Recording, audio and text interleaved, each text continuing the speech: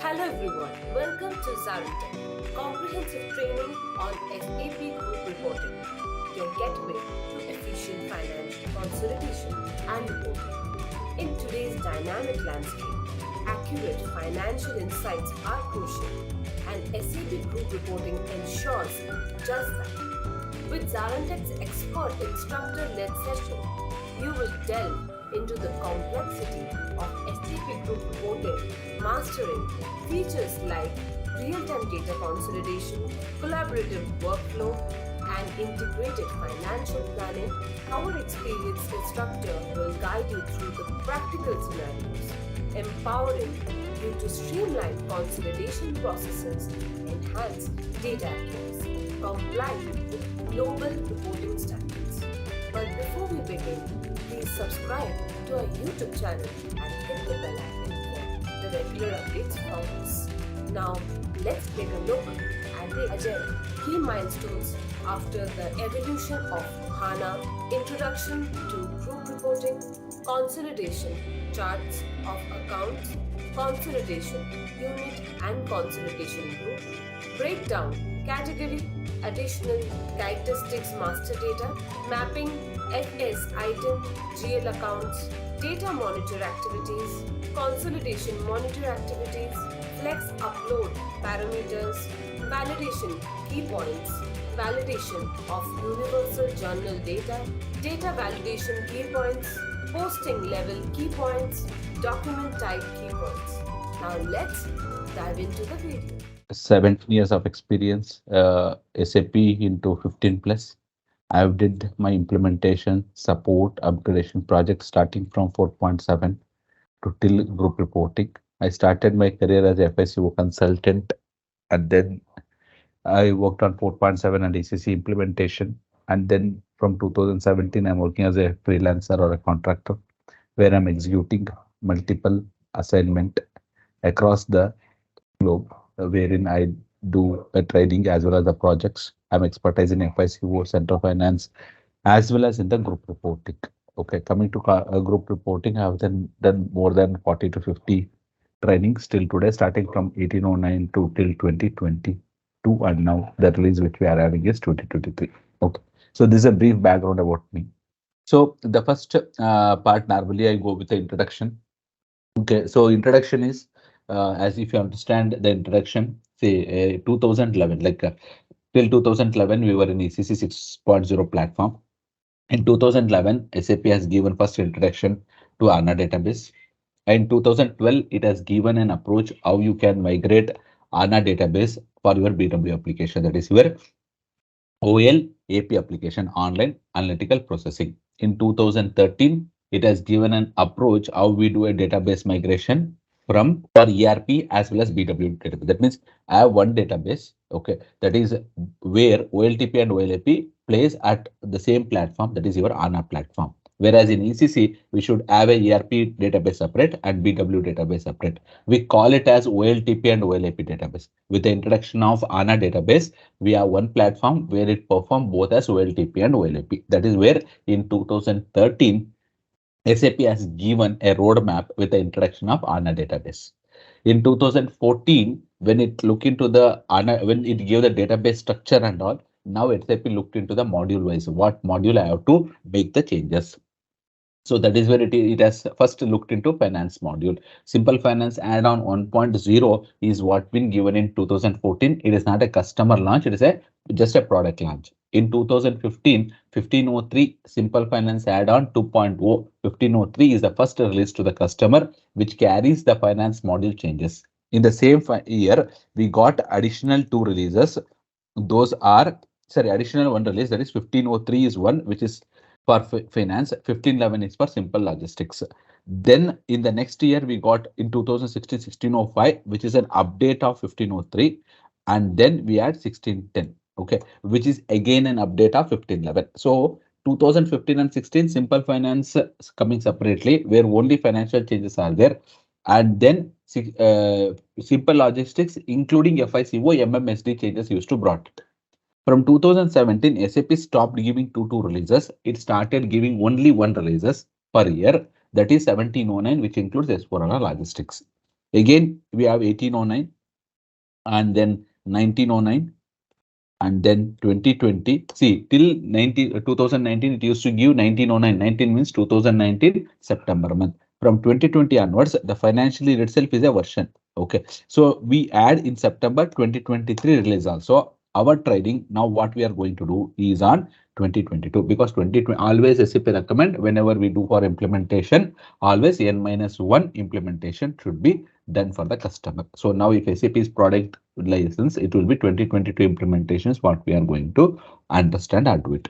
So at the end, if you have time, we will understand what additional 2023 changes at the eye level. Okay. So 2022 is the version which we are going to do it. When this group reporting came into picture, you all know, because I don't want to go for a finance detail explanation, where AC DOCA, which is an universal journal table introduced as a part of S4HANA Finance, where it is called as a universal journal, the transaction from FICO, asset accounting, any COPA, every transaction stores at one table, which is AC DOCA. Okay, that is a universal journal table for us. Now, if you come to the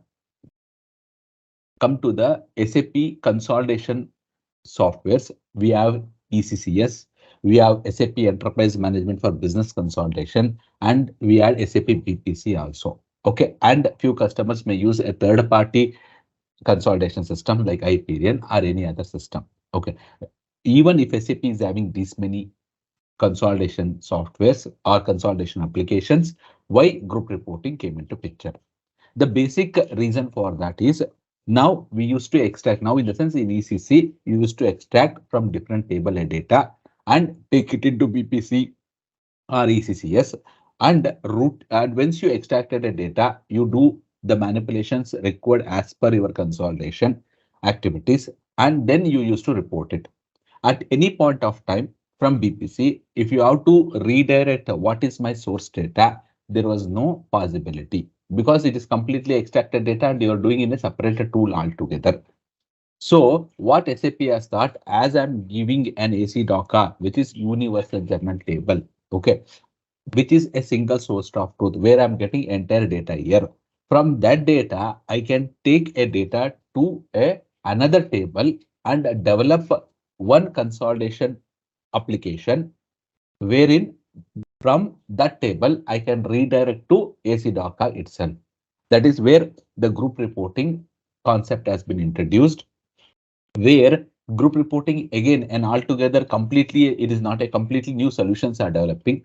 It uses the solutions available in ECCS, it uses the solution available in BPC, and design in such a way that for a group reporting, where we take the data from our finance module, that is your financial transactions, and in group reporting, once we take, we do the rest of activities and consolidate our figures. So that is where the group reporting came. The first release of group reporting came in 1809. 1809 is the first release where group reporting came. Okay, 1909 and 2020, SAP has given a concept called new group reporting logic. Okay.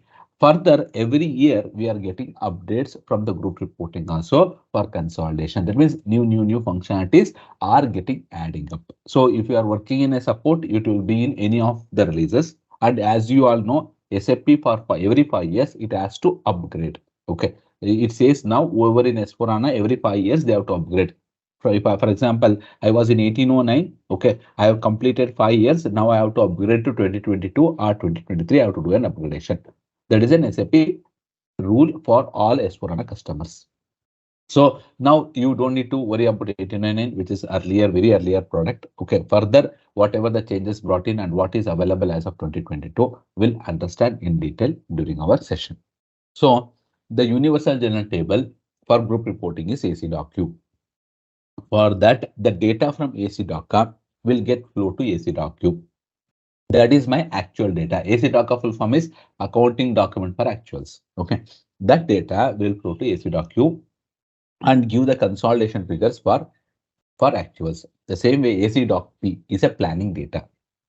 P means planning data. So this planning data also will be taken to AC docu, where you can see the consolidation figures of actual and plan in two separate columns, and you can do your reporting. Clear? Any doubt in this? So AC doc P, how data will come into AC doc P. There are multiple ways of doing a data into AC doc P. The one way is you can load through an SAC. SAC again, S4 Analytics Cloud, where we use it for the planning as well as for analytics. You can, like, however you are using BPC for planning, where BPC stands for P for stands for planning. Whatever we have to do as a part of group reporting planning, it will be done in SAC and move to AC doc P. Or still, if you are using a planning of BPC, you can do planning and move to AC doc P. Or you can use APIs and do a planning to AC doc P. Or there are SAP available Fiori apps are there. Through that, you will be having data to be into AC doc P. And from there, it will go to AC doc Q. How data will flow from AC doc to AC doc Q or AC doc P to AC doc Q? There is a tool called a data monitor. That tool, again, it is not a new tool. If anybody worked on ECCS, there was a tool called data monitor. The same tool is being used where it is connected an interface or a user interface UI, where there is a button. If you click on that, the data from AC Docker based on your configurations will move to AC Docu. Okay, how it will move, what are the configurations, we will understand in the sessions. Okay. So once you take a data, say the data is available in AC Docker, data is available in AC Docu, and data is available in AC Doc. There is a comparison figure which I'm trying to put here: AC Docker, AC Docu, and AC Doc.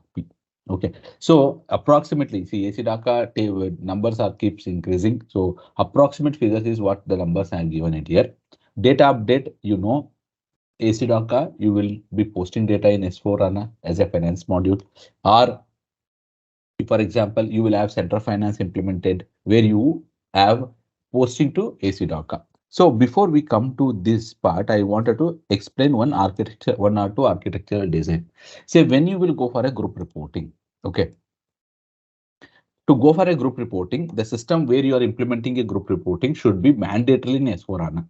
If you are having ECC, can I implement a group reporting there? No, you have to upgrade to S4 HANA. That means you have to upgrade to S4 HANA where AC Doc come into picture. Along with that, you will have AC Doc Q and you can do a group reporting. Say for example, I have a multiple boxes of ECC.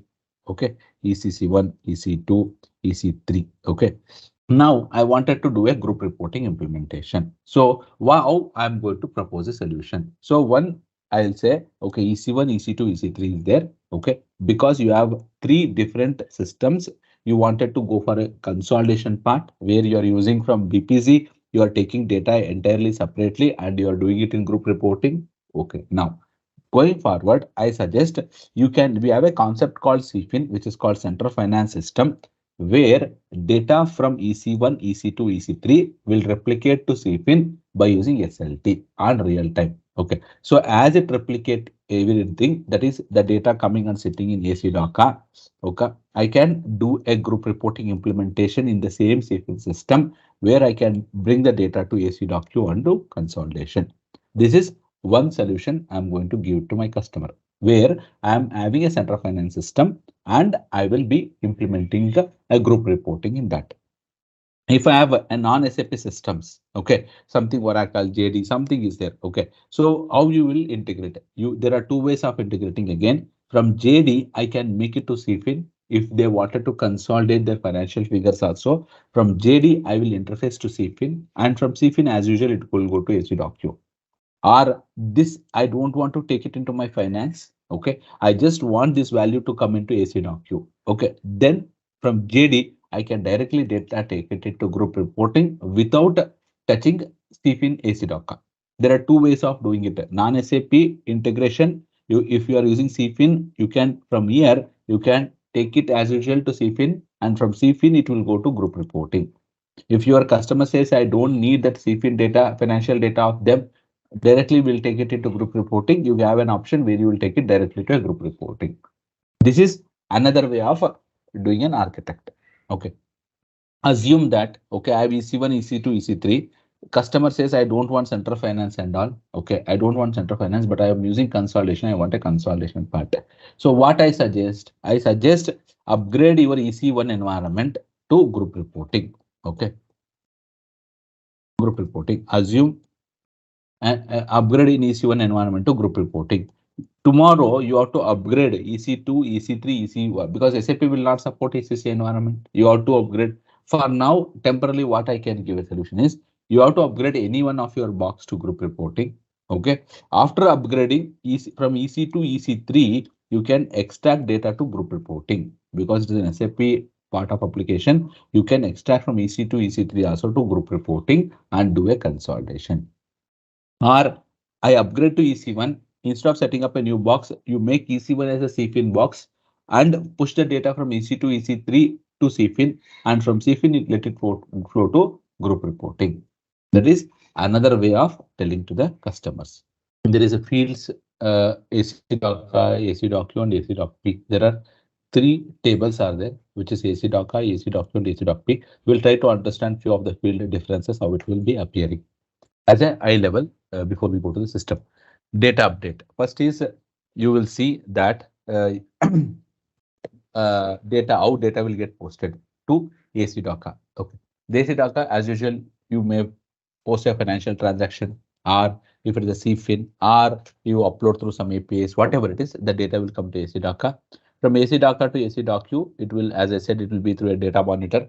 Once the data flow to into AC Docu, or you can upload a flex upload, or you can use an APIs, or you can use a GRDC tool. And AC Doc-P, again, you can do it through a planning, you can do it through a BPC, or you can upload through a flexible upload, and you can use, or you can use API. That is AC Doc-P part. That is the data how it come to AC Doc or AC Docu or AC Doc-P. Ledger. So ledger concepts you all know, that is in AC Docker we have a leading ledger and a non-leading ledger. We have now extension ledgers. Okay. Coming to AC Docu, we had a consolidation ledger in early version of 1809. Okay. Now 2020, when new group reporting come into picture, you have a field called consolidation ledger, but we don't use it for any of the reporting. No. So what is this consolidation ledger? Why we are not going to use it now in group reporting? We're going to understand in detail when we do a topic of ledger. Okay, because now it is integrated with GRPL, group reporting preparation ledger. So consolidation ledgers are not being used, but there is a field available. That is the reason I put it in the slide. In AC Doc P, again it is your leading, non-leading ledgers, whatever you are using it as a part of finance. So client, we call client in everywhere. Okay, ledger, as I said, ledger in general, ledger accounting, that is your leading, non-leading ledger, consolidation ledger. There is a concept called dimension here. The dimension concept is there from default Y1 as a companies that we will see when we go to system. Physical year, we call physical year all, physical year variant, everywhere physical year variant. Posting period, we call posting period in all the three. Company code, we call it as a company code in AC Docker. In AC Document, when data comes, see company code connected to a trading partner, which is your company. Okay, that company is created as a consolidation unit in group reporting. Not a company code will not be a consolidation unit. Company is a consolidation, which is trading partner. Okay, through way that's how it is connected. Again, AC Doc P we call again a company code only, and we load data by company code. Whereas in AC Docu, you will have a company which is a trading partner as a consolidation unit which carries the data. Again, we will go in detail when we talk on individual topics. As usual, you have AC Docker, you have a document type, you have SA, DZ, DR, whatever it is to post transaction. The same way in group reporting also, we have a document type. Then the number, accounting document number for every transactions it generates in AC Docker. The same way in AC Docu also it generates a number. The document type what we use it in S4HANA and the document type what we use it in group reporting altogether are different. Okay, but we have a document type concept where it will have a number ranges. AC Doc P, it generates a transaction sequence number. There is no planning document types. That is the reason you see in the document type it is blank. It generates a transaction sequence number when you load the data to AC Doc P. Record type, again, you'll understand that. So currencies part in AC Docker, you have a transaction currency, company code currency, a group currency, and 8 freely definable currencies are available in AC Docker. In AC Docu, there are 3 currencies only. One is transaction currency, whatever transaction you made. As usual, a local currency, company code currency, and in which currency you consolidate it. Okay, that is the only 3 currencies in AC Docu. Okay, if I have to If I have a 9 currencies, I wanted to, sorry, 8 freely definable currencies. If I have to take it into group reporting and do a consolidation, again, we have to create that many versions. One row of data can hold only 3 different currencies. If you want any additional currencies you wanted to do for consolidation, because our objective is to consolidate only. In which currency I wanted to consolidate it, for that I have to set up a separate version. We will understand that. Then in ACDocP, you will have the currencies as per your ACDoca, the predefinable currencies. So transaction type ACDoca, you have a transaction type column. The same way you have ACDocP also. In ACDocu, we have a transaction type and subitem. What is the subitem? How data divides? All that we will understand that. Chart of accounts in ACDoca, operation group country chart of account. Here in ACDocu, we have only one chart of account. We call consolidation chart of accounts. And in ACDocP is again follows the ACDoca. Here we call an account number, GL number. That account numbers are mapped to FS item in ACDoc. Account number column will be there, but in all the reporting, anything happens in group reporting happens based on FS item. Okay. In ACDocP, again, we will have an account number. Cost centers remains as it is, profit center remain as it is, function area remain as it is, business area remain as it is. Controlling area same, segment is there because you wanted to do segmental reporting. Company ID, which is called as a partner unit. So intercompany transactions are identified in finance based on trading partner. The same way, the same column updates in ACDocu as a partner unit, which identifies your intercompany transactions. We understood currency keys, now amount. Like how many currency keys are there, the correspondingly the amount also. In group reporting, we have 3 amount fields. Okay, so these are the fields at eye level. We will go and understand individually when we go to the detailed topics. So basically here we use 2 monitors in group reporting. That is a data monitor and a consolidation monitor. Data monitor is basically to bring the data from ACDoc to ACDoc and doing some clean of data or translate the data into which currency you wanted to consolidate it. So for that purpose, we use data monitor. Upon data is ready, we use a consolidation monitor where we do intercompany eliminations and then do a consolidation of investments. That is the part of consolidation monitor. So these are the two tools which we are going to use it in our group reporting module. So first we start with a data monitor and then we'll come to a consolidation monitor. So these are the tools, which is not a new tool to SAP. It's already available as a part of ECCS. If anybody work, you are well versed with these tools, or we will going to understand those tools when we do the session. So entire activity of the group reporting is divided basically into 4 activities. One is prepare, the second is collect, and the third is consolidate, and the fourth is analyze. These are the 4 activities is been divided entire activity. So prepare is where we are starting our preparation activities for consolidation.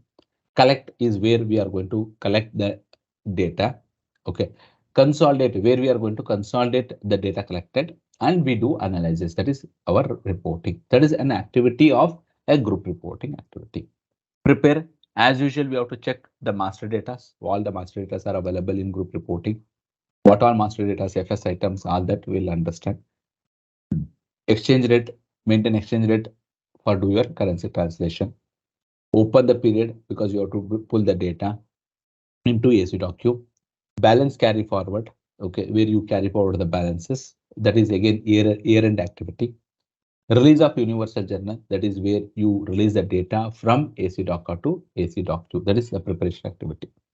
Collection activity, the data comes into ACDoc. You have some non-SAP system. You have some any additional consolidation data you wanted to run, that you will do it through an upload program or you do it through data collection, whatever the tool you use it, and bring the data to ACDoc, which is non-SAP data. Then once you have data, we have to run a calculation of net income. Because we are closing the books and starting in finance, we run this activity once in a year where we push the data to retained earnings account.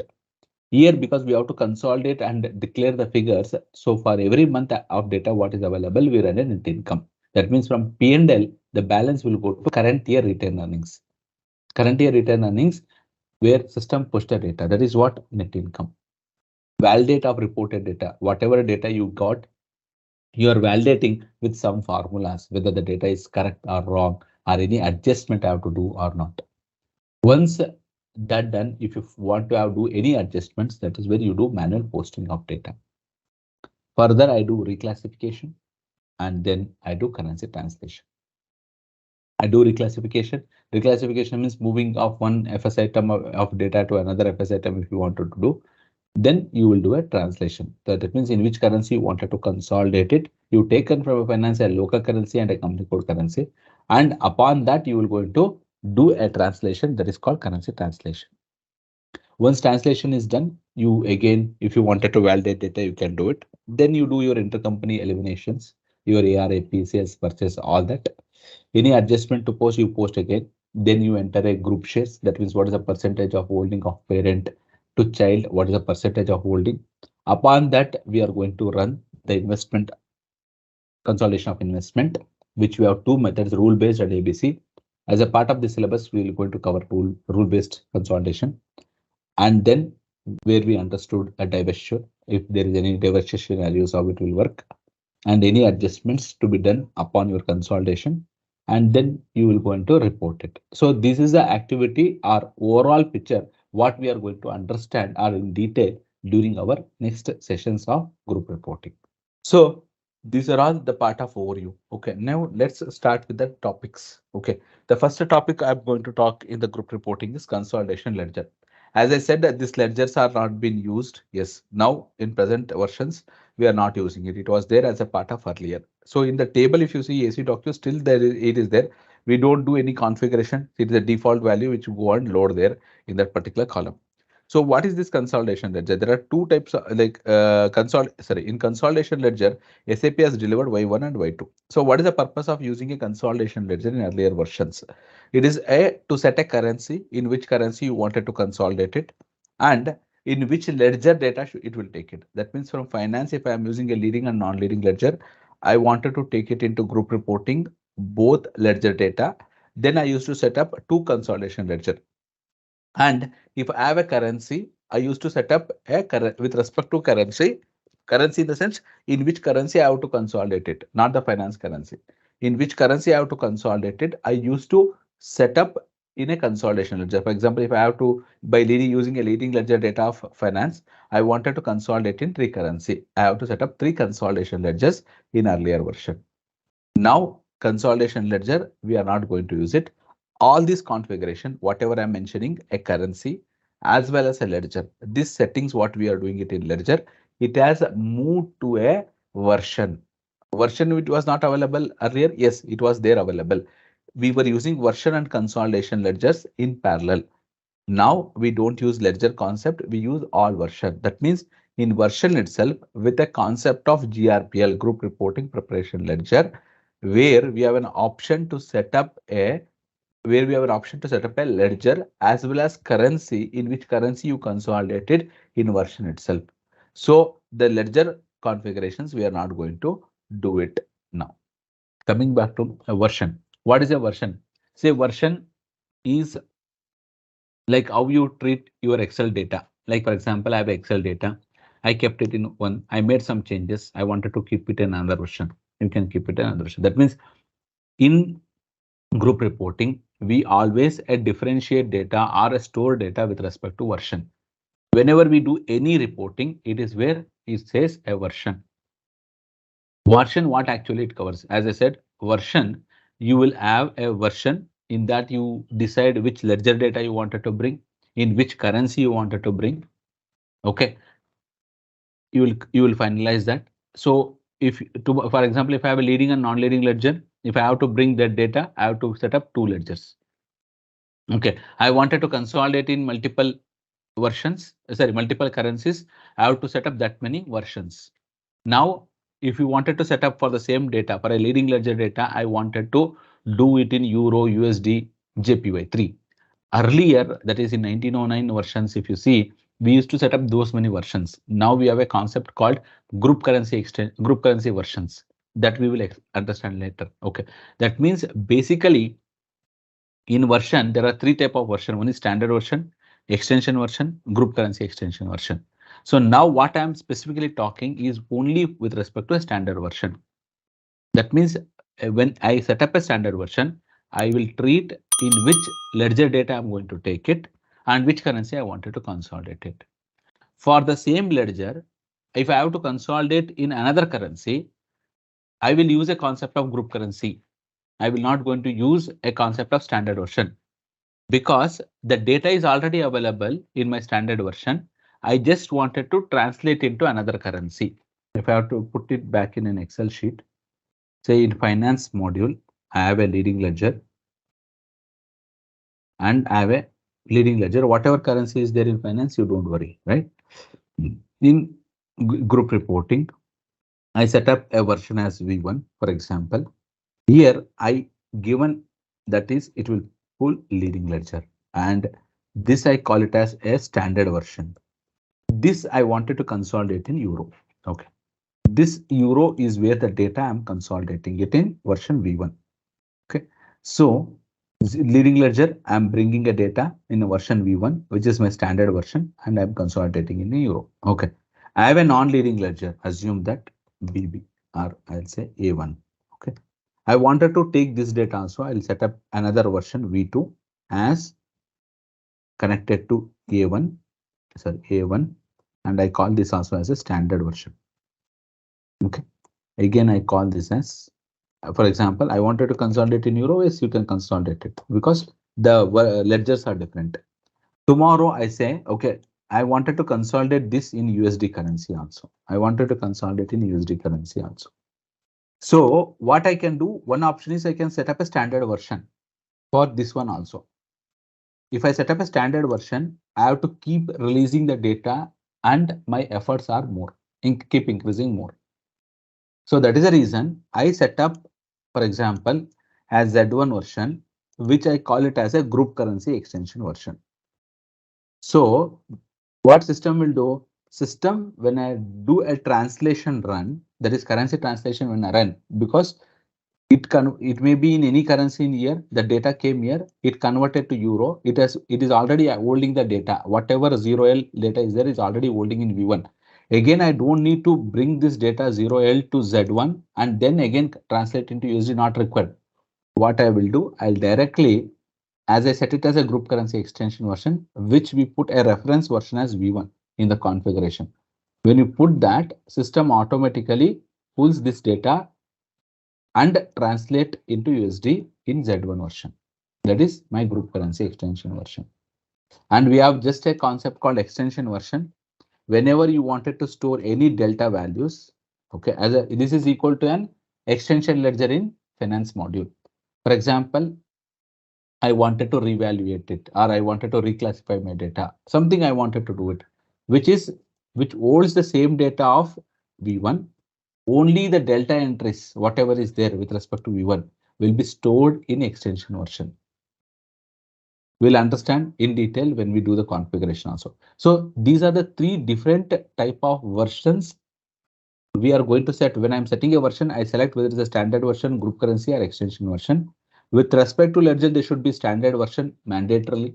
Okay. You cannot direct set up a currency extension version without a standard version. You cannot set it because it has to give a reference of version to it. And if you wanted to consolidate further in many currencies, you can use this concept. So these are all information is what a version means. In the version, we have two types. One is data version, the another is object version. So what we are talking is all data version. In data version, we have three types: standard, group currency, extension is what, and this will connected to a leading ledger. And this leading ledger obviously connected to a physical year variant. That is basically a concept of GRPL, Group Reporting Preparation Ledger. That means a ledger combination of physical year variant, what you are having it in finance, the same ledger and physical year variant should be in AC Doc Q also. Earlier, that means before GRPL comes. Okay. In finance, assume that you have a K4. I set up a version as, for example, ZD. I can give whatever physical year variant I wanted to have. I can put it as V3 also. I can set it as a V3. Here K4, a leading ledger holding the data. When it come to ZD version, it used to convert the Jan to December data into April to March consolidation in group reporting module. Sometimes it used to create a inconsistencies. So that is the reason this concept is completely removed. Now, if you have to consolidate in group reporting, that corresponding ledger and physical year variant data should be posted in finance module first of all. If I have a K4 in group reporting, I wanted to do V3, not possible. You should have a ledger there, where in finance module. Then only you can have a version created for that and you can consolidate in the same ledger and physical year variant with respect to my finance module. That is a consistency created as a part of our GRPL concept. So I was talking on data version. What is this object version? Object version allow use the configuration object of special version. See, one version you brought the data. After that, you have to do a lot of activities for that data. For example, you wanted to do a translation. Okay, you wanted to consolidate it. All that is being done with respect to your requirement. Okay, that is where a special versions have been used. For example, I have taken a data, I wanted to do a currency translation in specific rate. I set up a special version. With respect to special version, I do configuration and I link that special version to my object data version. That means the version concept in that we have do, as I said, you may be consolidation, unit attribute, group. There are multiple special versions we set up there. Those are used in a dependent configuration when we do further configurations of data collection, any activity we would like reporting rule. All that is what is a dependent configuration which we are going to do for every step. When we do that with respect to what we are going to do is what we do it in a main version, in a object version. See, you can see a consolidation, exchange rate, reclassification, FS item attribute. All these are the different configurations or different activities I perform. For that, I need a special version which is connected to my main version. That means the version data, what I am going to take it, how I am going to make all that configuration is by using special version and link to a main object version. You have to go back to your desktop. Okay, you have to type. Hope you all know you connect to a remote desktop. It is not directly with the server's credentials are been given where you connect to a remote, where you connect by using a GUI from your laptop. Not like that. You will be given with a remote desktop access where you type MSTSC. You will get open with here where we will give the system which firewall you want to connect. You just say connect. Okay. Once it connect, it asks for user ID and password. You give the user ID and password whatever you have given and you say connect, it will go and connect to the system. So that is where it has connected to this remote desktop. Okay, here you will have SAP logon. You don't, that means to say you don't need to, if you don't have a logon software, you don't need to install because you can connect it to a remote desktop and on that remote desktop, you are going to work it. Okay, the same way you will have Fury Launchpad to go for a Fury. So these are you are going to connect to the system because the server credentials will be shared with you. Once upon shared, you have to use this method to do it. Okay. See here, I've logged into the system. If you wanted to check the version, which version we are doing, as I said, I will be doing it in 2022. And as we have already informed you, this is a public server, right? Okay. Sometimes you have to be like whatever configuration you have done. It is very rare cases. It get disturbed. Okay, where you have to do it because we are not using a dedicated server. Here, if you use a dedicated server, it's only for the participant. Only use the server. Others will not use it. So it is a kind of not completely public, not completely dedicated in the middle where what we have taken to do it. So here I'll go to SPRO. Okay. So here you find an option SAP S4 on a group reporting. Okay. So whenever we do a group reporting, the first implementation, whenever you wanted to do it, said SAP also suggests to implement a best practice in your solution. That is 1SG as a best practice. We ask our basis team to get installed in our system.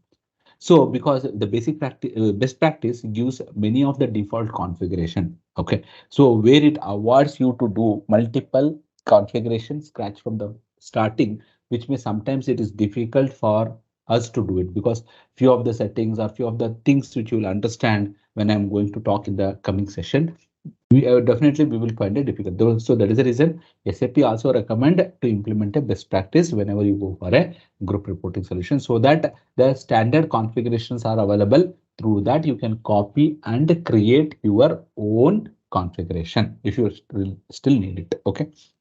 So the first is in this, that is what SAP says, install best practices. Install the best practices. Okay. So once you have a best practices is installed, that means you have a system where you can start it. Whenever you do any screen login, okay, there is a global parameters which you have to set it. So here you can see a consolidation group, a version, a physical year, a period, for which period you are doing a consolidation run, and for which chart of account is what we are going to do it. Say out of this, we have just understood what is version only. When we come, we'll understand. But for now, I'm setting some default, which I'm using the system for other purpose also. I have set something in the global parameter to see the data. Now, say sometimes I say I don't want to do a best practice implementation. I will not implement at all. Okay, then fine. But if you don't implement a best practice, you have to come and run the step initialize settings. Okay, you have to come and run initialize settings. If you have installed best practice, you should not run this step. If you don't run it, if you have not installed the best practice, you have to do mandatorily this step run. That is a mandate. If you have done best practice, you don't need to do this. Otherwise, mandatorily you have to run this step, which will going to do some system settings in the backend. For example, this is a settings where it says from year LI in S4HANA line items, that is 1001, it sets automatically. New group reporting logic 1001. Okay, from year of preparation ledger. See, these are all is non-editable mode. Okay, system will get activated automatically when you implement a best practice or the previous step if you don't implement a best practice. Other than that, reclassification with selection of these are all the settings which system has been set automatically based on my best practice, or if you are not use best practice when you do this setup activity. So this is what you have to do it in all your implementation system. Okay. Further, coming to master data part here, as I said, the first is a define consolidation ledger. As I told, we are not going to use this configuration now, but I'll show it for your information purpose, where you can see the ledgers have been created. Whenever we create customer specific ledger, we used to use C1, C2. We don't need it. We will see what is there in that. Always it will have a reference ledger. This is nothing but my a leading ledger or a non-leading ledger. What ledger it is? Sorry, leading ledger or a non-leading ledger, whatever it is. And then in which currency it stores the information. So these are the basic settings what we used to do it in consolidation ledger. As I said, now this configuration has been moved to version. Okay, we'll come to version. In defined dimensions, again it is read only memo. You cannot change it. It will get activated automatically. Y1 means a companies. That is what here it is. It is default set by system only. That is what a dimension which we understood. Now coming to the version, define version. Okay, so here you can see the versions have been created here. Okay, if you see any version, what information is there in the version? Say for example, I open one version A55 which you have selected here. I opened it. This is a version. In this version, as I said, there will be three type of version: standard, extension, group currency. What is that version you are going to set up? Whenever you say standard, there will not be any reference version because this itself is a standard version. In which currency you wanted to consolidate it? That is what you are. That is, I wanted to consolidate in euro. And because it is a standard version, local currency, transaction currency, everything will come. Run mode default set as a manual because you have to run a step to bring the data to E55. Year where preparation ledger, which ledger it is from finance, it has been connected. Okay. And year where it is a physical year variant, which has been connected based on this leading ledger. Okay. And then year where a group currency part. See in the group currency, if you see, you can see, right? Group currency, if you see, if in finance, the currency what I'm using as a part of local currency, a group currency, free definable currency 1 to 8, any of this currency will should update as a group currency for my group reporting. I don't want to do any further translation to any other currency. I wanted to use my financial data only. Then where I'm going to set this option. If I have to configure altogether a new currency, I wanted to use it, then I don't set it because I do a translation in group reporting module. That is what group currency from source. Anything from the source, whatever currency you wanted to use it here to update your group currency of consolidation, that is group reporting, then I'm going to set it. Otherwise, I'll keep it as a blank. Then use plan data integration. See this version, if I don't set up here, it is called as an actual version. Okay, if I set here, use plan data for integration, that become my plan version. That's how actual and plan versions are getting differentiated. Plan versions pull from AC.P, P, actual versions pull from AC.Q. Q. Fine. Next, these are by special versions. Okay, these are the versions where data entry, consolidation group attribute, when you create a consolidation structure, when you create a consolidation attribute, when you use exchange rate, when you do eliminations, when you use FS item attributes, these are the versions I'm going to use in those configuration and connecting this to my main version.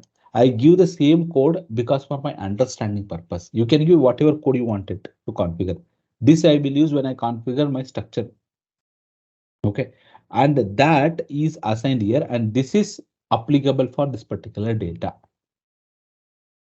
That is the purpose of this special versions. Whatever we are finding 3, 6, 9 special version purpose is for that. So to set up a version, okay, there is no button here called new entries. Here you don't find a button called new entries. Okay, if you want to set up a new version, here where the option create version from reference version. That means you create a version by using some template. There is a template version, that is where I use a best practice delivered versions, and then I'm going to create my versions. Got it? So here if I have to set up a version, I'm going to set up, for example, I use, for example, a template version, something E55, for example. That is a version I already set up. So I wanted to create my own version. Say I'll set here as B60. B66, 3-digit code, anything you can give. Okay, so here version, first I have to set up standard version. If I have set up a standard version, as I said, there is no reference version. In which currency you wanted to do it, I'll say I'll do it in euro. Okay, and then I'll say in which, as usual, it is run mode because it is standard version. Okay, physical year variant K4.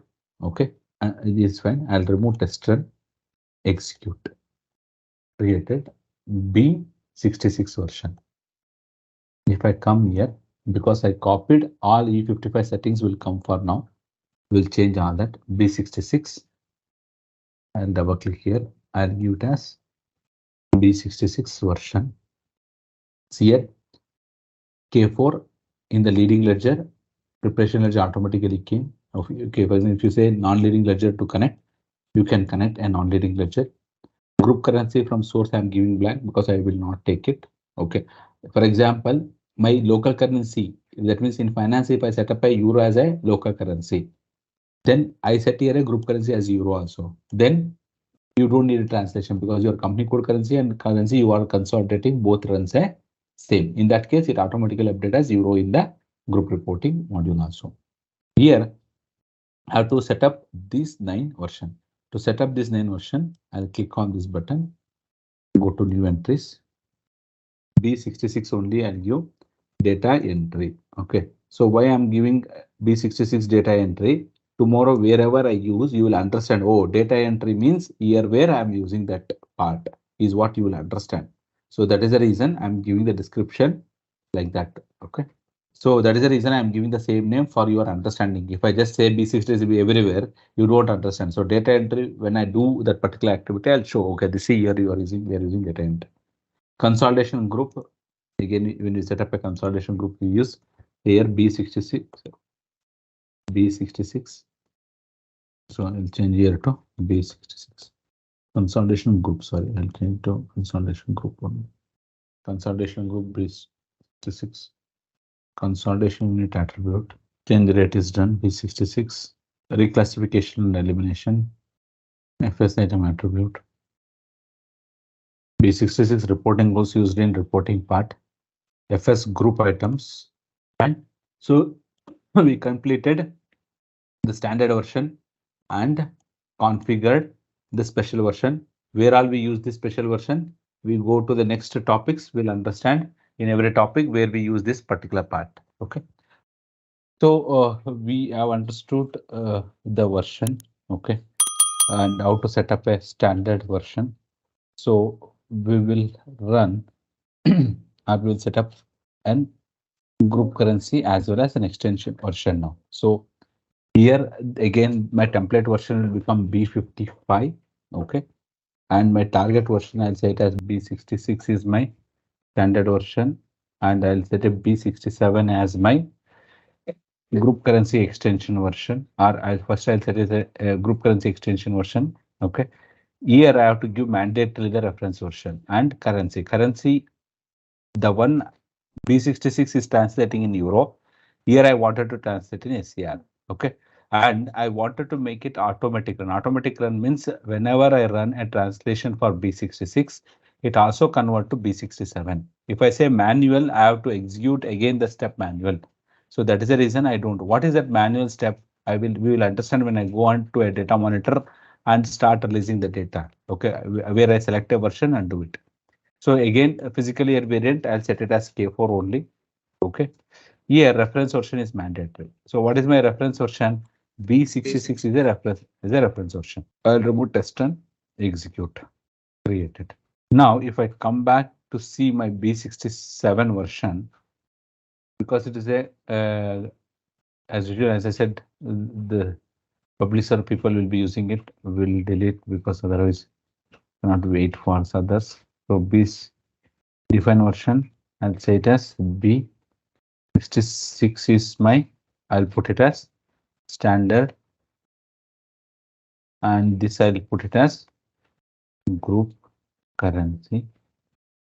SCR. Okay. So B66 is the reference version, automatic run, group currency. These are all once you set up, you cannot change it. So for example, if I have done by mistake, I selected manual, there is no option to change. Okay. You have to delete it and go and recreate it. Once it is set up, it is done. And here special version, because I use the same configuration. I don't want to use a separate configuration for B67. My all special version will remain same. Again, I will not set up a special until unless, for example, I have a specific where I wanted to change it. That configuration only I change it. Otherwise, I use all B66 configuration only. Special version configurations. Fine. Now the next part is extension version. So B66 only I'll use template. I'll say B68. Okay. I'll set it as extension version. Okay. And for this also there is a main version is required B66. Again, this should be in euro only. It cannot be, because extension version always carries the delta values from the main version.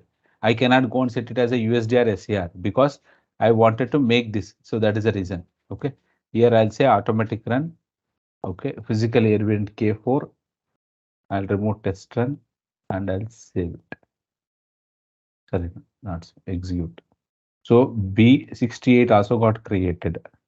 Well, now see what all the setups we are going to do it as a part of our learning here. So I'll put it in an Excel sheet because we should have a data and data should come here. So here, for example, I'll set up one integrated entity. Okay, one integrated entity, that means in finance module, I'll set up one company code. Assume that I'll create it as BB66 only. Okay, as a company code in finance. Okay, which is I'll say it as it is a euro company code. Okay, and then this is one company code. I set it in finance, and I will going to set up another 4 company codes, not because I will use a non-SAP data. See here in finance, I cannot do end-to-end transactions for everything and bring the data and consolidation because it is not real time, but because we have to see a lot of intercompany eliminations on that. So for that, I will going to set up a non-SAP systems.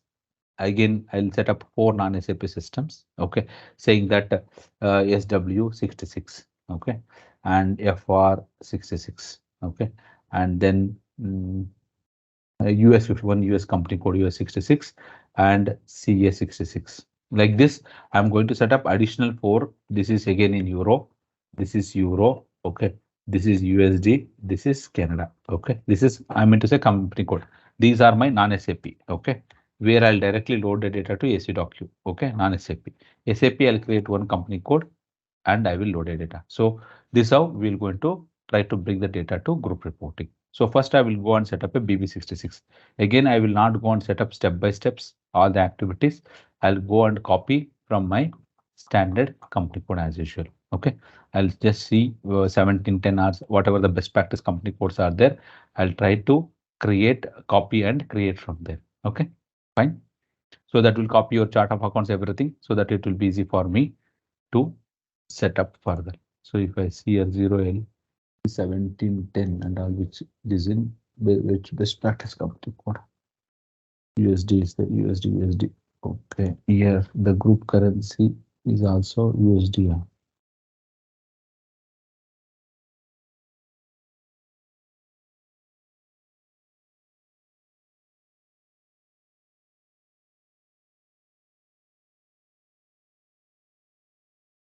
That's fine, whatever group currency. So what I'll do is I'll copy and create a company code.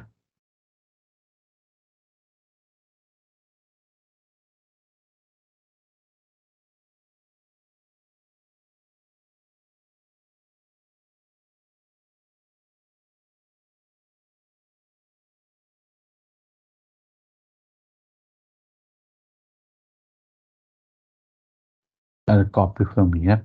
I'll say from company code 1710 to company code. Okay, as I said, I'll say BB66. Okay, so here, do you only copy to GL account if you want to allocate the chart of account to other, or do you wanted to? I wanted to copy the GL account data. Controlling area, do you want it to assign the same controlling area? Yes, we can go with the same controlling area. Okay, different local currency. Do you want to allocate a different local to S? Okay, what I'll say Euro company code, I'll make it. So that is the reason this one step, everything it will get copied. I don't do anything. So GL will come, everything will come. Now straight away I can go and do the postings in this company code. I don't do any other further setups. That is the reason I copied everything. This is one step of activity. I'm not going to set up physically everything. Everything is get copied. Okay. Now I have a B66 company code, financial entity is ready, right? So here, as I told, okay, whatever my company, that is my trading partner code is there, that will become a consolidation unit. That will become a consolidation unit in the group reporting module. So we have to see, we have to set up a trading partner and assign that to our company code. So see, different company, few people are having a wrong perception. Company means a group company is what we have to set up here. That is a wrong perception. Say company is nothing but this is a trading partner. For every company code, there will be a company. It is not a group of company. I have a 10 company codes. I'll set up one company. No, that is not the scenario. It is nothing but a trading partner to identify business intercompany transaction. Through this only we identify it. Okay. So for every company code, there will be a company. Okay. And this company, what it will going to become your trading partner. Trading partner, and that will become a consolidation unit in your group reporting module. So BB66 is a company code I created with the same code, and then I went and I'll be assigning it in a company code to company.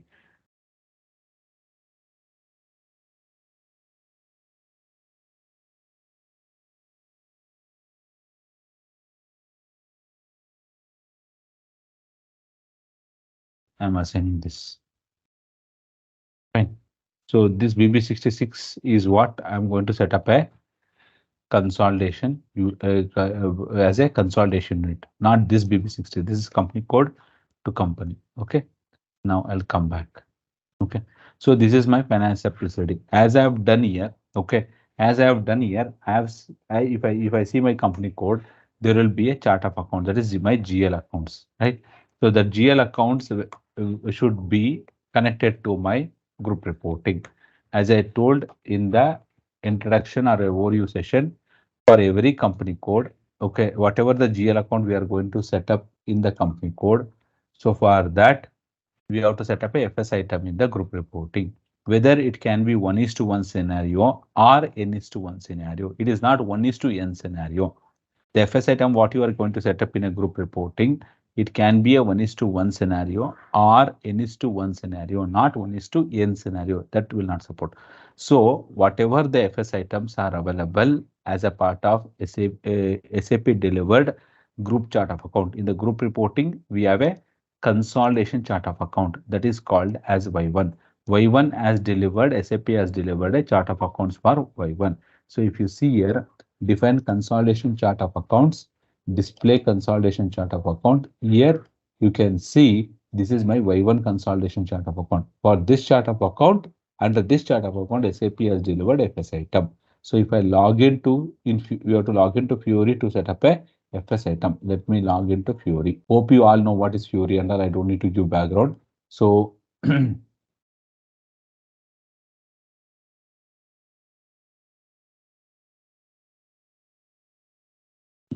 so here we have, so here if you see here, here we have an apps. Okay, here I go to consolidation master data.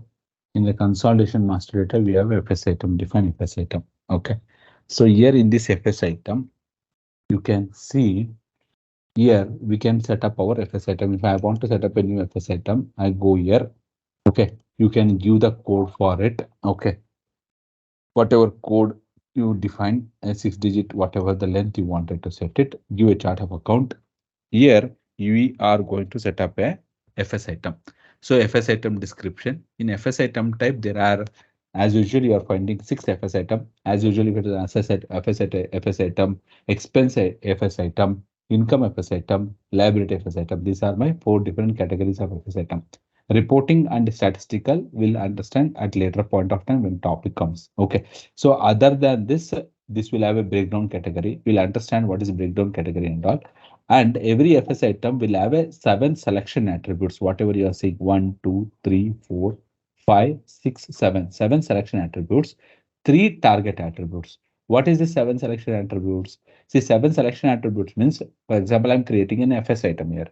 I wanted to use this FS item in, for example, in some data collection activities, while I'm collecting the data, or when I'm doing a translation, when I'm doing a intercompany elimination, when I'm doing cash flow activities.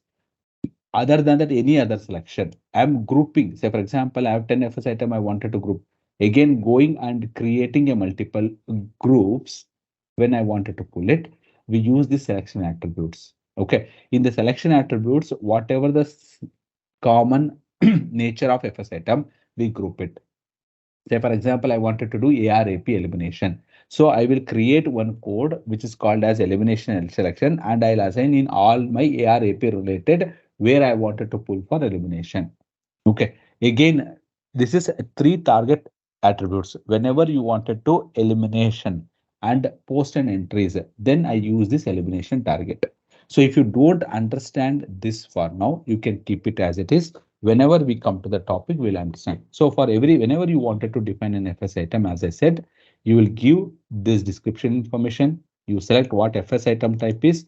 You give a breakdown category, and then you will have 7 selection attributes and 3 target attribute. Okay. So here you see breakdown category. So this breakdown category, what is the purpose? So that we will understand now. See here, whenever we divide an FS item, okay, whenever we divide an FS item, there will be a breakdown category. Breakdown category, basically it divides into 2 types. One is whether it is a transaction type or a function area. That means the data is there that I posted in a finance. Okay, that finance data mapped to an FS item, it came to an FS item. That FS item is having a breakdown category. That breakdown category helps to identify 2 things. One is sub item and the another is sub item category. That means whether it is a balance sheet or a P&L, that is one part.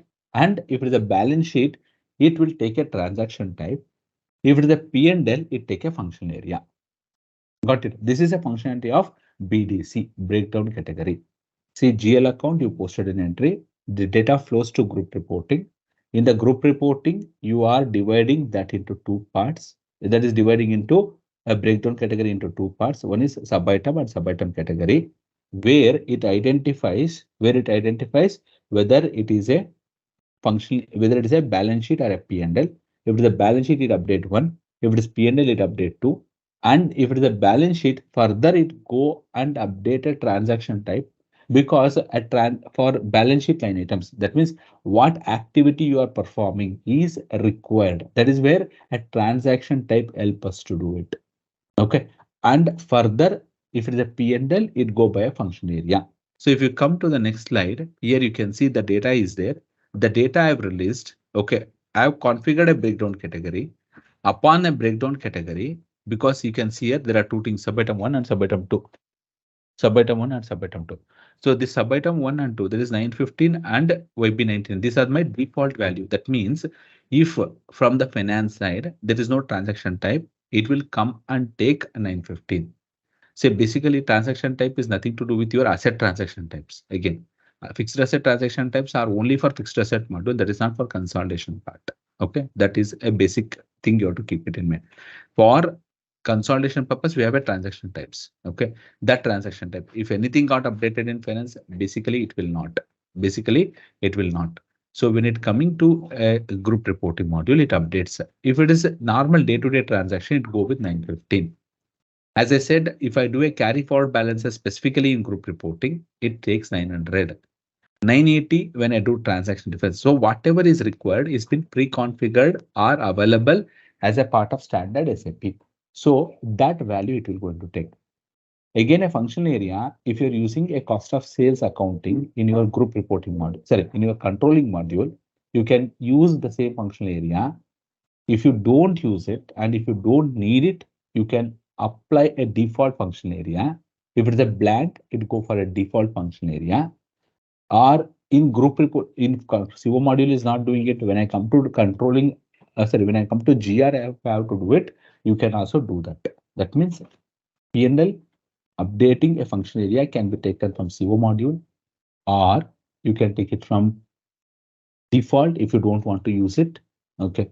Or you can configure, or you can use it in group reporting and derive function area. Normally, we don't again keep deriving in GR module. Whatever is there in CO, we will take it. If they don't use that concept, we will take it as default function area. Okay. So that is what it has been done. Clear? Any doubt in this? So the any GL account, whatever, see you can see here AC DACA, no transaction type is posted in the screen. Okay. It came, you did a data release. That is looked into an FS item. That FS item is assigned with a breakdown category. Okay, so you can see here 1B000, 1C0 breakdown category. Here for sub item category and sub item, what is the configuration is done? Sub item category, it says required breakdown. Okay, 3, it says required breakdown. Default fixed value. Okay, here it always says a fixed value, that is 1. Okay, here required breakdown category. We'll see what is this 3 and 2 differences. We'll see. So it says a default allowed. If there is any data come as a blank, it will go as a default. Default, we set it as 915 for transaction type, YB99 as a SAP delivered as a dummy function area. So with that, it came and update to AC docu, AC doca to AC docu. By using breakdown category assigned in FS item, it reaches to AC docu. Clear? So here where you assign a breakdown category. So here I will come back here. If you see the SAP delivered function things here, these are SAP delivered FS items. You can see here, these are SAP delivered FS item. Okay. In these FS item, you can see, you leave the statistical, you can see there is a currency time. For example, if you take one FS item, what is SAP delivered? Here you can see breakdown category. Okay. So here, according to the background category, it says required background entry is forced default allowed. Entry is forced default allowed. Entry is forced default allowed. That is 1. Okay. Sub item again required breakdown. If the blank default value is used, that is, if it is a blank, that is your function area or a transaction type. If it is a blank, default is allowed. Okay. So if it what it has to use, a default should be allowed. Okay. So system will going to pick that, and it will have as usual the selection. Maybe FS item wrote these are not relevant, these are 4 are relevant. Okay, which has been configured. Okay, whenever we eliminate anything, it has to update. It has been given here. So if, as I said, if you don't understand this for now, you can leave it blank. When we go to the next topics, you will understand. So for SAP delivered FS items, this has been available.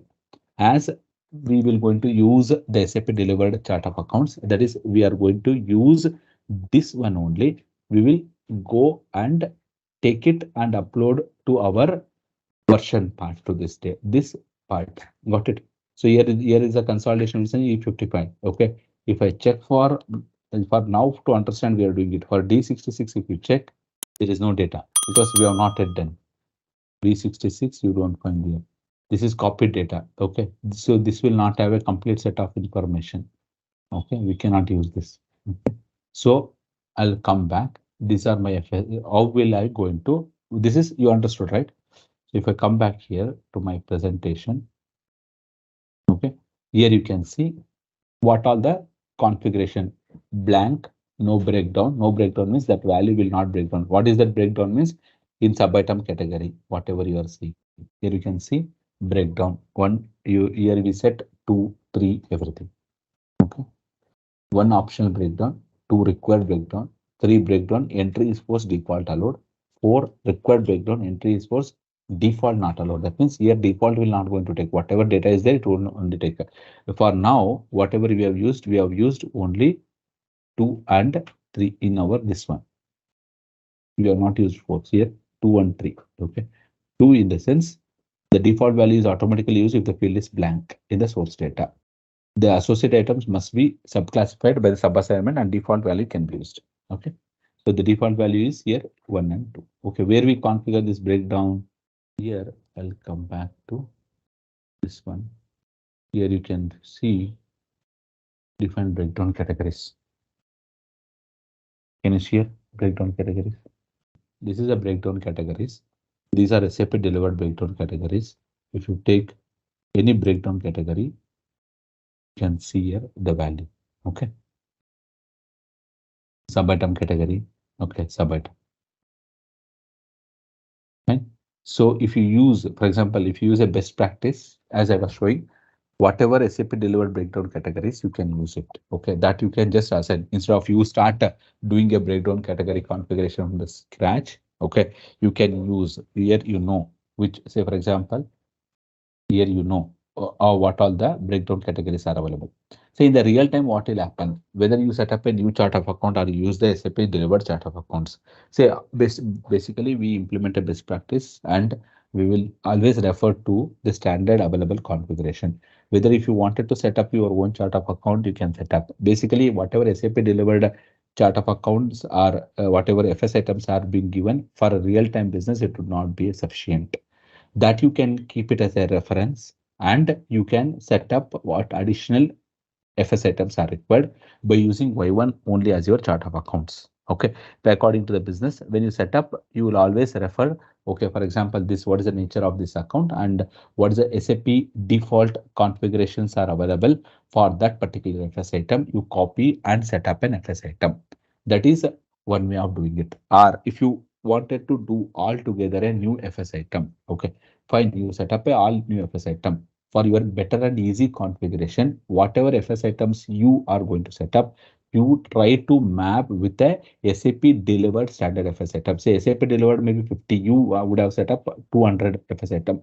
That based on the nature of structure, you try to map it into SAP delivered standard FS item. Okay. Once you map into this, the dependent configuration, for example, I map an FS item to this, the dependent configuration breakdown, I can use it. Okay, so I will come to know, currency translation, I have to do it. Okay, whatever S-CT-BS-CLO is there, I can copy this and create a Z, and whatever the same nature, I can group it. So these are all the advantages which you will going to get when you refer to the best practices. Otherwise, when you say, for example, I will set a new breakdown category, it create a lot of confusion for you and you may mess up many of the places. Okay, so that is the reason you keep always this as a reference chart of accounts and set up according to the requirement. Say sometimes if you are using a group chart of accounts in your finance module, that can be a replica of our FS item. Operation chart of accounts, if your business says I wanted to use 1:1 scenario, you make a replica of operation only as a FS items. Obviously, you don't find any option and do it. But basically, you have to give an education to your end users that what is the purpose of a set item that is used for a consolidation. Your operation chart of accounts are for detailed analysis. Okay, this is for your consolidation part. If you're already using a group chart of accounts, you can make that as a replica and set up a FS items accordingly. And you will already having a mapping of operation chart of account to group chart of account. The same mapping you can use it. Or if it is completely a new implementation, the FS item, whatever you are going to set up, you decide with your business what is the naming convention and all. But you as a consultant in the backend always keep reference of a SAP delivered standard FS item so that the dependent configurations can be reused where you will not miss the functionalities to use it. So here import consolidation master data. Here first I will go and import my financial statement items. Okay, so here I can do, we have not went to consolidation still, so we are in financial statement item. So what I will do, I will go and download a master data with the template. If you just want to download do a template or master data, I want master data. So here when I'm running, it says consolidation chart of account. What is the version? Okay, so what is the version? Here our version which will use, we are going to use it here is B66. For that version we are going to do it. So effective whatever is available. Any specific FS item? No, I wanted to download all. I'll download all. The FS item downloaded. I'll open this. If you see here, this is a template. Okay, in this template from the reference, for example, if you're using U000 as a reference, you can use that whatever you want, you can use it. All these dependent configurations are all available here, right? Everything is available here. Okay, so you can use this template. You see, you can set up, or if you are setting up all together a new FS item, okay, you can do this. Basically, the statistical FS item, reported FS item, again, statistical FS items are internally defined by system. We try to keep the same statistical FS item for any company code. Okay, we do, again, we don't set up a statistical group reporting FS item. I'll come to that. Statistical also, how we use it, I'll come to that later. Okay, so here what I'll do, I'll update this to my version. I wanted to load for my version, right? So what is my version? B66. This is my version. Okay, so here this version, whatever is there, I will save here the data. Okay, I changed because I copy, I'm just doing copying. Okay, I'll say B66. I copied. Here I'll come and upload the data. Here I'll say upload.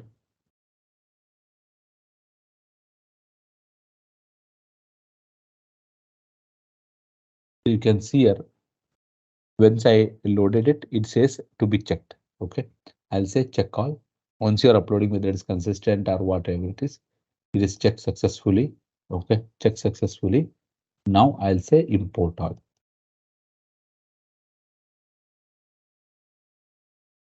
So see, you can see here for B66 version, if you see whatever we loaded, all data is appearing. Still, we have not imported the mapping. We have just loaded a version. We have to do a mapping. That is from GL account to FS item. We have to map it. Okay. So here, where in the SAP we map FS item to GL account. Here you can go and map it, or if you wanted to upload, you can upload it. Okay. Here I'll come back here, import FS item map. Here I'll say download. Okay. I'll say download with existing master data. Consolidation chart of account is Y1. This is our chart of account. Mapping ID. See, this mapping ID is nothing but what? Here we set up a map. Here we first I'll copy from my any of the available. Okay, I'll use this one only. Okay. So here I'm copying or downloading. It is downloaded. If I open here, here where you find, okay, consolidation chart of account, this mapping ID. Can you see here? This mapping ID E55. What is the mapping ID we created? Is B55. Okay, sorry, B66. So B66 mapping ID, I'm going to link all this mapping here. So this is B66. For this, I am setting up a mapping ID. This mapping ID, I'm going to set up and activate this version. Okay, so version is 1. That means, for example, I'm using this version today. I will start using this version. So that is the reason the version 1. Okay, so this is a version 1 which is there where you have a GL account and FS item. Where you have a GL account and FS item. This is a GL account and this is a FS item. Okay, this mapping is there. I have to load it to the system. Okay, so here I'll just save it here.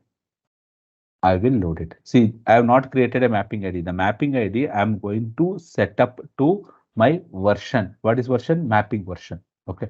What I'll do is I'll come back, import FS item mapping. Here I'll say browse, download.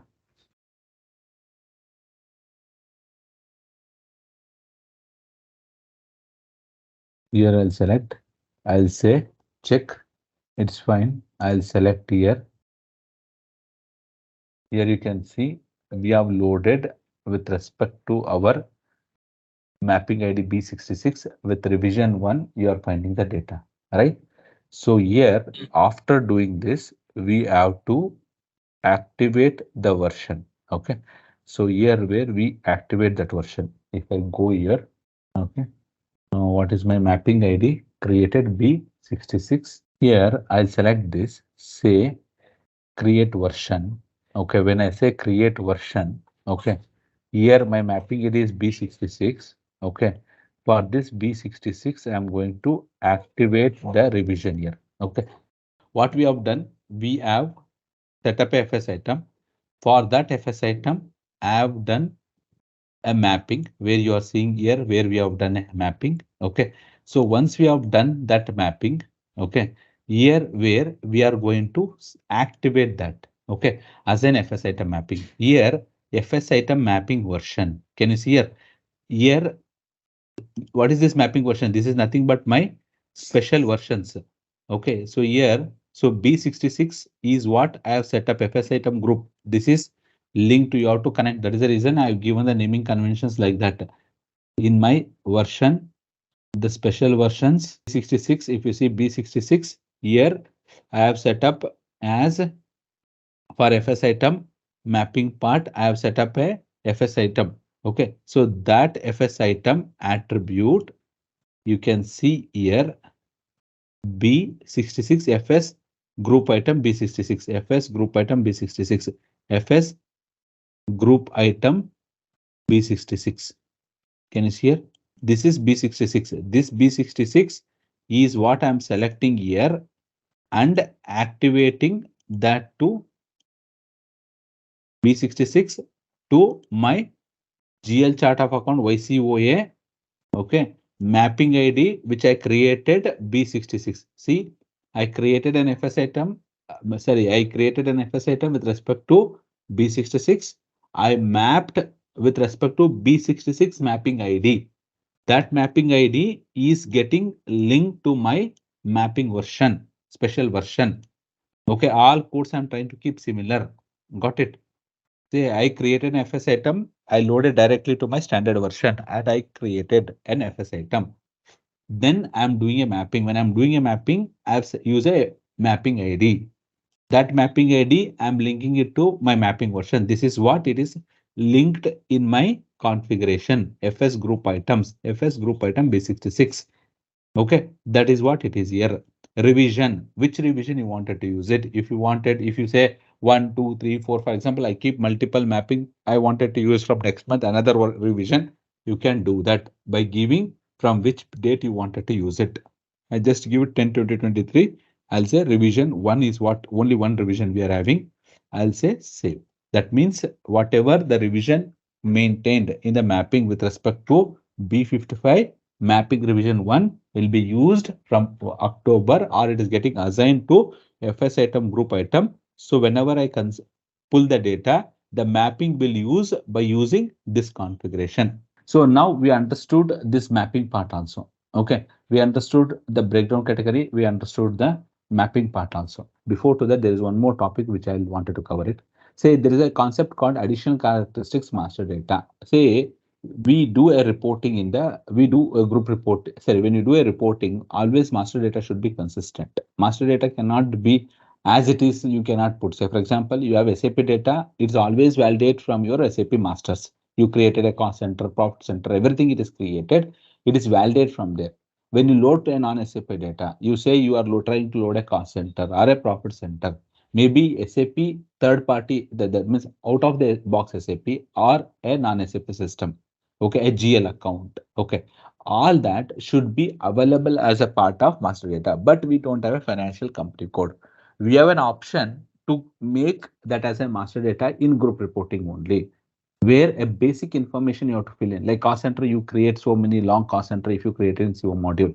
We don't need that. Okay, so that is what we call additional characteristics for master data. That means that this master data should be consistent. Tomorrow, if you wanted to do any matrix consolidation, anything, people cannot upload master data however they want, right? So because we have to derive the reports on all that permutation combination, so it should be a predefined in the system. And whenever data comes, even if it is a non-SAP system, it validate it. So again, for that, we are going to set up a dependent. For example, GL account dependent on chart of account, cost center dependent on controlling area. So with respect to that, we are going to set up a master data in the group reporting for non-SAP systems also. Okay. So for that, this is a common generic screen available by an SAP. So here, if you see, define consolidation master data fields. Okay. Here you can see these are SAP delivered screen. This is completely SAP delivered screen where few of the things only is allowed for you to check. The rest of the fields are been already been checked by SAP. Say, for example, if you take a business area, okay, subordinate field means a dependent on, okay, a profit center is validated based on controlling area. Always cost center is validated based on controlling area. WBS element is defined based on a project. GL account dependent on chart of account. Business area is nothing to do. So that is the reason it is black. Okay. And the reference field, what is the reference field? Partner cost center referred by cost center. Partner business area referred by business area. Partner profit center referred by profit center. So these are reference field. Enable input. Enable input means you can able to key in the field. This is you cannot remove it if it is disabled. That means a cost center, whenever you do a transaction, you can enable it. You cannot say I will disable it. That is the reason standard SAP fields are been enabled. Enable master data. Enable master data means it enables the master data to keep it in a group reporting. Enable master data finance, for example, business area, it is already there. GL, it is already there. In a group reporting, for example, I use this as a criteria. For example, if you see here, there is a material, is a field, there available, material. Okay. In the material, we basically we have some functionality where you wanted to enable a master data. You can enable a master data for that. Okay. And then coming back to enable hierarchy. Okay. There is another concept called enable hierarchy. Okay. Enable hierarchy is SAP has given an hierarchy app, which is called global hierarchies. Okay. Whenever we do a reporting, say for example, we used to set up in GUI cost center group, cost element group. It was very restricted what you can do it. Okay. Now with manage global hierarchy, you can use any of this attribute and set up an hierarchy however you want and use it in your reporting. So whatever is SAP enabled is enabled as a default when you open a global hierarchy, manage global hierarchy app. Hope you have used that in your finance module. If not, when I do reporting, I'll show that. Okay. So whether that particular field you can structure an hierarchy or not is what is been enabled. Wherever it is not, you cannot enable for this. Okay. You can enable for this. For example, enable hierarchy.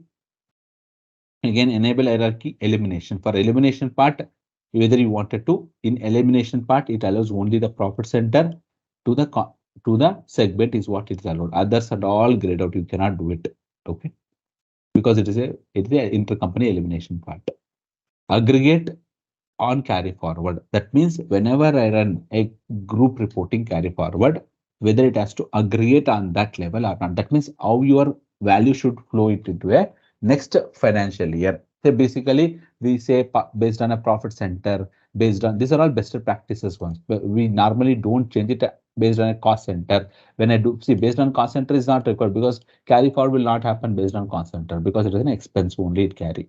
A balance sheet carries a profit center. You can say enable aggregation and aggregate on data release. Whenever I release the data, if you wanted to aggregate, okay, based on GL, profit center, cost center, that means from AC docker to AC docu, when data is going, at what level the aggregation you want, you can set up, or you can default leave it what SAP has provided. If you don't want to aggregate, you wanted to take complete line by line, you can uncheck all. All these one is what is being set up here. That means any field you wanted to enable as a master data because you are using it for reporting other than SAP delivered, you can enable it. Anything you wanted to set up a hierarchy structure for a master data, you can set up it. Whenever data flows from AC docker to AC docu or carry forward, what all permutation combination it has to use, all this bin is going to set up in this particular screen. Clear. Once you have the screen, you have an app called define master data for consolidation fields. So whatever non-SAP data I'm going to bring it, okay, I have to make that master data available in this particular app. This may not see your business area, profit center, cost center, everything is there. Say for example, if cost center, if you see accounting master data for data records is this much. Consolidation master data is this much. This means console here, if you see controlling area, console, this is which is integrated with CO module, this column, and this is what we have set up. Say for example, if I have to set up a new one, I'll set up here. Again, you say controlling area, based on controlling area, I'll say create again. Okay, here I'll say master data subordinate description. This is only the information, it doesn't carry anything. And with respect to subordinate, it cannot be a duplication. Say for example, I wanted to set up a cost center as A123 as a part of my controlling area A00 only. Okay, and the description of it. So whenever data comes, okay, from the system, it validate here.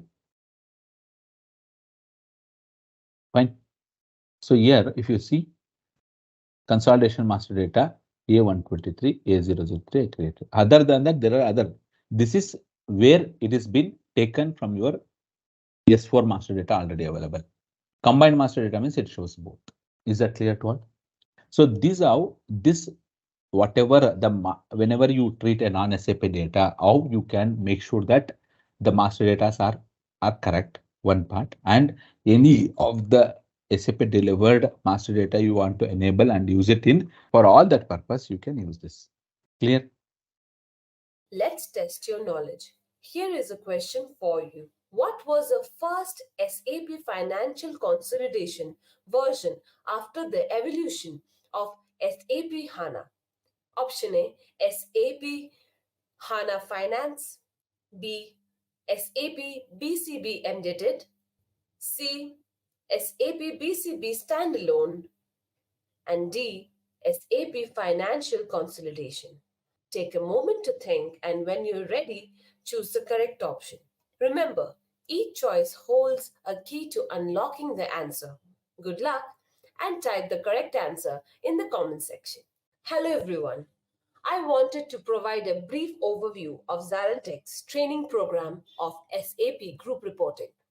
This comprehensive course covers key concepts and tools you need to create consolidated financial statements across multiple companies in an SAP system. Over the past few years, hundreds of professionals have leveraged ZaranTech's SAP Group Reporting course to expand their accounting skills and advance their careers. After completing the training, many have graciously shared their success stories in ZaranTech's testimonial platform. In just few weeks, you can learn how to set up group reports, reconcile transaction between different company branches, convert currencies, combine financial data using the popular SAP software, and this can open doors to new finance job opportunities too, or help you deliver more value to your current role. If you're interested in learning more about SAP group reporting with ZaranTech, visit the link below for course details. Getting started now with this training is a smart investment for anyone looking to boost their SAP group reporting expertise. So now next going forward, Now the company codes have been set up in the financial entity. For that, we have to set up a the S4 so that means AC doc R to AC doc Q in the same table, the data will flow. In the same system, the data will flow.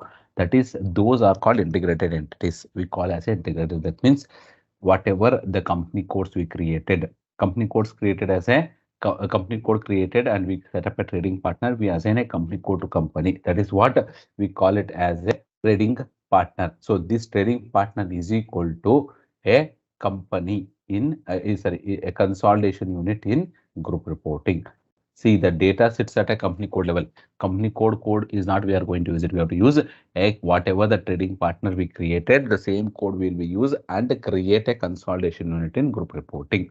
If you try to create in another code, it will never accept because the identification, whenever we create a consolidation unit, it go and checks in trading partner. If the same code exists, it treat that as an integrated entity. If you try to create, say now we created a trading partner as BB66, right? So if you create BB66 as a consolidation unit, system automatically identify the data should pull from this particular related information from AC Docker table.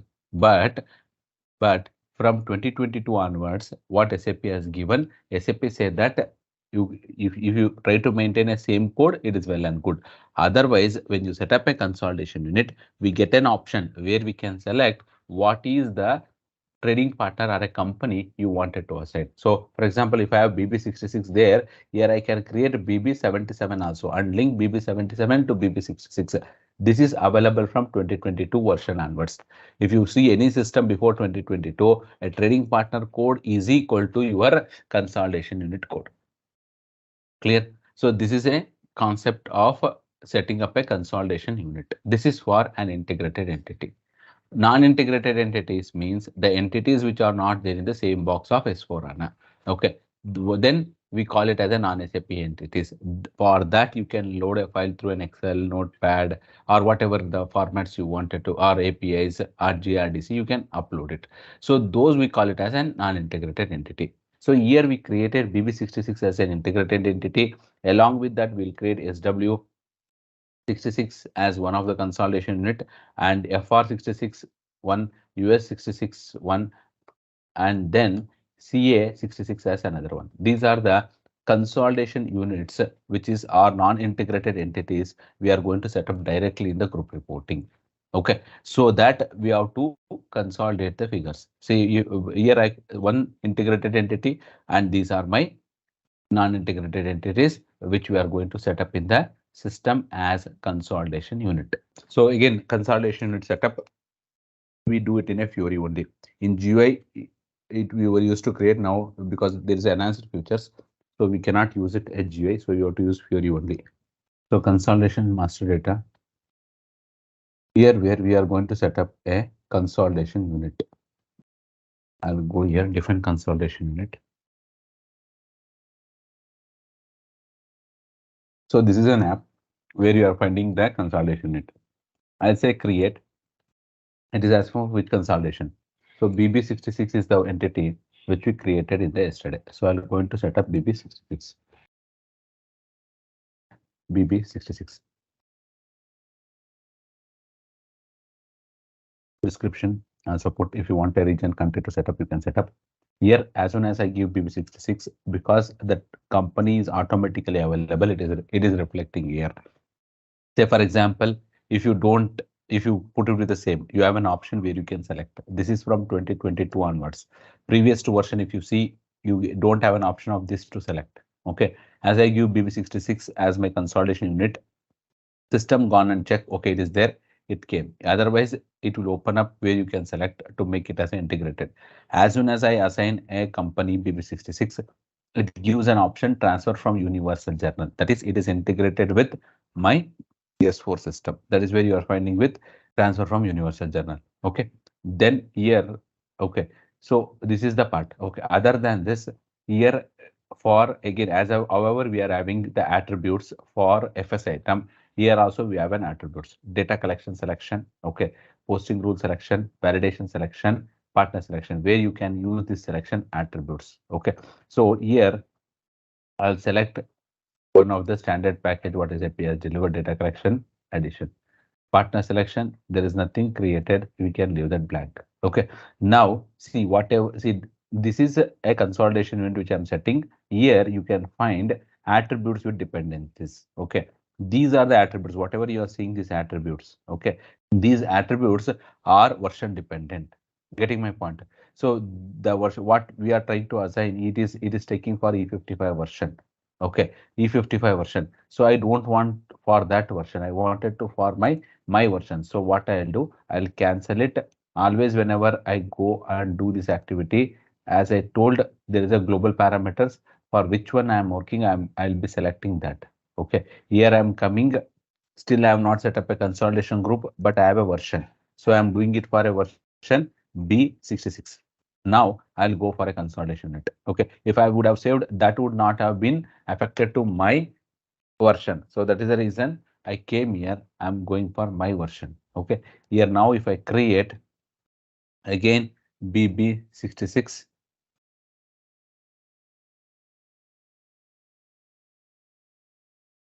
So here BB66 transfer from Universal Journal data selection SPD1. Okay. The upload, if you wanted to upload any data, there is a formats are available that we will understand when you come to that topic. Okay. Now for now, if you see here, I'll just keep that as it is and I'll save here. Okay, as usual, see if you see here, these are version dependent. Okay, so this selection displays time dependent and both version dependent. You are working from 1023 version, B66 version standard, other version affected by changes, three version. What is the three version?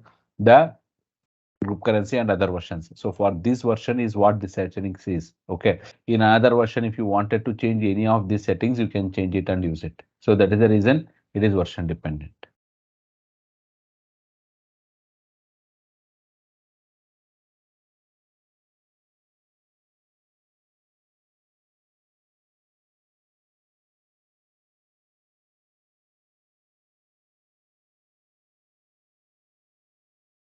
See different consolidation unit attribute values. Okay, in this we have a data collection, partner collection, posting route, validation. Right. In data collection, there is no technical things here. There is a selection attribute. SAP has given standard package definition. Okay. Here there is nothing technical. Okay. Here whatever we have given, we are going to use it anywhere if you wanted to create specifically. If you wanted to create multiple, you can create here multiple however you want.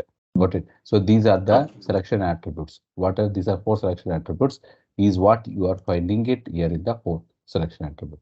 So now we will set up a non-SAP entities. To set up a non in the same screen, I go say create consolidation unit. So here I'll say, for example, CA66. So here because FR66 system didn't find any of the trading partner. Okay, it is not filled up either local currency or company. If it's filled up, it would have pulled from your finance module. FR66, there is no company code setup. So that is the reason it is coming as a blank here. You can observe here. I'll say this also Euro company code. Okay. So as I have given a blank, it is where non-integration is coming. Say for example, it is linked to some company code. I'm just telling for example 1710.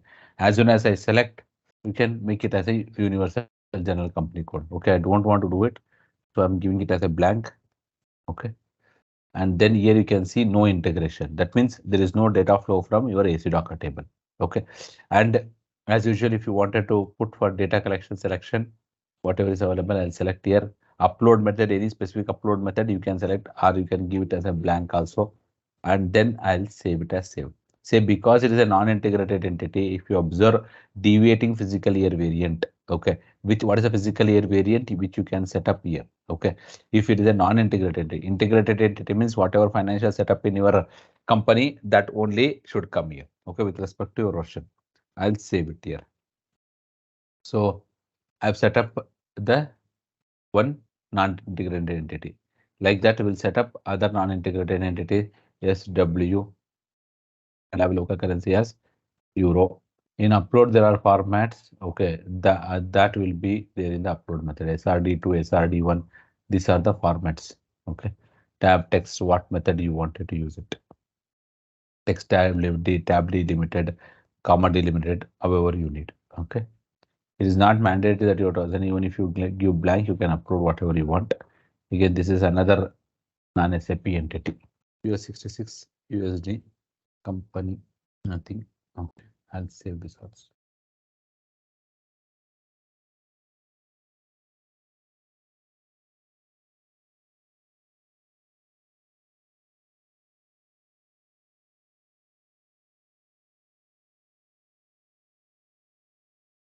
So I've created local currency for this is CAD and data collection SPD1 save. Yeah. So we created all the four entities. One is integrated and four this one. So CA66 reports in CAD, which I created it as a CAD entity. Okay. US 66 as USD, FR 66 and SW66 as euro as a company code currency, and one integrated company code is there. Clear? Now we have to set up a structure for this. So whenever you wanted to set up a structure, you see these are the entities are available. Okay, what level you wanted to consolidate it. So for that all level, we are going to set up a consolidation groups.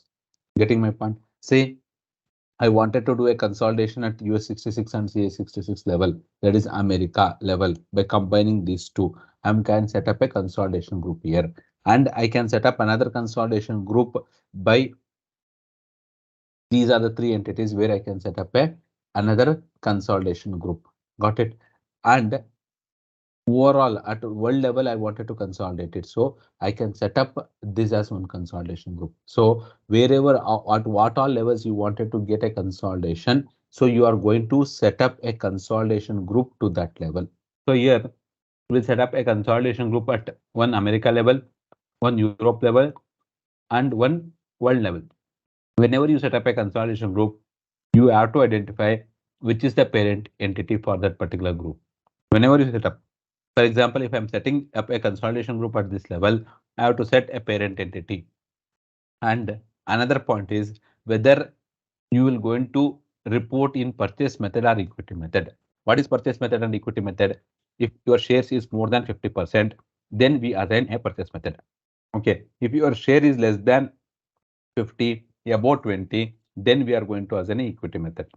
If your shares are less than 20%, we are not going to set up that entity at all. I'm talking of in generic scenarios. In generic scenarios, more than 50% is where you will going to set up a company. In the SAP, sorry, you will going to say it as a purchase method.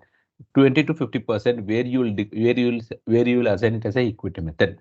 That means when you have more than 50%, you will declare the profit. That means I hold 60%, 40% is the NCI which you will going to declare for other company. If you have an equity method, you will going to get an NCI, you will going to book the NCI and you will close the, you will continue with the next step. So in order to have this system to identify whenever you set up a consolidation group to say what is a parent entity, one point. The second entity is whether it's a purchase method or equity method. As I told, based on the percentage of holdings, you will say it is a 50% or 20%. And whatever we are doing here is all direct holding. That means the parent entity as the direct as a holdings on all the entities. Okay, that's how we are going to set up this in the system now. So now we will go and do a consolidation group. If you have any doubt, you will understand when I'm setting it up. So I'll say a consolidation group. What is my consolidation group? I'll say it as B66 America. Here I say B66 America. Consolidation frequency is monthly. I wanted to consolidate it and I'll save it. One consolidation group I created. Okay. I'll go and create another consolidation group, Europe. Still, I have not assigned the entities. I'm just creating in the screen only the consolidation group. Okay. Assigning the entities to this consolidation group will come in the next screen. B66 Europe. Okay. Consolidation frequency is monthly. Save. Then B66 world. Again, because it go for a change mode as soon as I save, that is the reason you get error. I'll put back to B66 world. Consolidation frequency monthly. Fine. So we set up the three consolidation group. So once we set up a consolidation group, now we have to assign the consolidation unit to consolidation group. So we have two ways of doing it: manage group structure unit view, manage group structure group view. Either of the way you can set it up. Okay, either of the way you can set it up. I'll show it in both app how you can set up. So here I'm going first and giving my consolidation version as B66. Consolidation group, what is the consolidation group? B66 America. First I'll set up. Okay. I'll say go. There is nothing. Assign. You get a here. I'll say CA66. Select that. Then US66. I'll select both. Say next. Okay, here where it says period of first consolidation, that means when you will do a first consolidation in group reporting module. So that month you have to put it as a year. Say, for example, I wanted to do it from 12th period from the current, I'll say 01/12/2023 is where I wanted to do my first consolidation. Okay, then year period of divestiture is there. When you divestiture, it is all 999. Period of divestiture means you know the meaning when we were going to remove it from this. So now this will set up when you do actual diversion. Okay, now I'll say here first consolidation method. Okay, here consolidation method where you are going to say whether it's a parent, purchase or equity. Which one is? That this is my parent entity.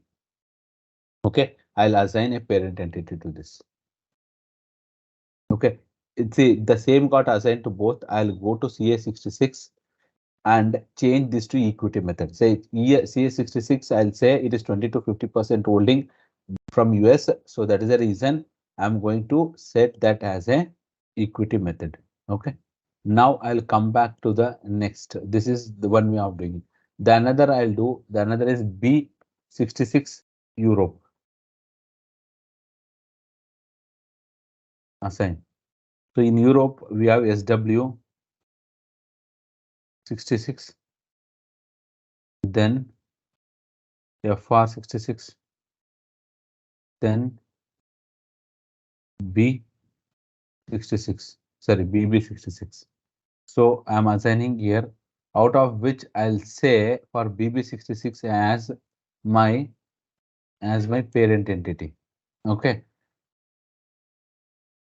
BB 60 is my parent entity. So these two I'll set it as a purchase method because more than 50% holdings.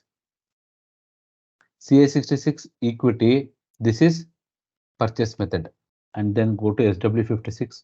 Here also you change it to parent because whatever I selected the last will get updated to all. So that is the reason I'm changing it to this one.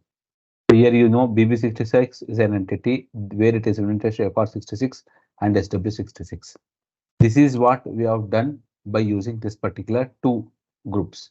There is one more, the same functionality you can do it here also, but the way we do it will differ little. Okay, here I selected a consolidation group and then I assign a unit. Here it is the reverse way, where I'll give the consolidation unit here BB66, say go, and you assign here, you see the reverse way. There you select a consolidation group and do it. Here you select a consolidation unit and assign a consolidation group. What I'll assign? I'll assign it to BB6 world.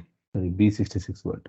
So I have to declare B66 as my parent entity. For the world, what is my SAP integrated entity is there? That is my parent entity. So I'm declaring here the parent entity. And then I'll come back again. I'll select next entity. What is my next entity? SW66. SW66. Go here. Assign. Again B66W. Next. What is the method? Purchase method. Assign. Next SW66 FR66. Go assign again B66W. Next again here purchase method.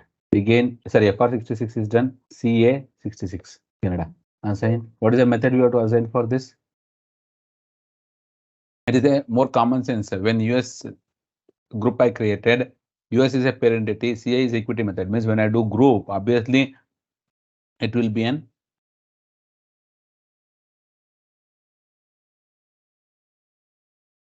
Next, purchase method. I have created the consolidation group. If you wanted to see at the group level, whatever we created, B66W. You can see this is a parent entity. This is CA66 equity. All other are purchase method. Okay. Period of first consolidation is showing as 1010. I will change it to 12 because we are going to consolidate from 12th period. Because I selected as a period 10, so it is coming everywhere period 10. I'll say it as 12th period is what current period will consolidate. Or we will do it for 11th period. We'll do it for 12th period only. Why it came as 10? Because in the global parameter I have not changed. So that is the reason.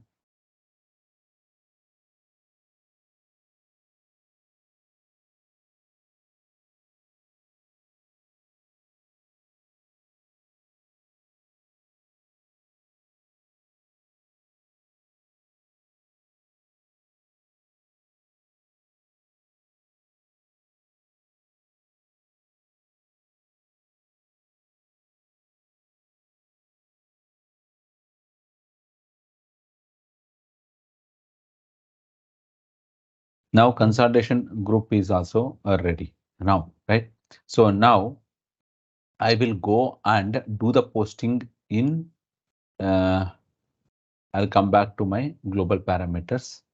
Okay. So for a global parameters, I'll select here the version was there. Now I selected a consolidation group. So now you can see B65W world. Okay. So I have assigned the group also. So now I have to take data from my AC Docker table. So as a part of GRPL, okay, you have an option define group reporting preparation ledgers.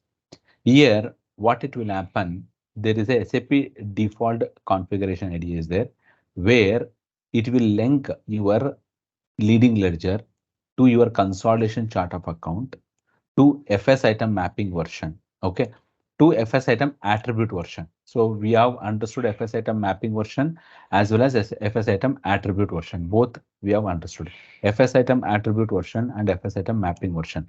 So here these versions should be with my entity. See here, people used to do daily. Okay, they may keep changing it, but I'm using mine. Okay, here I'm assigning mine because I am taking only leading ledger. I'm worried only with leading ledger.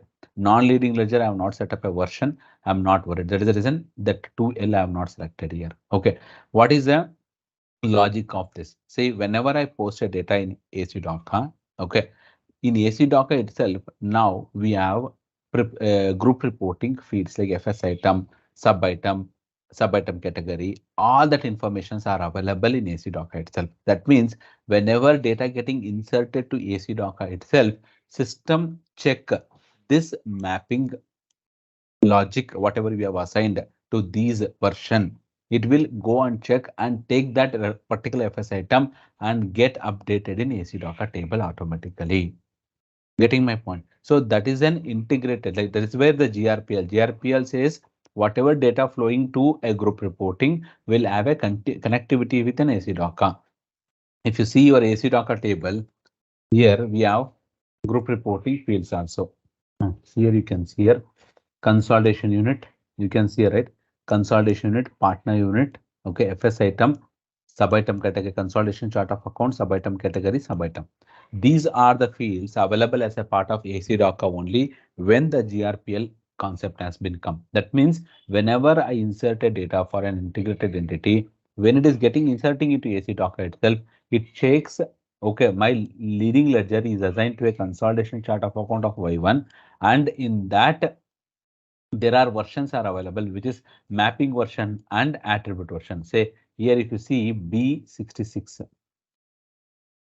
this is FS group item B66, and this is where we have assigned it to our main version, FS item attribute version. This is B66 FS item attribute version. Okay, FS item attribute B66. Okay, these whatever we assigned here, these version system used to pull the accordingly the mapping, and it, see what is this group? FS item group is the group of console.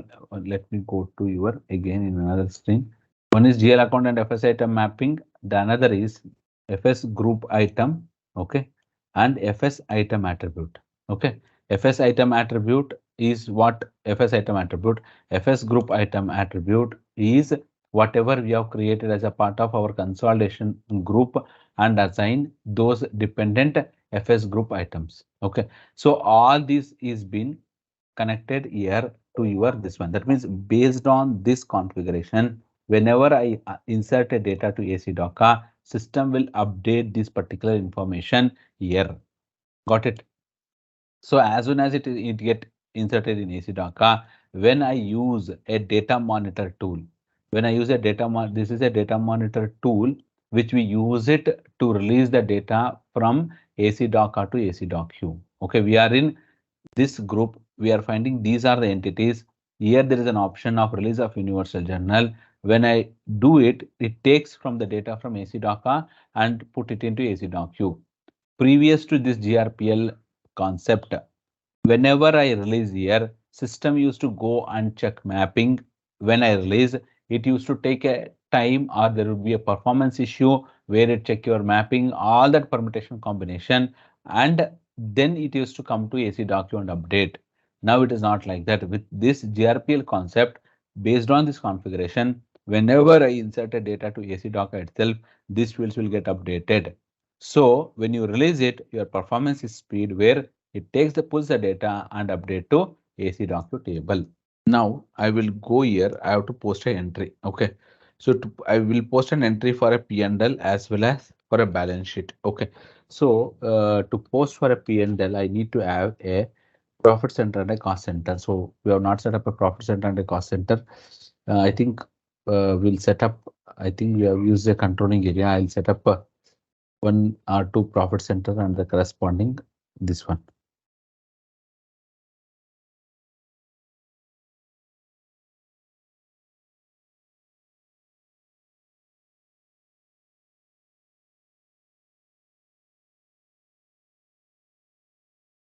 Okay, profit center I created to profit center, cost center A.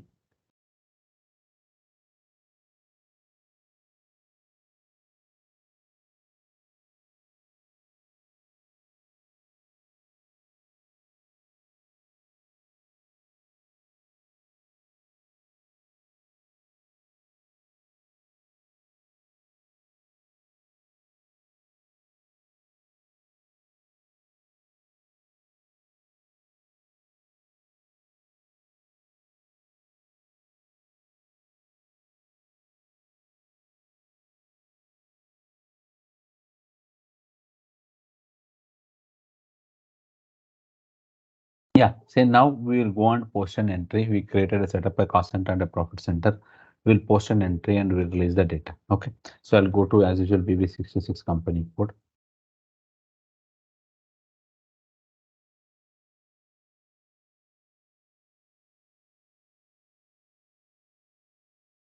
and give the GL account.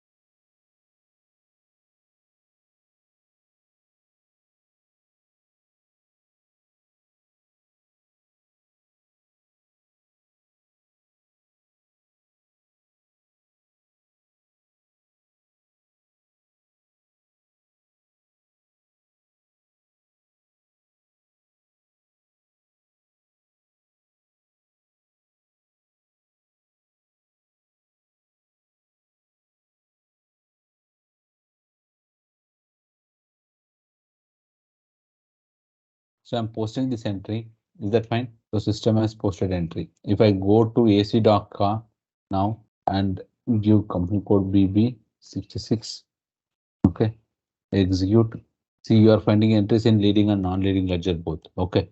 If you see the group reporting related stuff, it update only for our leading ledger. Can you see it? This is only assigned to leading ledger where my non-leading ledger is not been updated. So it update as a default item. Okay. So here where you find these two items should flow to group reporting where because of integrated ledger, you are finding sub-item category. I told sub-item category, it differentiate a balance sheet and a P&L. Okay, 1 and 2. This is 915 YB35. So this one is for balance sheet. Okay, where it is determining the transaction type because the transaction type from the source is blank, it is deriving 915. Again, here the cost center with respect, sorry, function area is blank in the P&L line item, so it is deriving a default where sub-item category updating is at 2.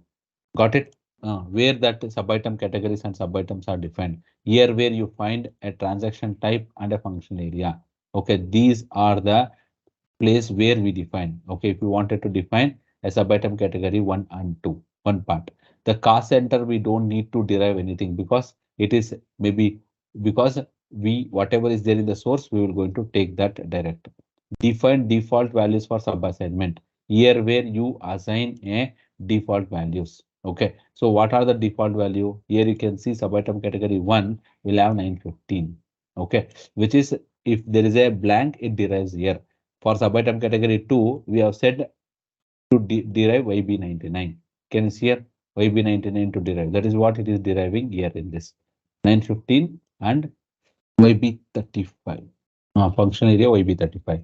Okay. So from here, I posted to Z101 where it is updated a YB35. So as it is not blank, it is taking YB35 directly from here. You are getting See, as it is not blank, it is taking YB35 from here. Okay. Otherwise, if it is a blank, so for example, in the cost center, the other cost center which we have created here is C1000. In that, I'm going to blank out the cost center. I will go to blank out the cost center and post. Okay. Which one we posted now? Here the cost center.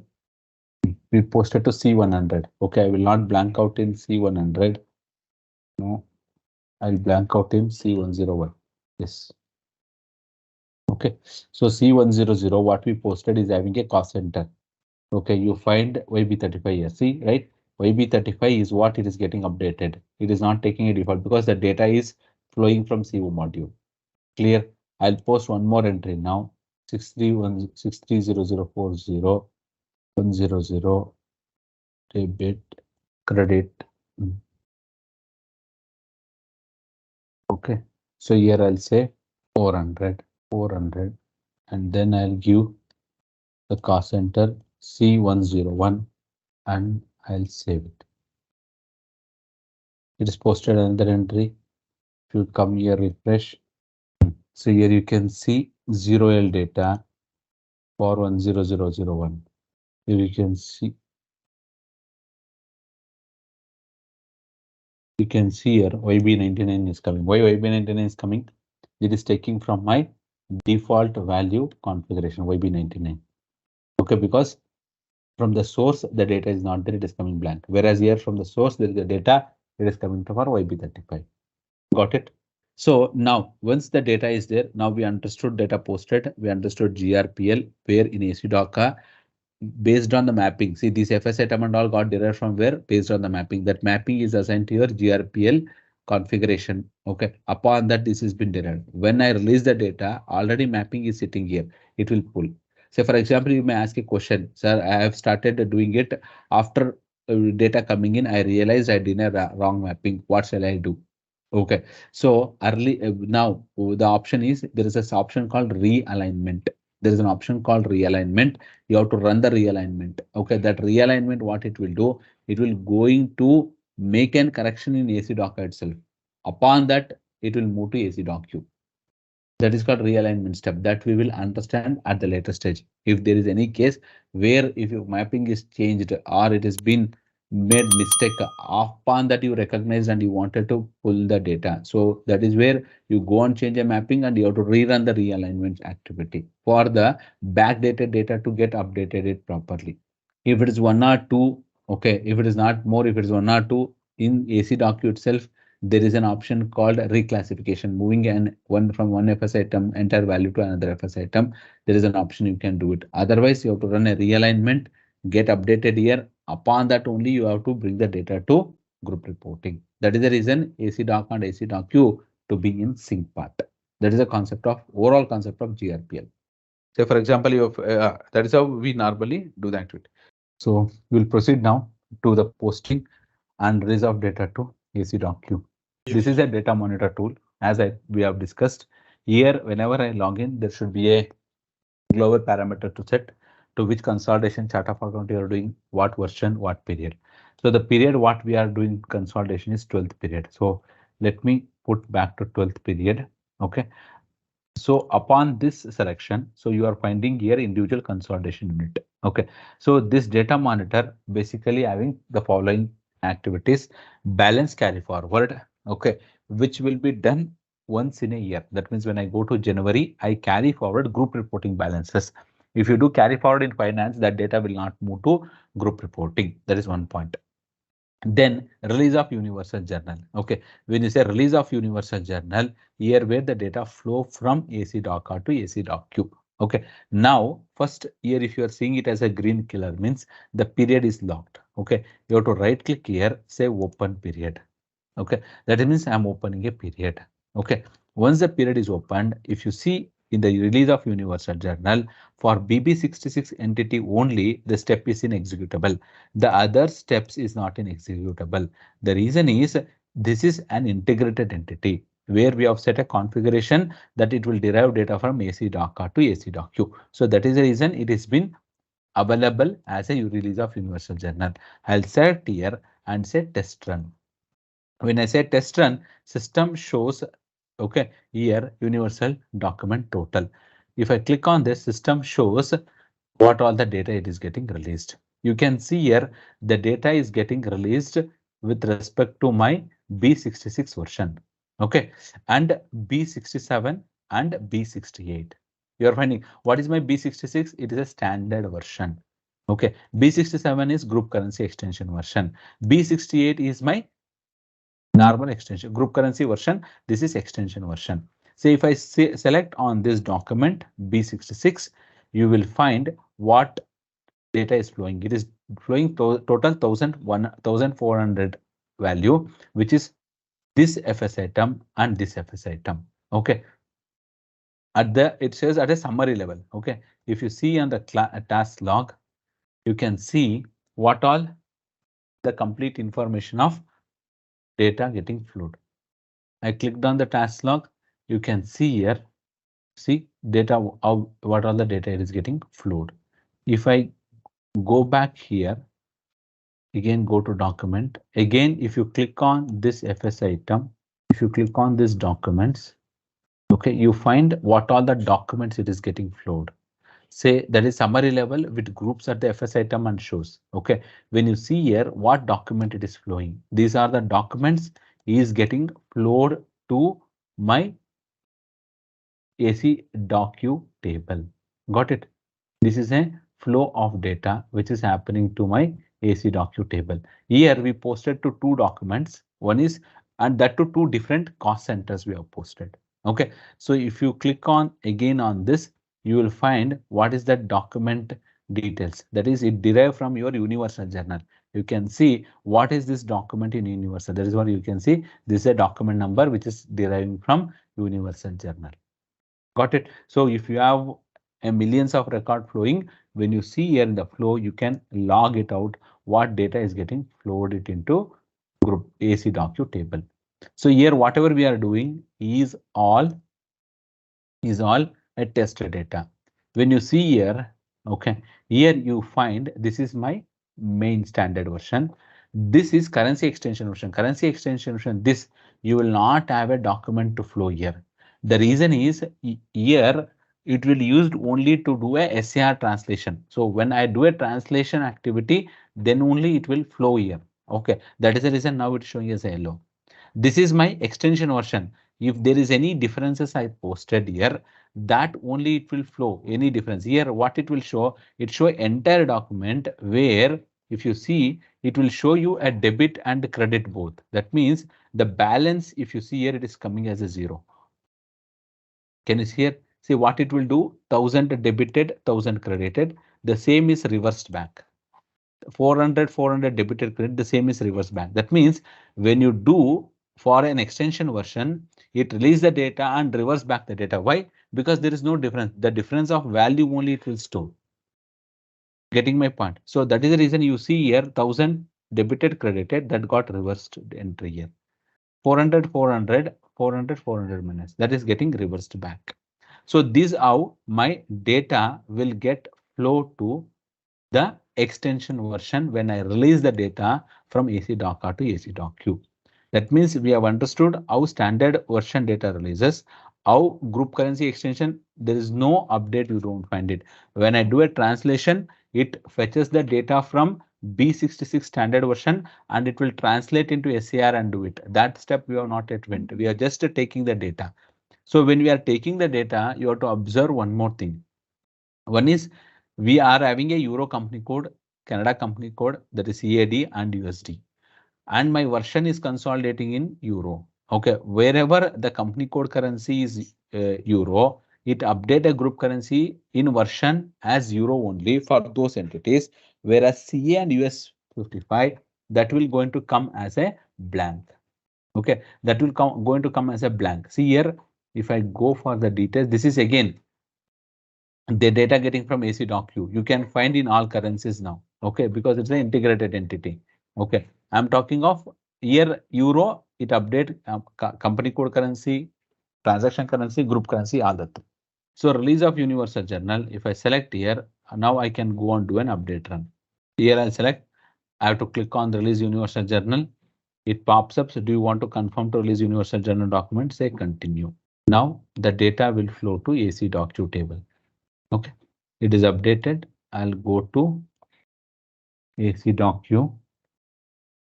What is my version? B66.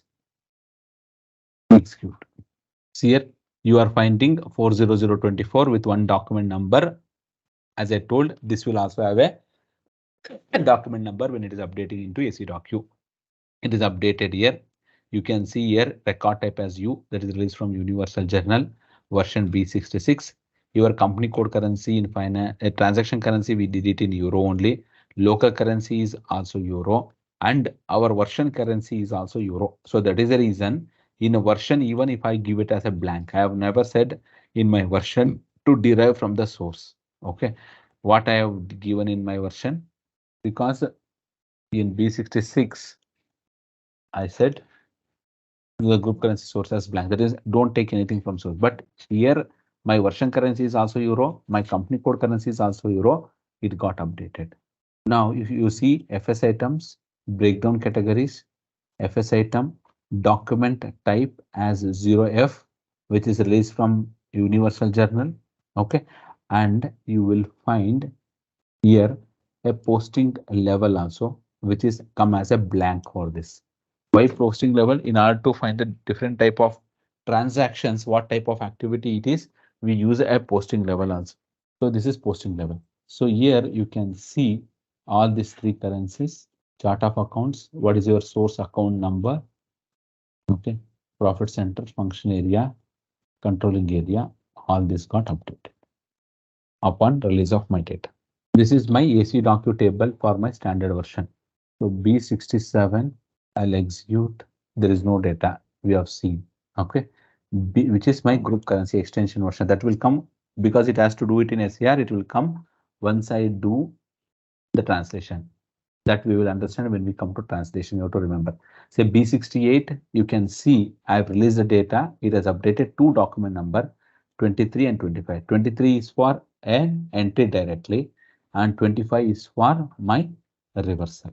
Got it? So this balance out to automatically posted and reversed. So because there is no delta here to capture anything, so it whatever you released, it update and it reversed back. So we have seen the data flowing to AC.Q where we posted an entries in AC.K and we observed that the data is getting flowed to AC.Q also. Fine. So now coming back to the next step. What is the next step? Is a data collection. That is for non-integrated entities. We have to place the data into group reporting. So for that purpose, we are going to do the data collection. So data collection step. So before we go to the data collection step, so coming to the data collection part now, see data collection for not for consolidation, this is for consolidation part.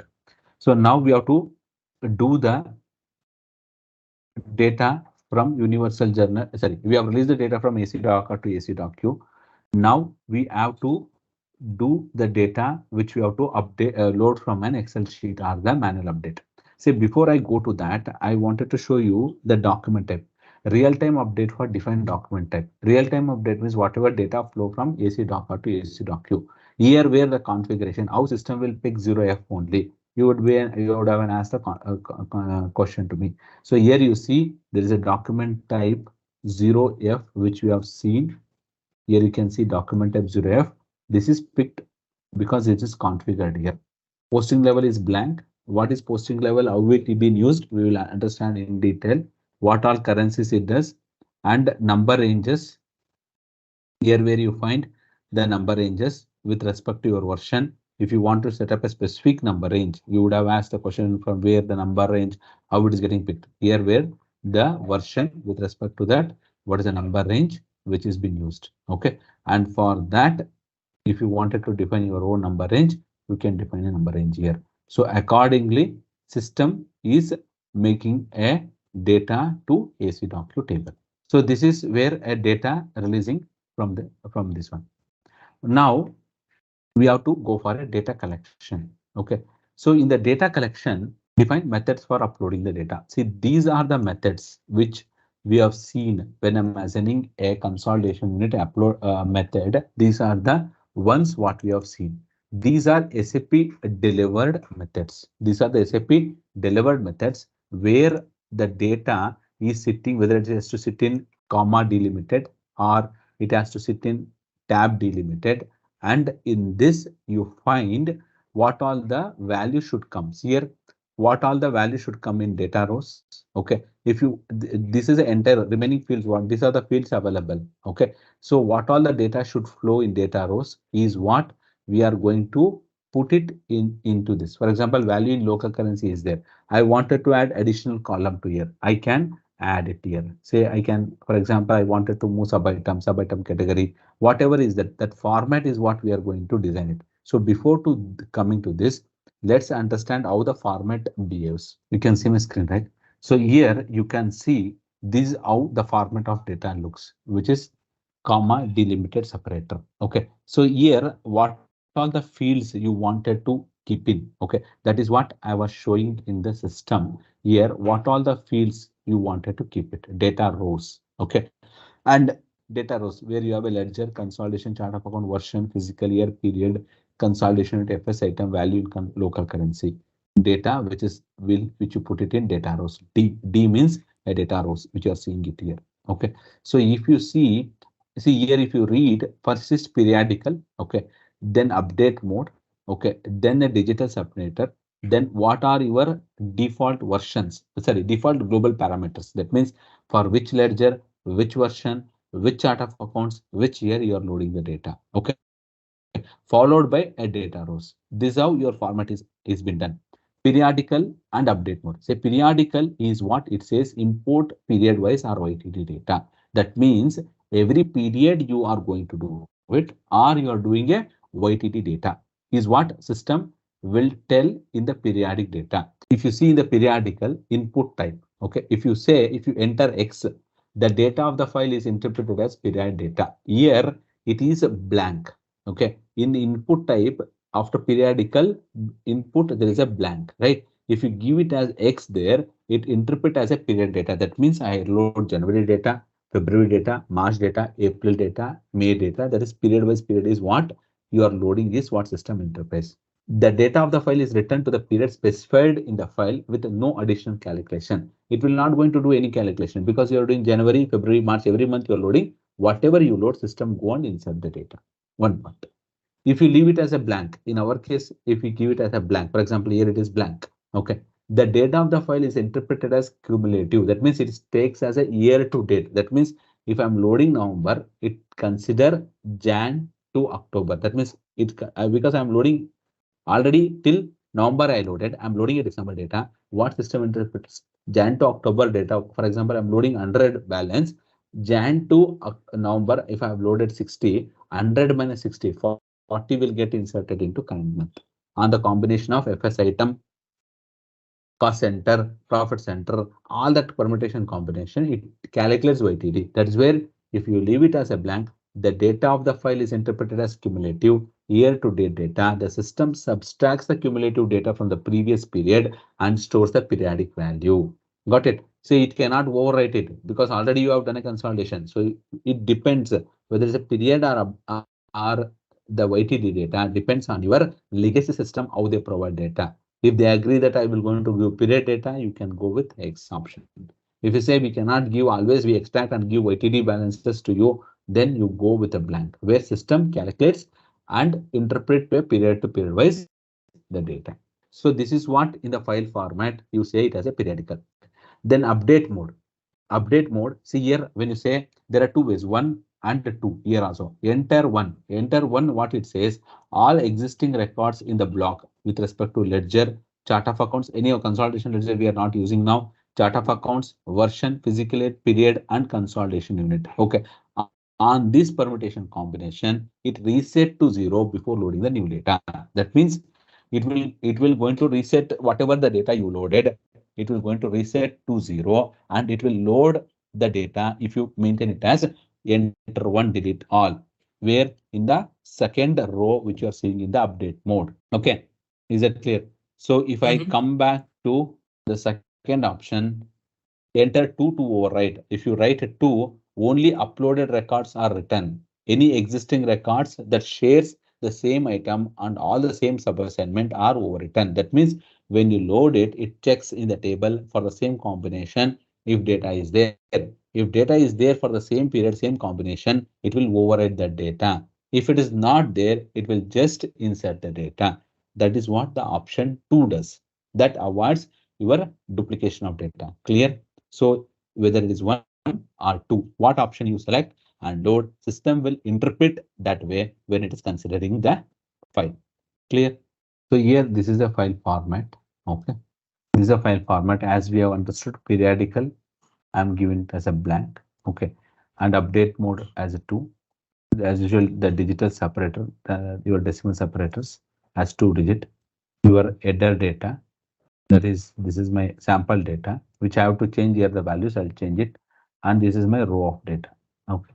What I will do, I'll close this. I'll open because I have to change it. I will open in an Excel.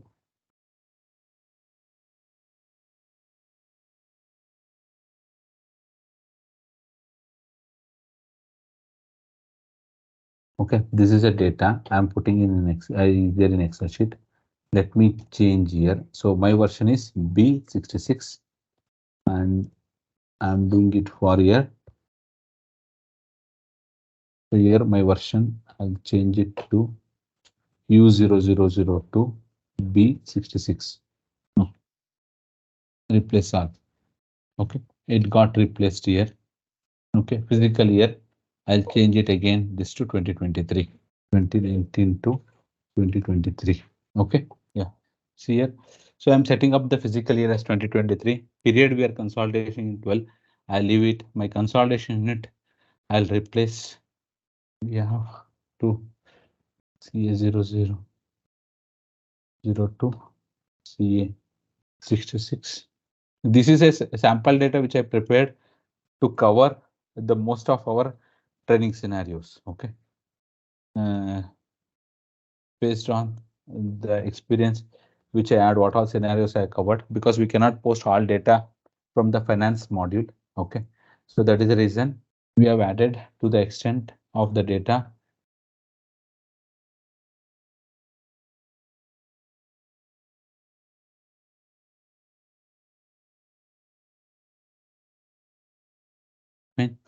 So here you find all the data. Any doubt in this? Okay, I've put all the data.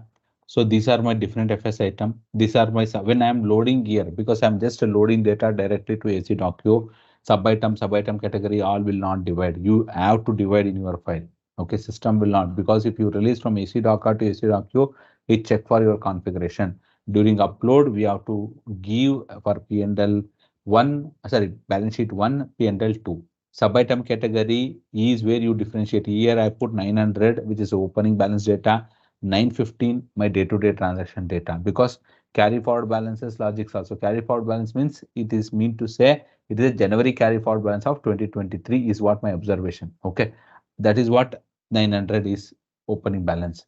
And partner unit, again in the partner unit also we have to replace. I would have replaced earlier only. Okay, fine.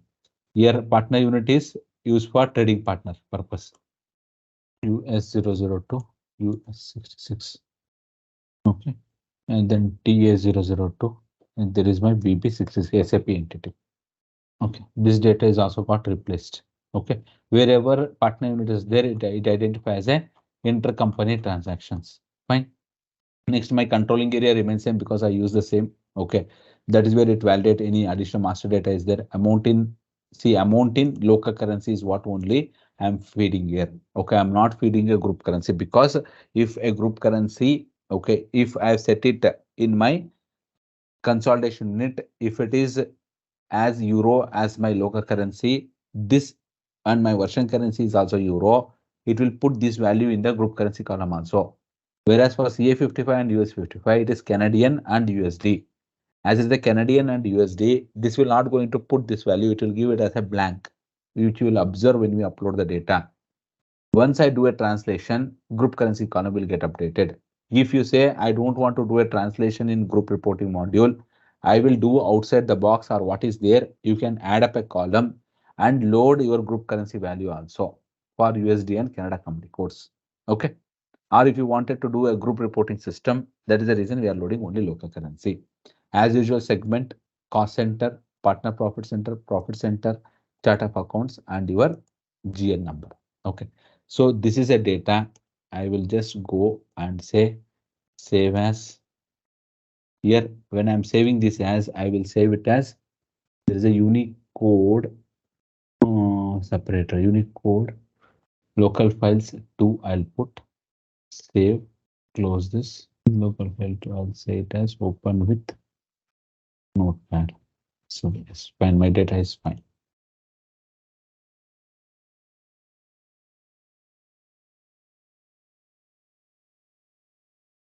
Fine. So this is my file is ready. Any doubt in this? So once my file is ready, I'll come back here to my data collection step. This is where you are finding data collection step, right? I'll place the cursor. Say for this, everything is enabled. Even SAP data, if you wanted to load anything from external, you can load it. And non-SAP data, non-SAP entities, all is enabled. I'll place a cursor here. Do a test run once, whether any errors are there. I'll select here. And when as soon as because I selected it at group level, you find all the consolidation units here. Okay, if you wanted to load only for one entity, okay, some adjustment, you will select only that and you will do it. Then only that company code will appear. Because as I'm loading at a consolidation group, all entities has been selected. Here you can select the format, what upload method is, and you can give the file name. File is where we are uploading, and I'm saying execute. So I'm doing it in a test run, which gives the log whether any issues are there with my file. So if my file doesn't have any issues, I can just go and load it in upload mode, which will go and insert the data to AC docu table. See here, the data got loaded here. Here, data is successful. Okay. Transaction currency field default. See, break transaction currency field with the default value euro. See, transaction currency also I am given it as a blank. I given only local currency. So as I have given it as local currency, system considered transaction currency cannot go as a blank. It considered the same and it loaded. If you say a different transaction currency is been posted and you did the conversion to company code currency, then you give a separate column. For now, I don't need that, but so I given all that as this one. Then now all you are seeing it as the status as a green. I can close this and go to upload in the real mode. I'll place the cursor here, go for an update run, flexible upload. Here I'll select an option, loading files final. Okay, doing it in update run only, right? Yeah, test run is not there, so update run only. Execute. As soon as I execute, this data will go and sit to my version B66. I'll come back here, give my version B66, execute. Here, the data came and placed here. See the earlier data, this is my universal journal data, and whatever I have loaded, this is the data which is coming with respect to FS item. See, if you see here, you can see the local currency is USD. See, for entities which is having USD as a local currency, Euro is a group currency. If you see here, the value loaded only in the transaction currency and local currency. System has not flowed the data to group currency because the group currency here is Euro. Your data is in USD, which we have to do a translation. Whereas for Euro entities, where I have set it as a this one, Euro, again, I don't need to do any activity. So that is the reason system is making the group currency value also. So here we loaded the data. So the data what we loaded, this is for with respect to a version. If you go and see the extension version, for this there is no data will come to extension version because we are loading specifically. If you find any delta entry, that only you have to load it here. Otherwise, the extension version for upload data, you will not find anything. For your group currency extension version, if you see there is no data as usual because the data is sitting there. I have not done any translation step now. So that is the reason my group currency version also will not have data. So whatever data is there, I have loaded for my main version, which is standard version, which where the system has updated to B66 version. Fine. So this is where a data come. So here we have understood in the configuration, the define methods. Okay. Define task for manual postings. Okay. Here every activity, see whatever you are finding in a data monitor. Okay. These are called as task. Individual activities are called as task. This is a task, this is a task, this is a task. These tasks are identified by a unique ID by the system. These tasks are identified by a unique IDs by system. Say, for example, we call 10 manual posting. This is a task. These are the task IDs. Actually, these task IDs will be assigned to your task group. Let me go to the task group. See here, for every activity, whatever we perform, we are having here a task activity. So those task activities are being linked to your task group. Okay, that is what we are trying to see a configuration for here. Here where the task group. See, SAP has delivered a task groups, which is S10, S20, and S21. Okay, S20, 21, this is for consolidation monitor, and this is S10 is for data monitor. Okay, this is SAP delivered task. Okay, this task contains a task. Okay, for our version, what is been assigned, we'll see here. Assigned task group to version for B66, U020M and U02CM because we copied from the standard versions, right? That's where these configurations also got assigned. U02DM. U02DM, that is for my U02DM data monitor. I'll go here. You can see these are the tasks. Okay, whatever you are seeing these tasks are having the information here. Is here data collection. This is what data collection 1020, 105, 15, 1030. These are SAP delivered task IDs. Whatever you are finding this one, this is assigned to your version. This contain these following steps. These following steps is what you are seeing it here. Got it? These are the standard tasks IDs delivered by SAP to do a consolidation. If you wanted to have additional task IDs, for example, I wanted to perform one activity. Okay, what is not been available as a part of standard SAP? Something is there. Then you can create your own task also. We'll come to that at later point of time. If anything is required, how you set up and all. So for now, this is how this screen is been designed. This screen is designed with a task group, which is 02M. This 202M contains this following task, and this following task will have a task IDs. So how this is been configured and how we are doing this step. Okay. So if there is no doubt, this is the two step of activity which we have completed. That is release of universal journal and then data collection part, right? So the next step is validation of universal journal. That means what validation of universal journal means whatever release universal journal data is there. Okay, everything is got moved. Okay, any issues with respect to that is what it will going to validate, not with respect to this, not with respect to data collection. Release of universal journal step is validated by validation of universal journal. This step, when I select here and execute, system displays if there is any inconsistencies. Okay, if there is any inconsistencies, it displays that this particular data is not been moved because of there is no mapping is been done where you have assigned, where in the mapping sheet you don't have a mapping, that data got didn't flow because of breakdown category is not there, any whatever issues are there, that you are going to get it here. Okay, here we don't have any differences, system saying there is nothing. So what I'll do as a step, I'll select here and I'll do a test run. No, sorry, I've did test run only. I'll do a update run. So this is the validation. So this step is also successful for us, where it has validated that whatever data I've got it from my S4 system, that is from AC Docker, it is moved it in. It has been validated. Okay, that is my validation of universal journal. Okay. So once we complete this step, okay, the next step is what is calculation of net income. Let's test your knowledge. Here is a question for you. Which master data element allows you to define additional attributes of financial statement items? Option A, breakdown category. Option B, additional characteristics. Option C, mapping FS items to GL accounts. Option D, consolidation monitors activities. Remember, each choice holds a key to unlocking the answer. Good luck and type the correct answer in the comment section. Hello everyone. I wanted to provide a brief overview of ZaranTech's training program of SAP Group Reporting. This comprehensive course covers key concepts and tools you need to create consolidated financial statements across multiple companies in an SAP system. Over the past few years, hundreds of professionals have leveraged ZaranTech's SAP Group Reporting course to expand their accounting skills and advance their careers.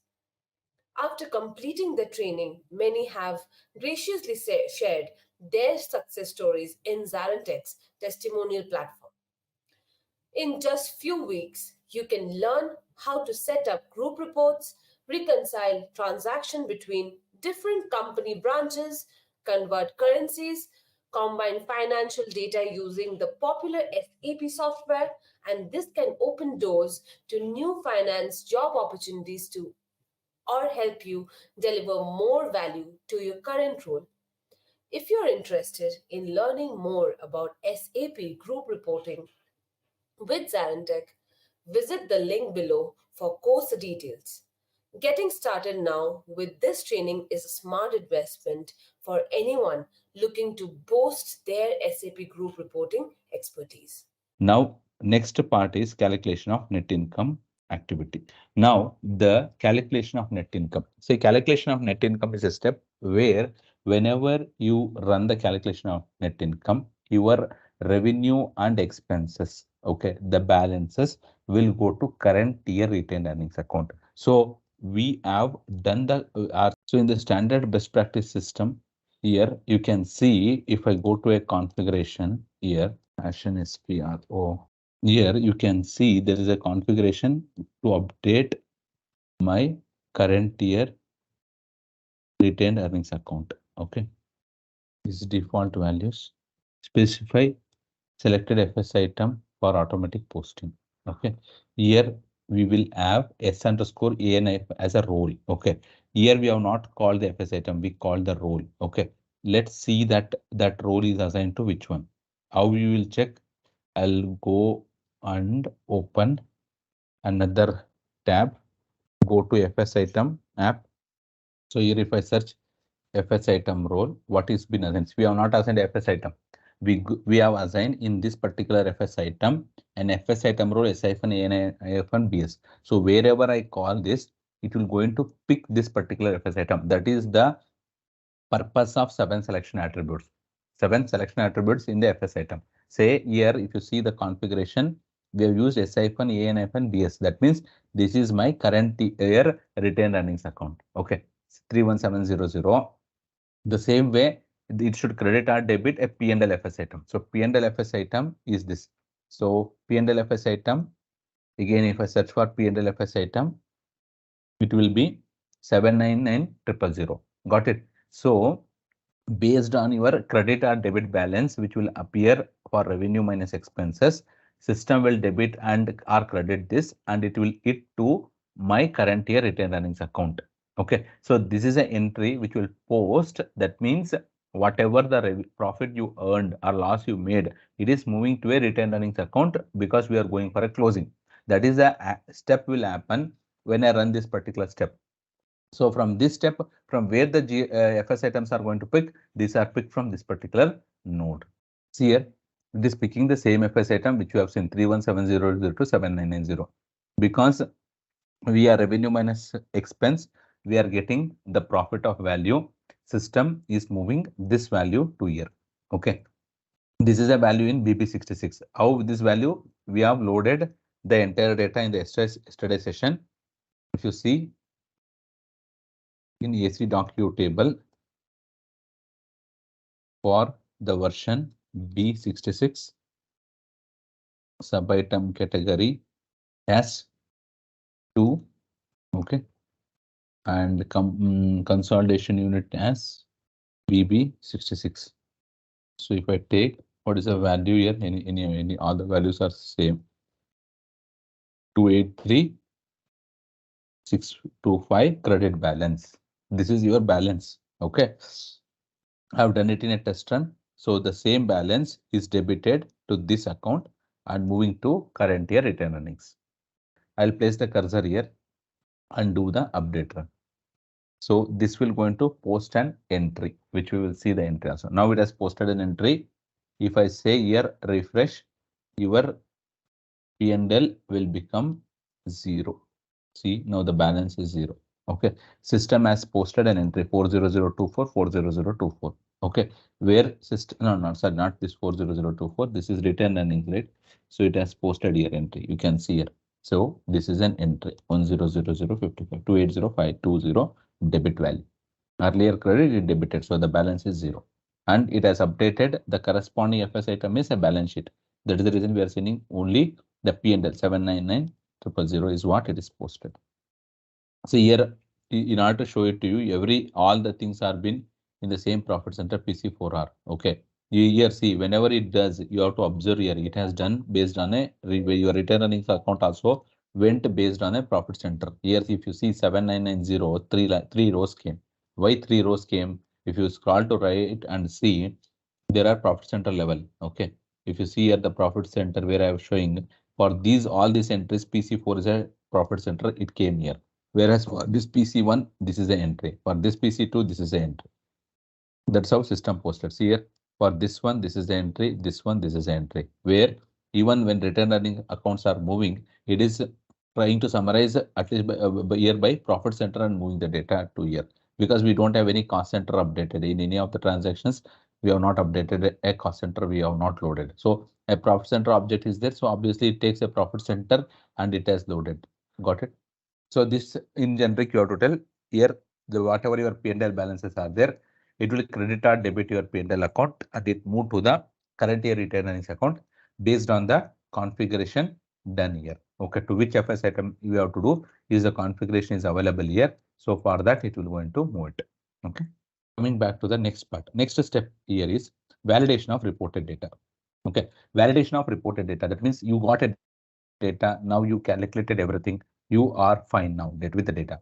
This data, whatever you are having, you can do a validation, including your AC doc and AC doc view.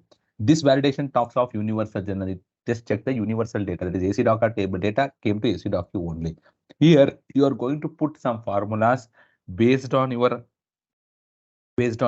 requirement. Okay, and you run those formulas and make sure that whether my balances are tallied. Say for example, my current year, for example, the whatever we run retained earnings, right? So the retained earnings is equal to what is the balance is what now current year retained earnings to net income. It should be balanced. For example, or your asset is equal to liability plus owner's equity.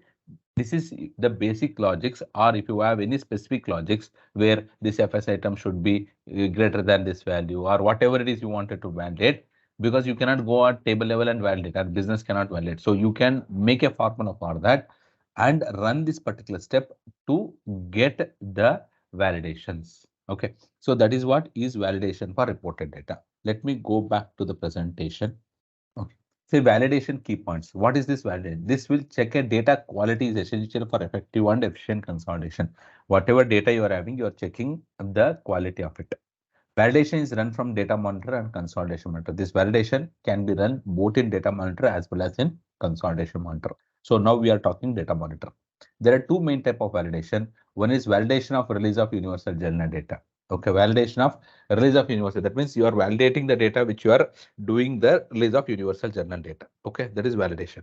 Then data validation. Data validation is the one what we are doing. Say earlier, as I said, validation of universal journal is what we have done. And data validation is where you have a three type of validation. One is reported data, standardized data, consolidated data. In data validation, there are three types. One is reported data, standardized data, and consolidated data. That means you do at a different levels if you wanted to do it. One is reported data, means the one what we are doing is reported data. That means whatever data we have taken, reported data, and this will run in company code currency. That is whatever local currency you are having, not company code currency, consolidation unit currency, it will going to happen. Next is standardized data. Standardized data normally you run after your currency translation on group currency value, you run it.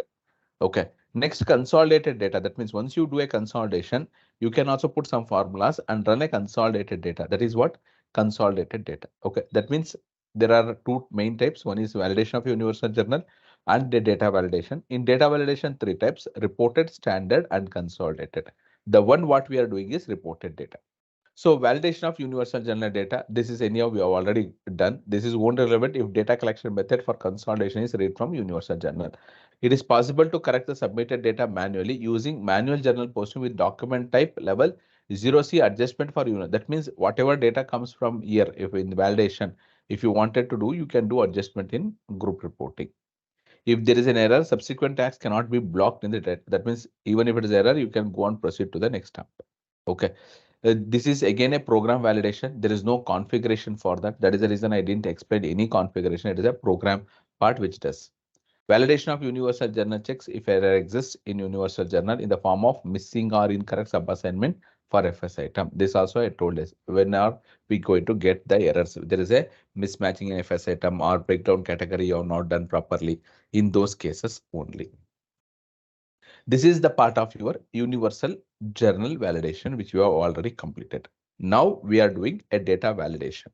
So in that, what there it is just the data came, whether all mapping is available, all that is what it is going to check.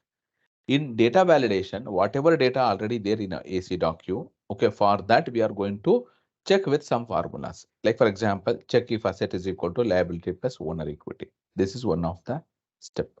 Or check if net annual income is equal to current year retained earnings. That means net income, that whatever we have moved from my P&L to this, but this is, it has been equal. Okay. Then account payable is less than 10% of cash. I'm just telling these are the formulas which you wanted to, which we wanted to validate. Okay. These formulas we have to configure in the system and link that validation method to our task. Upon that we can use it for run and the system will validate it. Clear? See, reported data validation checks local currency value and postings levels 0001 and 0C. That means reported data when we run in the standard, it checks for local currency values and posting level 0001 and 0C. That means I said every document which we post into the system will have a document type, and that document type is connected with a posting level. Okay, that means what type of data is that it identifies. So it is, this is a three type of data which will check when I do a reported data. Okay. Next, standardized data, delta validation checks local currency or group currency and posting level 0001 and 10. That means this will check in local currency or group currency and posting level additionally added here as a 10. Okay, what is posting level? We will understand in detail in the going session. As I said, a document type connected to a posting level. Posting level helps in identifying what type of documents you have posted. Say, for example, in elimination, I can post 20 transactions I may do. But overall, if you have to see what is that, that identify and an elimination, a posting level identify it. Consolidated data validation checks group currency and all posting levels. Consolidation is once you do your consolidation, you wanted to validate, that is check for group currency and it is for all posting levels. Data validation has dedicated log in SAP memory. That means whenever we run, it will have a log created that whether it's successful, error, warning, whatever you want, you can set it for that. Is that clear? Any doubt in this? I'll come to this posting level later. So first now we have to define a validation rule. Okay. In the validation rule, we have to set up the validation rule. Okay. And after setting up the validation rule, we have to make the assignment of this validation rule to validation method. Okay. Once we assign that, then we have to link it to our specific tile and then we have to run the step. Okay. These are the activities which we have to do. Okay. Before I start doing it, if I have to explain, see here, there are SAP delivered validation rules also. These are all SAP delivered, whatever you are seeing here, these few are the SAP delivered. Okay. SAP delivered validation rules. Okay, so if you have to, we will configure one validation rule now. I'll say create rule, a basic rule, I'll say. Okay, compound rule is combining the basic rule. First, you have to set up a basic rule. Upon that, you wanted to do something, that is where the additional rule comes. So B66 VR I'll give as a validation rule. B66 VR is my validation rule. Okay, so again, your data source is group reporting, and which data sets it has to check. Okay, here whether you want a error or warning, what you wanted to set it. Okay, that is what we are going to do it here. Okay, so if you say if you wanted to group by any account number or anything, level 1, level 2, that is the option. Here what I want here is I wanted to make what I am going to make it current year return earnings is equal to FS item. Okay, that is 317000 is equal to this one, where my balance sheet item. Say for example, here I'll say BS. Okay, sum of YTD year to date. Okay, okay, amount. Okay, where FS item, financial statement item. Okay, you can use any of this. I'll say it as a value. Okay, what is the value? 317000 double zero. What is that FS item? Then double zero. What is the other FS item? 31700. 31700. 31700. Okay, and I'll add additional criteria where sub item as 915. Where sub item value as 915. See, if you see what I'm trying to validate here is the FS item 31700. This is the FS item where my sub item is 915. It will group this 915, 31700, 31700, my FS item. Okay, and 915 because I need only one, so that is the reason I'm just making this. Okay, I'll say add apparent. Okay, I don't need this. I'll say backspace. Okay, this is an FS item. Now I'll come to the right side. Okay, in right side I'll say my P&L FS item.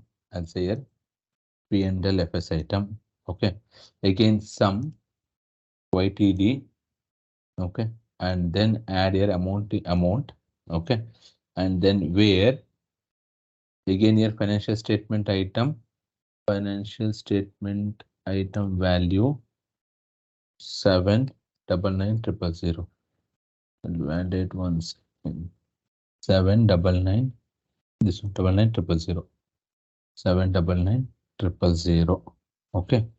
And okay, got it? Is it clear? Okay. So here I'll say P and L. Okay, this is equal to, this should be equal to P and L. Okay, multiply by constant. Where is the constant?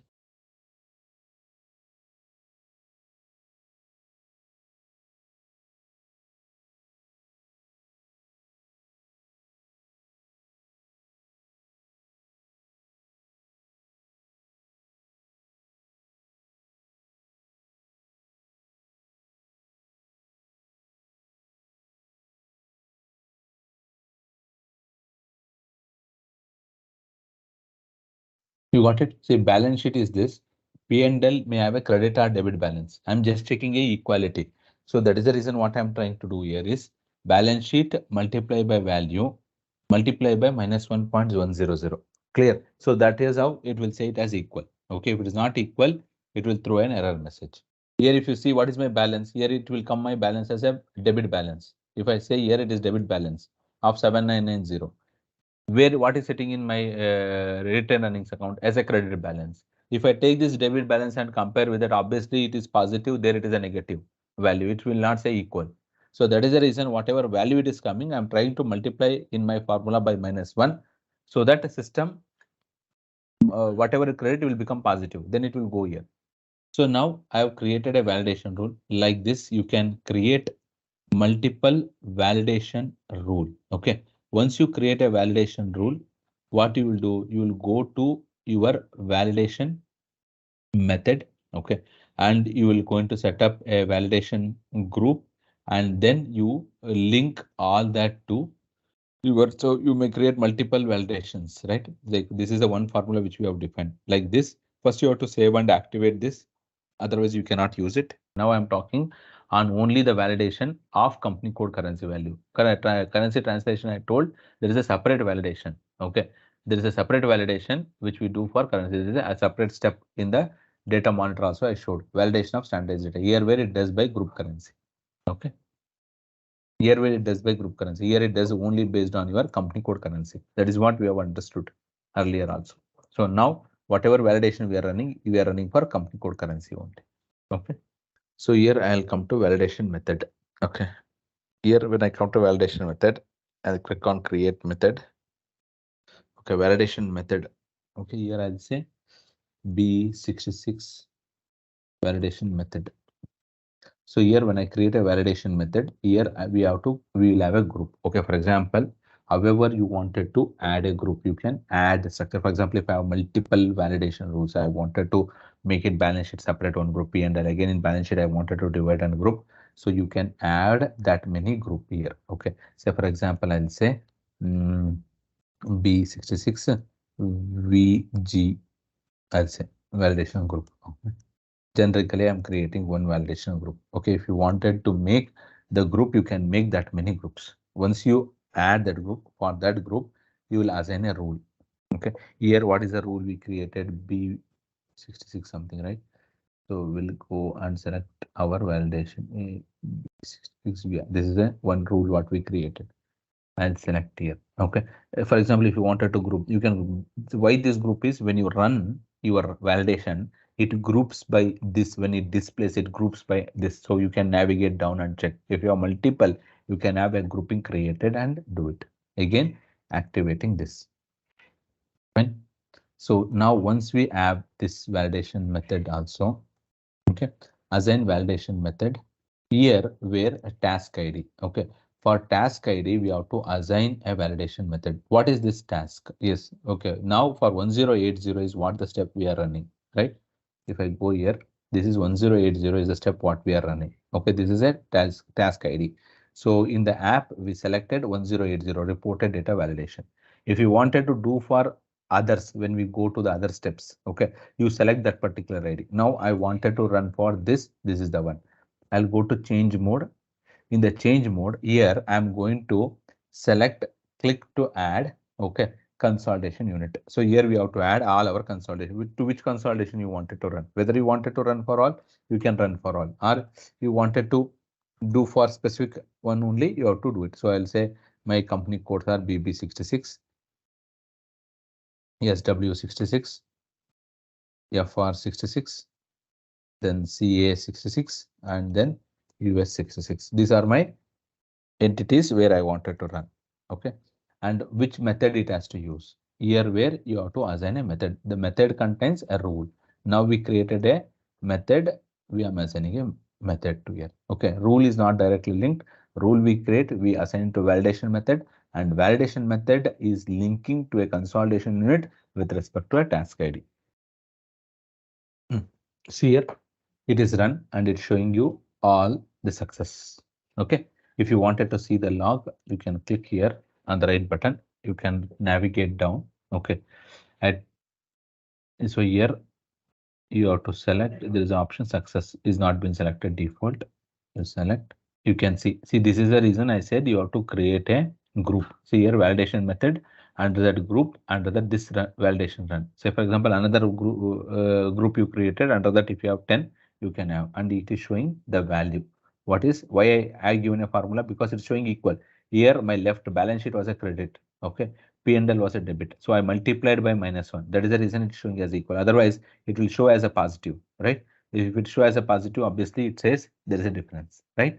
So that is the reason I'm making here with this value. So here where if you set a tolerance, you are asking a question, right? If you set a tolerance, if it is within a tolerance, it comes here. What is the tolerance you have added also?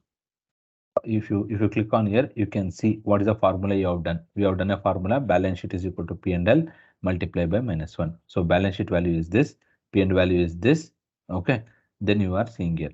If you want to click on this account details, system will come and show what account it has been fetching. For example, for analysis, if there are errors are there, where it went wrong, you wanted to check. Okay, so that is where you will going to select here. Let's move on to the next part. Validation, I did it in a test run. So as I said, it will not going to post any entry. It is just a validation activity it performs. I'll do it in update run. Okay. Because I did it in test run, the symbols are not been updated. Now it is successful. You can see all got updated.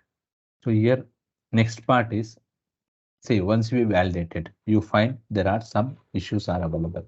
Okay.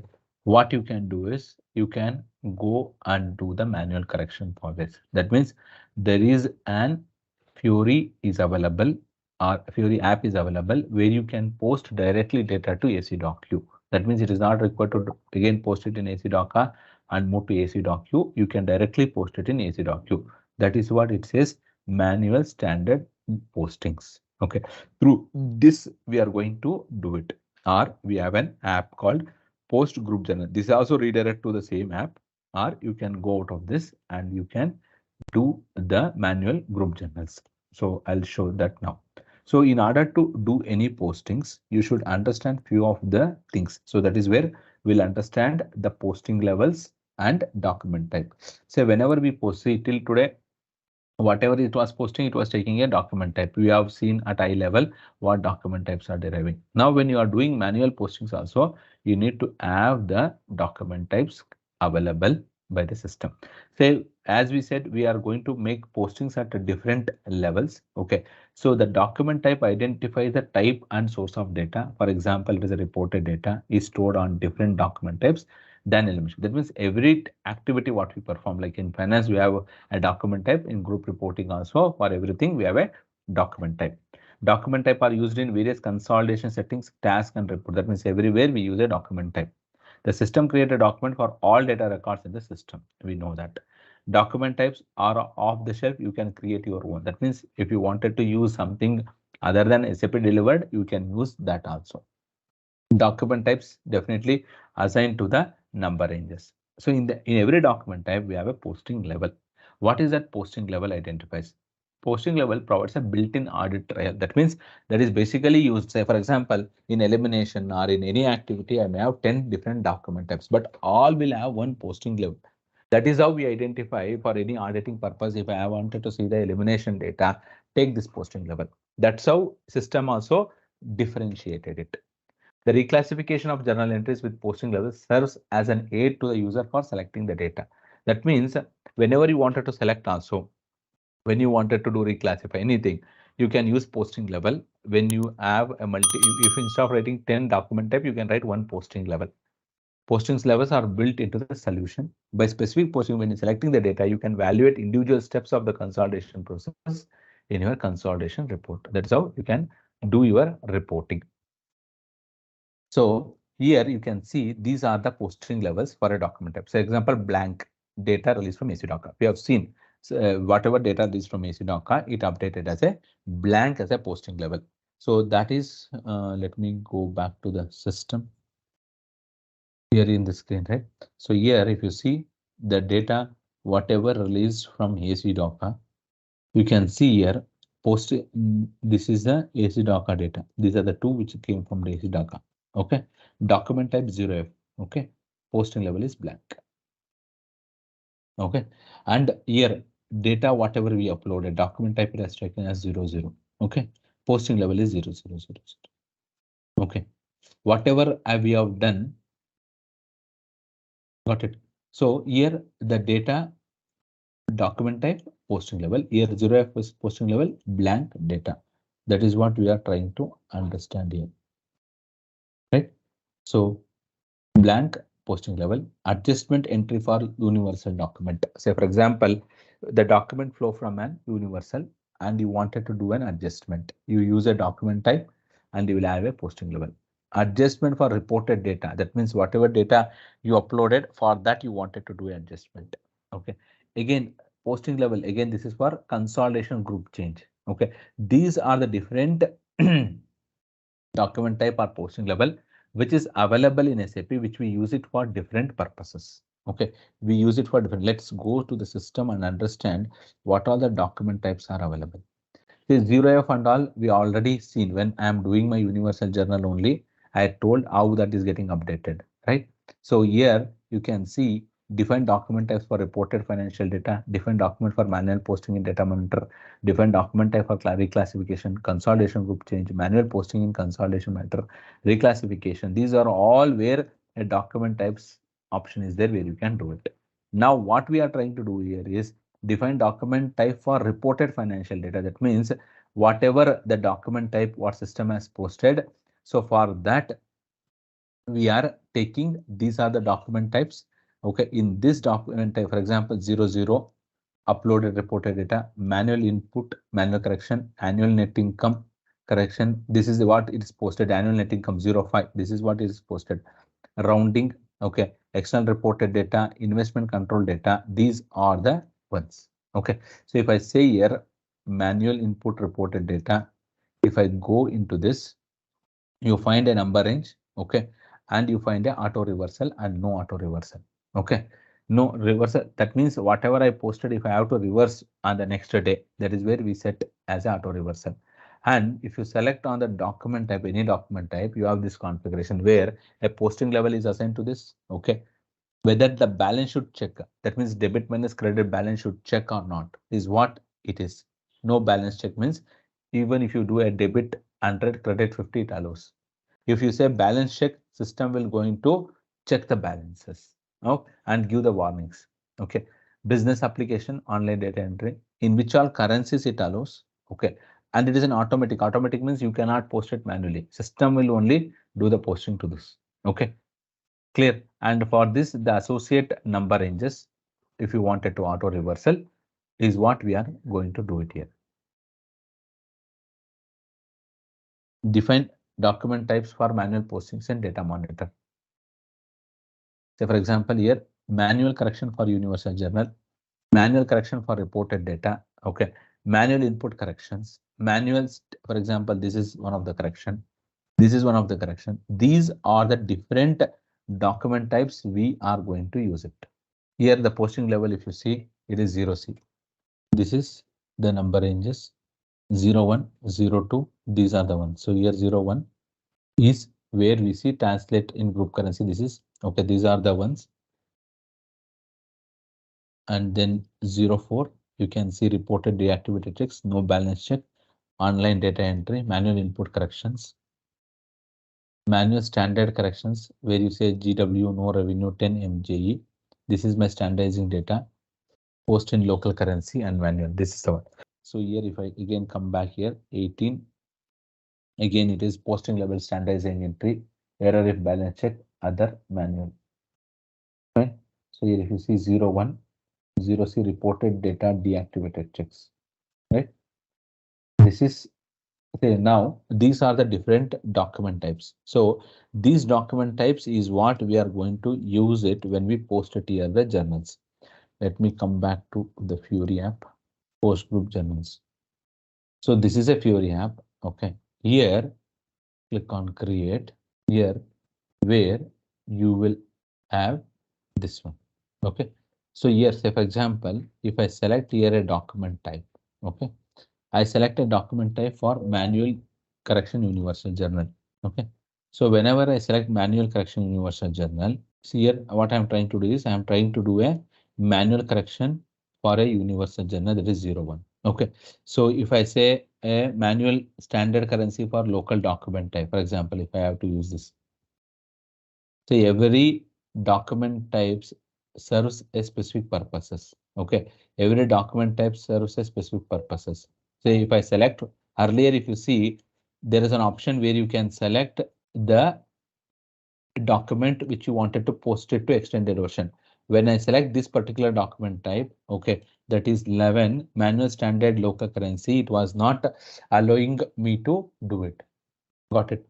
So first let's post an entry to manual correction universal journal. Then we will discuss other point. Here I'll select my consolidation unit. What is my consolidation unit? BB66 only I'll post. 66. Okay. So here we have to give always an FS item. Okay. Always we have to give an FS item. I'll select something for uh, rental income. Okay. So as when I select FS item, sub item category, everything will come automatically. Okay. Here I'll say 100 euro. Okay. And I'm going to credit or debit the cash on hand. For example, say debit and credit are identified based on the sign here. There is no posting key concept here, right? If I give it as a minus, system consider it as a this one. So here I'll give 100 and I'll give 100 here. See, this is an this is a manual correction entry which system will going to take it into the system if I post it. Okay. That is manual correction of universal journal entry. I will not post it now. I just wanted to show you some differences. So manual correction of universal journal is whatever the universal journal data which you have released, for that it is showing the value. Now I will use this 02 document type. 10 is the one. I'll select manual correction reported data. Like this 10, 6, FS item in 4.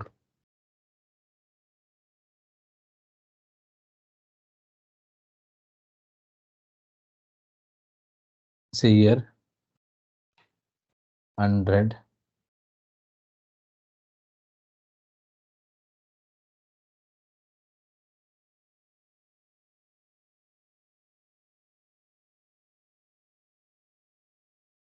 See here, you have to observe here. As soon as I used earlier document type 01, system has not generated this additional 2 line items. Okay. So when you do any manual journals, you have to be careful that what entry you are performing. According to that, you have to select those particular numbers. Okay. So here coming back to the other document type 01. Okay.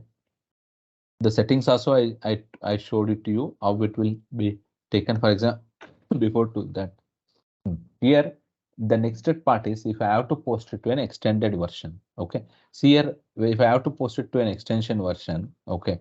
For example, I'll select here 12. Okay. And if I see whether in the correction I can make it to a extension version, if you search here, you don't find anything. You don't find anything. Okay. If I say universal journal entry or reported data, for example, I select this one, manual correction reported data. Based on the document type selection, what I did, okay. Here, it doesn't find any data because it is a reported data related one.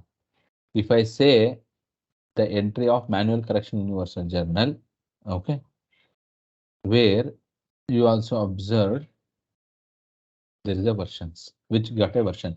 Say for example, I wanted to post it in an extension version. Okay, I'll select that version.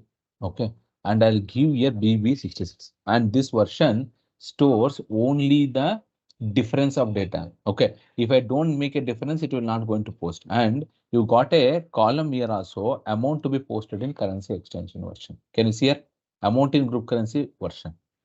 Okay, I don't want to post here and disturb my data. That is the reason I'm not posting. In real time, I'm telling. For example, you are posting any correction to Universal Journal where you wanted to make an entry to an extension version. Okay, that differences is what it will going to capture here if you post here.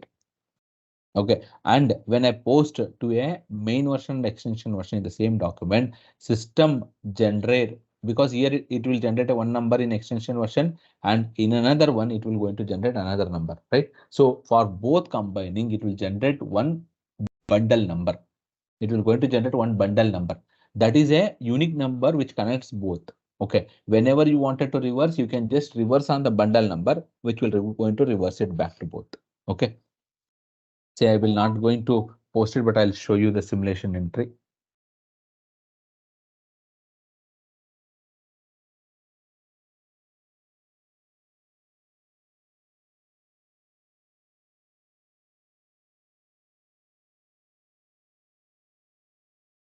Here, amount in group currency, amount in extension version currency automatically came. So what difference amount I wanted to post? Say for example, I wanted to post 20. Is that value I have to give it to there? Okay. Then I'll say apply. Okay. Then I'll come to my balance sheet. And here I'll select my cash.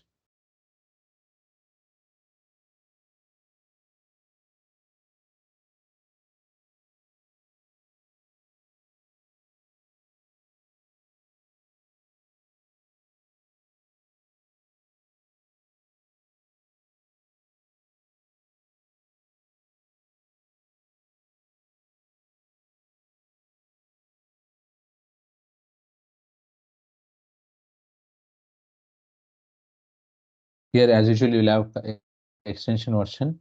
I'll say 20.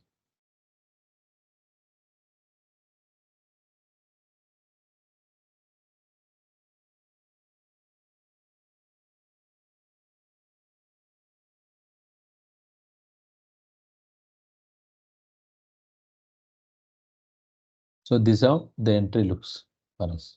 Here there is no additional rows got created.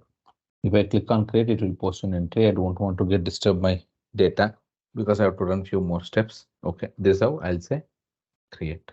And if you have posted a document, okay, and if you wanted to reverse it back, there is an option. I'll select here. I'll say reverse. It will go into reverse it. Okay, if you wanted to copy and create, as usual, you have an option to do it. This is what post group journal entries. Even if you use this particular app, okay, even if you use this particular app, okay, you select BB66 and say update run or test run. It opens the particular step only. Here it opened, but where consolidation unit is grayed out. Okay, you see, because you are doing it, the document type also got selected automatically. 11, right? 11 also got selected automatically. Whatever manual postings, whatever system has given, these document types is what only you are viewing it here. You are not using anything wherever the manual ones are available with respect to that particular, only you are viewing it. If you are doing with post group journal, you can select anything, but it is again the same activity part. Okay. So as soon as I did this, you can see here, I clicked it, it becomes successful. You got my point. So again, say for your business user, like I'm just telling both option. You can go and directly do it here also. If you say restrict your business user only to do this mode so that they don't select wrong document types and do the make the posting, you can give access from here only where they have to select and redirect so that they will not select the wrong document type nor they will not select the relevant. So here, if you use a document type and try to post, it should move the balance to a retained earnings account also. So that is the reason we are doing it here. Other part here is a mass upload. Yes, there is an option where you can do a mass upload. That means SAP has given a tool or an Excel format like however you have in finance, also where you can load the JVs. This also there is an option where you have an import journal entries, post group journal entries. You have an import group journal entries where you can go and download the template. Okay, and then you can fill out the template and load it. Download template here again when you download it, whether it's for manual correction, two-sided elimination, group dependent. Now we don't understand what is two-sided elimination, group dependent, manual correction. Say download, close. Okay, so here where you can as I selected this one where whatever the manual journal, so you select entry ID, browse and upload. So hope you are clear. See here, one more thing is it's like here in the document type, we understood document type, posting level, we understood the number range. If you wanted to set auto reversal where we set all that part is one. Till now, we have not come to the situation where we have an auto reversal scenario, right?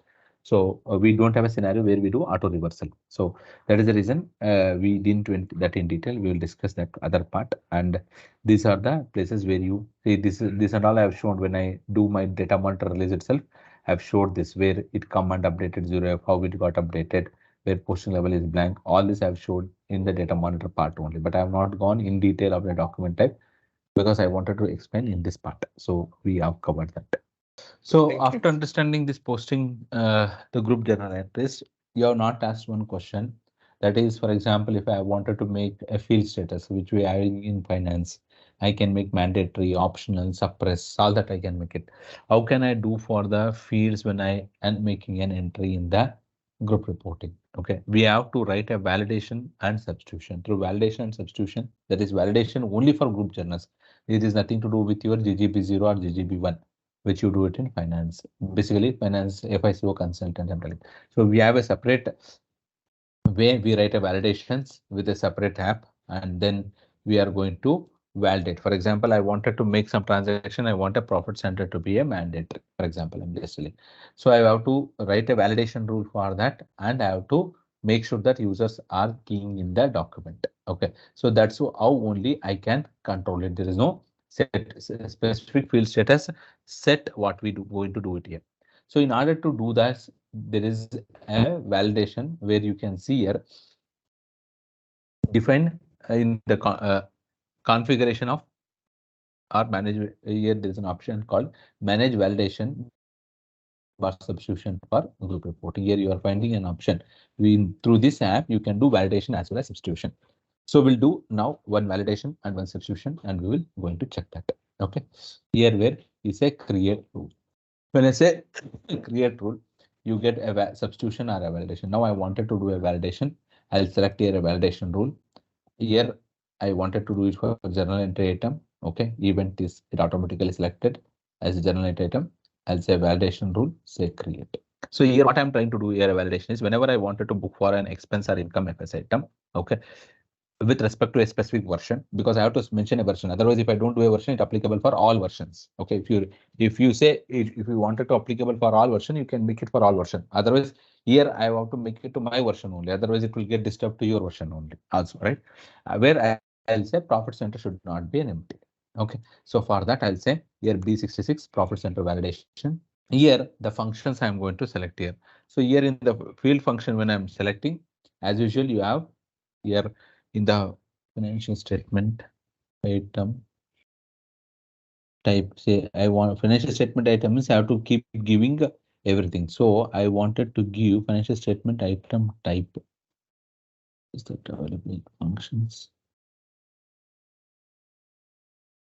No. So here if I say financial statement, where I will say here in the financial statement item, okay, what I'm going to say is I'm going to say it as financial transaction type.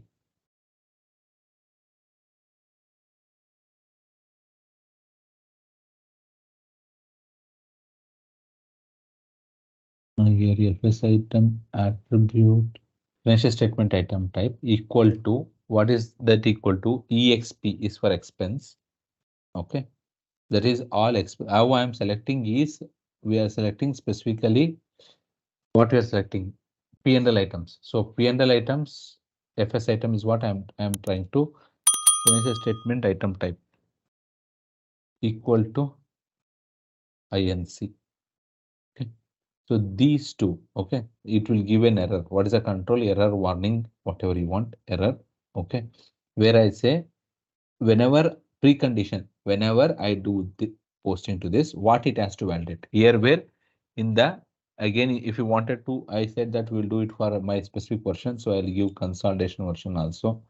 Otherwise, it will applicate, it will keep asking for your version also. So I'll say consolidation version. Here I'll say it is, what is my version? B66. Okay. And I will give here validation as profit center. So I will use the generic profit center, where I'll say it should not be empty. It is not empty. Okay. This is a validation I'm doing. I'll save it and I'm activating it. I activated it. Okay. Now if I go to my post group journals, post group journal entries, create document type, whatever you want, you can select, because it's applicable for all document. If you wanted to restrict to specific document type also, you can restrict to the document type, anything you wanted to do it. Okay. BB66.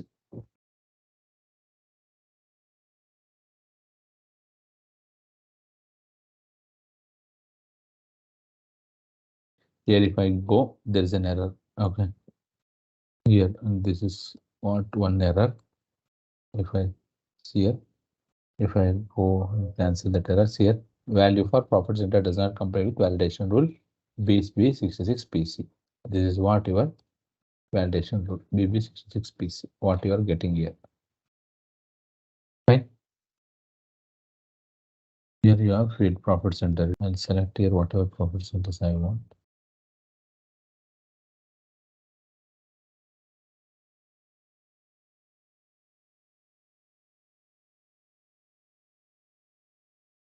Sure. Now, so if I again write another row, for that row also it will validate.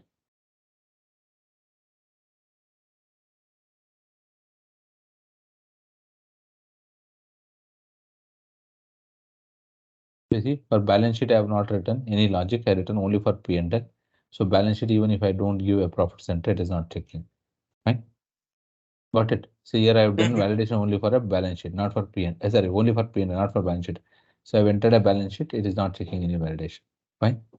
So this how, whatever way fields you wanted to make it mandatory, you use this validation logic and you are going to make it. Or you can use a substitution logic also and substitute it. If you don't want to make a validation, you can, obviously you can make it a substitution. For example, instead of user key in, instead of that I will make a substitute to do it, you can do it. So how we can do a substitution rule is what we'll understand now. Any doubt in validation? So now we are creating a substitution rule, right? So I'll select here substitution rule. Okay, say create B66 substitution rule. B66 substitution rule. Okay, so your field is segment. Okay, what I'm trying to do here is I wanted to make, for example, a segment as a validation. Okay, so if segment is a blank, I wanted to take a default a value to that particular one. Simple, I'm doing. Again, if you say for specific profit centers, I want for FS item, I wanted to default a profit center. All that is your logic. Okay, our cost center you wanted to default is all your logic. Okay, whatever you say, as a segment, precondition is if segment is empty. Okay, if it is not empty, then I don't want to do it. Okay, if it is an empty, then I'll say my consolidation version as version consolidation version, because I don't want to get affect people who do, again they'll come, they'll disturb my configuration. So I'll do whatever you do for practice, try to restrict to your consolidation version only. In real time, if you say it should applicable for all, you don't need to restrict. Here it is a testing system. Try to keep that consolidation version restriction so that your validation or substitution should not affect to other people's. Fine. So in the target field, I'll say if I've told if it is a blank, then I said here you have to substitute segment, substitute as one value. What is that value? Segments we are having. Okay, I'll make this as a 1. I'll save it. Active. Fine. If the segment is blank, it should pull up this. Fine. I'll go here. I'll say create one more entry. And again, I'll select here a document type. I'll go for. Obviously, first it is validate for my profit center. Okay. I'll give a 100 profit center. Okay. Segment can is here as it is blank already loaded. Getting my point here? Before I said segment blanks. Here there is no logic for deriving a segment. So as it is blank, it is taking up the value. So this is the part of our data which has come till here. Now the last step which is looking at a step left out in data monitor is currency translation. Okay, where we have to translate our for example, now we have in this version we are consolidating in euro, right? So other than euro, we have two company codes, Canada and US, that we have to do a translation and calculate a translation difference. Again, translation difference calculation is a accounting standard logic where we have to calculate by keeping a reference rate. We are going to calculate the translation and do the translation differences and update in the system. Okay, that is where the that means it will convert whatever USD and Canada company codes are there. For that, it will do it. And we have a group currency extension version where it has been having an SAR as a currency, right? So in that case, euro, SAR, everything should get converted into SAR. So we will be configuring translation method and we'll assign to this particular step so that when we run the translation, all data will get converted into USD and update. That is what our translation part is, the one activity left out in data monitor. So I'll be taking up this translation because it is a long time of it takes time to explain the concept. Even if I start in next 20 minutes, we cannot cover up all the topics. Here again, we divided into following parts: historic, non-historic, and P&L. Okay, so historic FS items are the FS items of balance sheet, non-historic are the few FS item of balance sheet, and P&L item. So what generic rule what we apply according to the reporting standards, we apply that and do it. So in your configuration, you may have little, say for example, I say translation difference I'm calculating. Your business may say, I don't need a translation difference, just you convert a value with one rate and close it. Then you just calculate it. As a part of some gap or some report, IFRS reporting standard, translation differences we need to calculate by keeping some reference value. What is the change in the currency happening? The translation difference we have to calculate and post it. Next, we have to go to an consolidation monitor. In the consolidation monitor, we have elimination of intercompany. Okay, so once we understand the elimination, then consolidation of investment. Okay, so if I say here, almost we have come to a level of 35 to 40% syllabus is been completed for today. Okay, if I complete normally, I divide it into 50% syllabus, data monitor completion 50%, consolidation monitor and additional plan load. There are few realignment activities, all that I consider as a 50% of the syllabus. So as we have left out with only one note, that is currency translation, I can say we have almost reached 38 to 40% of the syllabus we have completed. Okay, you can go and review back the syllabus. If you find anywhere I have missed out, you can always come back to me. I've done more than what I've proposed in the syllabus. Syllabus S4F95 talks only the restricted things. We have talked more than that. In that, you don't find the extension version, group currency extension version. All that explanations you will not find in the books also. So we have done more than that. So just walk through the previous topics, what we have all done, so that currency translations makes little easier. Otherwise, it will again show as a new screens for you when I went into the topics. Otherwise, I suggest is you go through my videos, make a notes, and then go through the steps. So whatever I have covered the steps, I kept the base of S4F95 only, and then I'm doing it. I may cover additional topics to you and what is not there in that. But the basic thing is, say if you ask me, say for example, if I open the screen, I will explain 50% of the syllabus. For release the universal journal, what is required, I do a configuration, I will bring the data. For data collection, I should have a data in a sheet to upload. I uploaded it. Validate is direct step here. I did it. Calculation of net income based on my data system calculated a P&L, and then it moved to current return earnings, that is net income. Then validation, I created few formulas and assign it to my step, and then I run. Validation got completed. Okay, manual journal, I went to manual entries. I posted few adjustment this and all, and I've done. Upon that, a validation and substitution is dependent on this manual journal. So I did that activity also.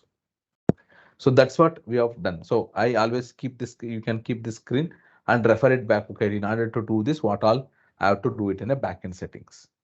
So what I suggest, instead of just following the SAP standard, whatever they said, it is just like they click here, you go and click here. Instead of that, try to understand the concept, and upon that concept, what is required in the backend, you do configuration and do it. And if you follow my videos and if you make a notes with respect to my videos, you can do perfectly fine. Let's test your knowledge. Here is a question for you. Which key validation check ensures debit and credit entries balance for each document? Option A, data monitor activities. Option B, posting level by key points. Option C, document types and key points. And option D, validation of universal journal data. Take a moment to think, and when you're ready, choose the correct option. And remember, each choice holds a key to unlocking the answer. Good luck, and type the correct answer in the comment section. Hello everyone. I wanted to provide a brief overview of ZaranTech's training program of SAP Group Reporting. This comprehensive course covers key concepts and tools you need to create consolidated financial statements across multiple companies in an SAP system. Over the past few years, hundreds of professionals have leveraged ZaranTech's SAP Group Reporting course to expand their accounting skills and advance their careers. After completing the training, many have graciously shared their success stories in ZaranTech's testimonial platform. In just few weeks, you can learn how to set up group reports, reconcile transaction between different company branches, convert currencies, combine financial data using the popular SAP software, and this can open doors to new finance job opportunities too, or help you deliver more value to your current role.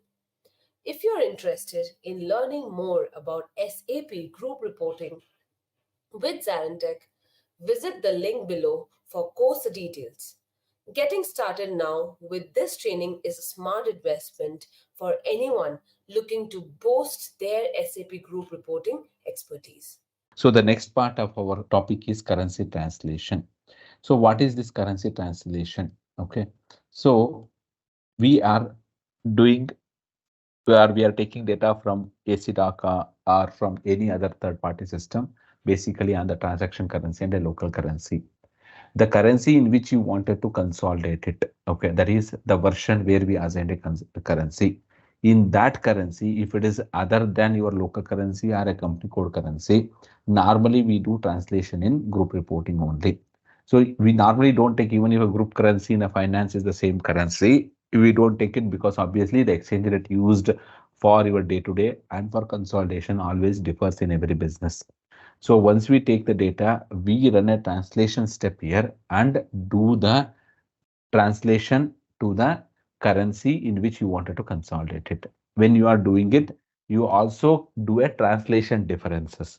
This translation differences means you will always keep a reference rate as a one rate, and whatever the average close rate in a month, you take that rate. You will be, you mean system will going to calculate based on the reference rate to the rate of closing, or the average rate, what is the difference, what is the conversion it will do, and the difference of that will post as a translation difference.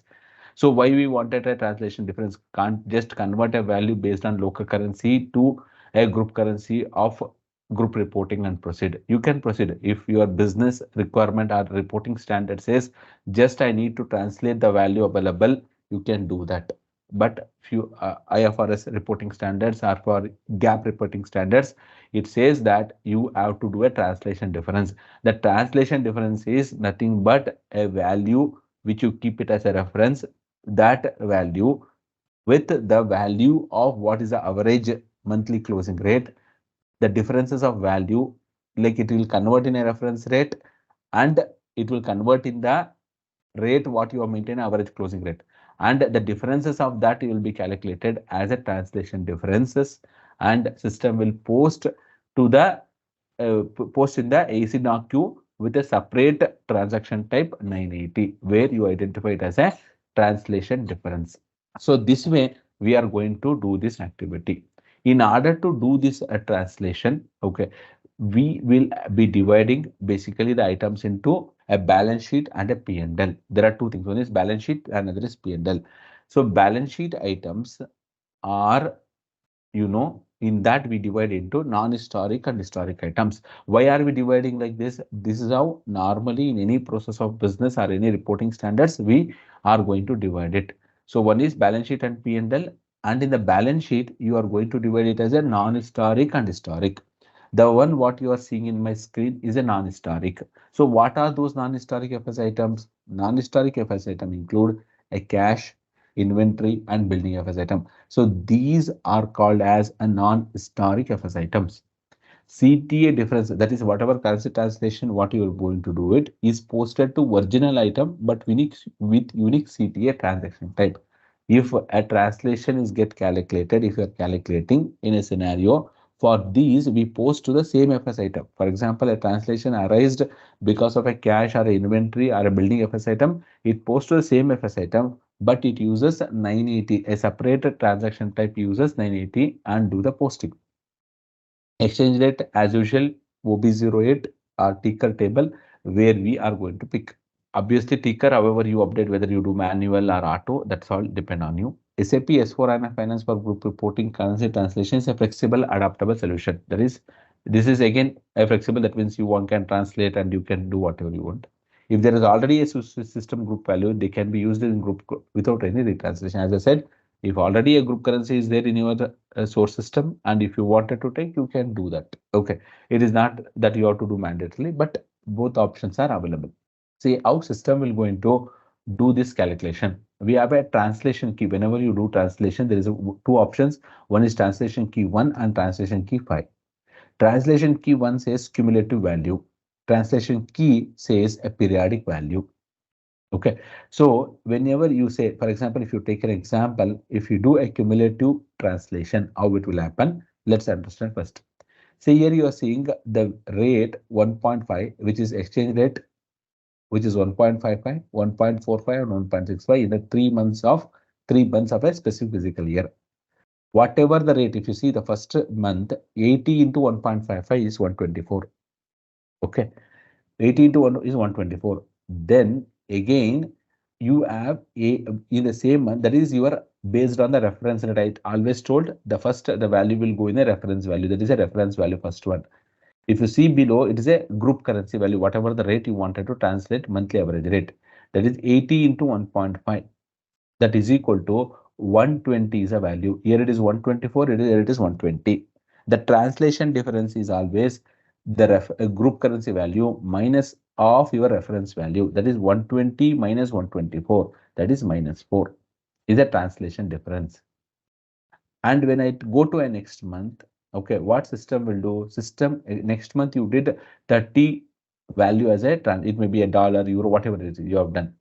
When system is considering here, it will not just take 30, it will take last month, which is the value 80, and the current month transaction 30, that is cumulative 110 into 1.45, that is 159.50. And again, that 110 into 1.4 is 154. So now 154 minus 1.5 is a translation difference. That's how system will do a translation key 1 if we assign it in our configuration. If you assign it as a periodic value, it does by period. You are seeing the same calculation. It does by period 80, 30, 20. So 30 is what you are seeing here. 30 into 1.4, which is then upon that it added a 120 as a value. And that, see, the conversion is not happening. Whatever the last month it has been converted, that value directly it takes. Whatever the rate in the current month will be applicable only for that particular month value. The whatever you have translated or the value updated as a 120, it takes there. The same way here it is whatever is updated in the last month, 114 into 1.45 plus of the value. So this is a value which is system is taking cumulative based on the periodic value. Clear? So the periodic value system takes here. Whenever you do the periodic value, system takes here and it will going to convert it in a transaction currency. In USD, it varies. In USD, for example, my company, assume that $100 you have to you receive. In INR is a company code currency, $80 is there, you reevaluate, you put it as a 80 and you reevaluate it. Okay. And updated your company code currency just for revaluation purpose in the month end to see the balance. But when you invoice is posted at 100, what was the rate? It is already updated a company code currency. That is a company code currency value. On that we are doing the conversion to translation.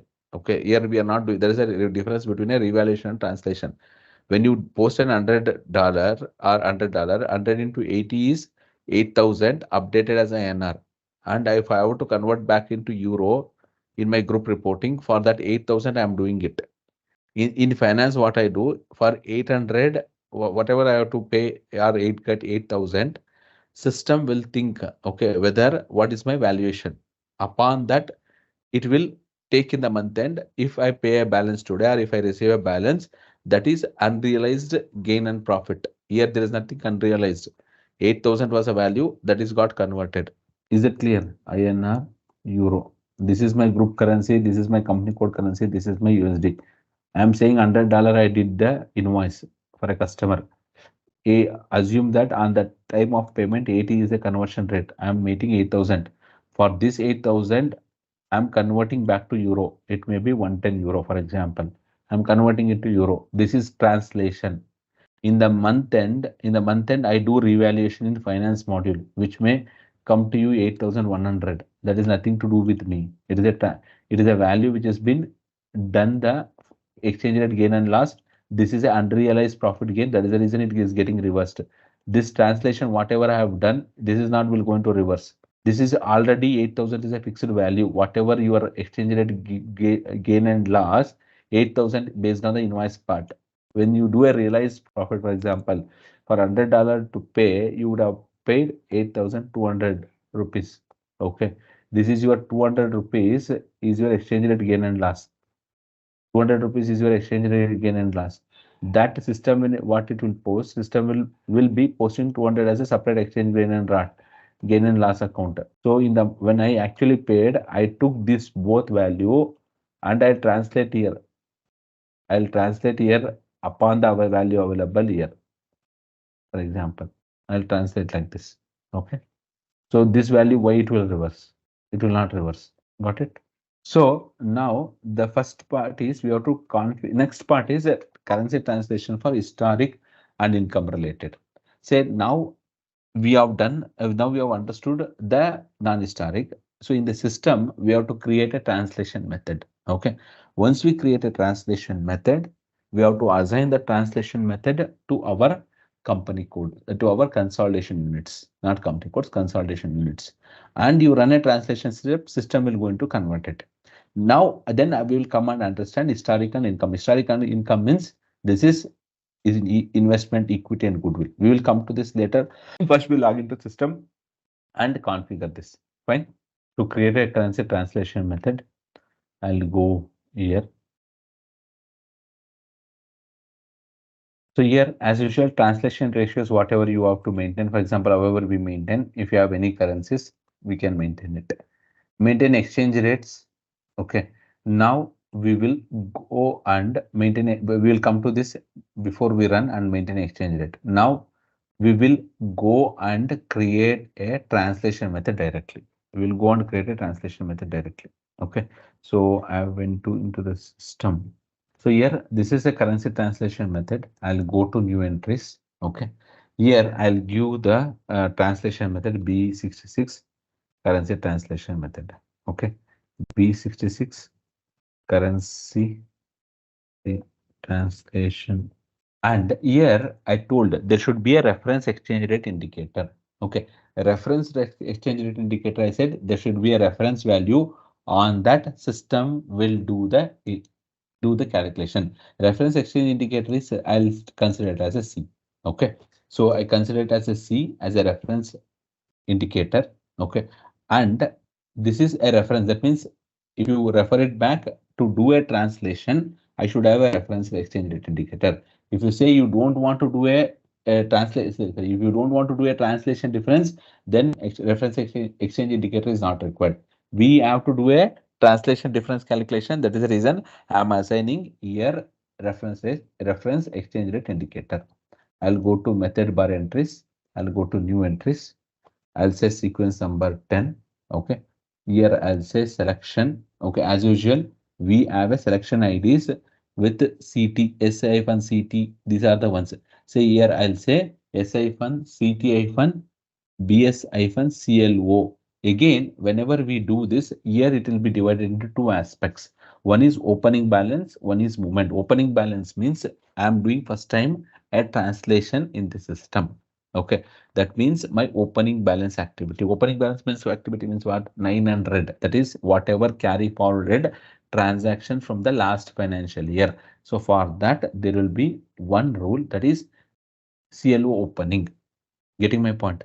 S-CT-BS-CLO-OPE, that is opening balance. Clear?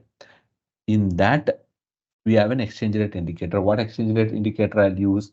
Because it is a opening balances of last financial year, I'll say prior year. It has to take the rate of exchange rate as of last year because it is a opening balance. I'm doing a translation now where this closing rate of the last financial year it has to use. So that is the reason I'm giving prior year end.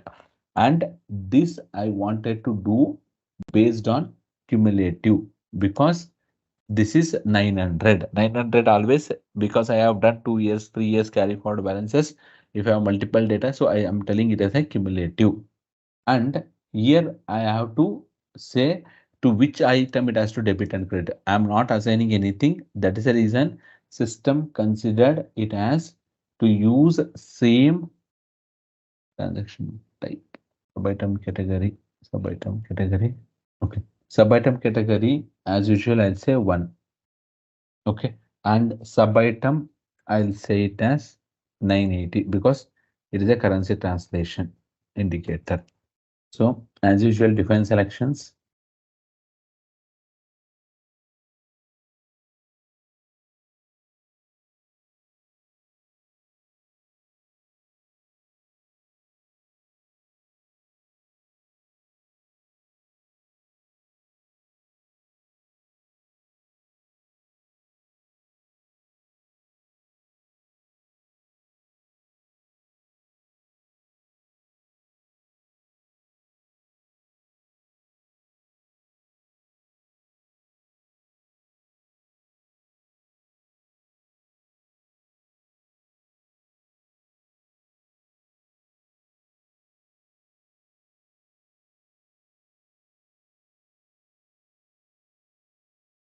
See here, I was showing you in the screen where I'm doing a define selection. Whatever the selection ID I'm using here in my configuration, that is a safe and CTF and open balance. The same selection ID in that it says SF and CTF. These are the FS item where it is posted with the 900 as a opening balance. So if I take this FS item and see here, okay, SI fund, CTI fund, BS-CLO, S-CT-BS-CLO.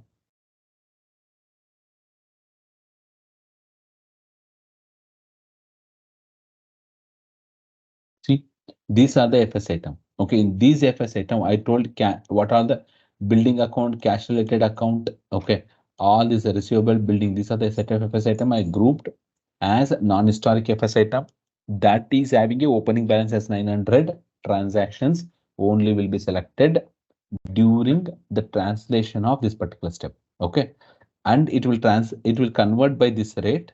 Okay, because it is a 900 opening balance of the last financial year, it is clear year rate is where I'm converting it. Okay, translation key I'm keeping it as 1. Okay, and I'm doing 980. 980 means the value what it is been there. So here this our system does now the calculation. It check with the reference rate and it does the translation difference. This is selection ID provided because we are using a best practice and we have used a FS item. In that FS items, in this set of FS items, when we load our FS item, we have loaded a currency translation selection. There is a column, 7 selection attributes are there. Out of this, currency translation is one of the selection attribute. In that attribute, this is an attribute given in all set of non-historic FS item. So if you create your own FS items also, you have to divide whether it is a non-historic or historic. Okay, non-historic means I have one selection ID. I have to use that. If it is a historic, I have to use another FS ID. You are getting my point.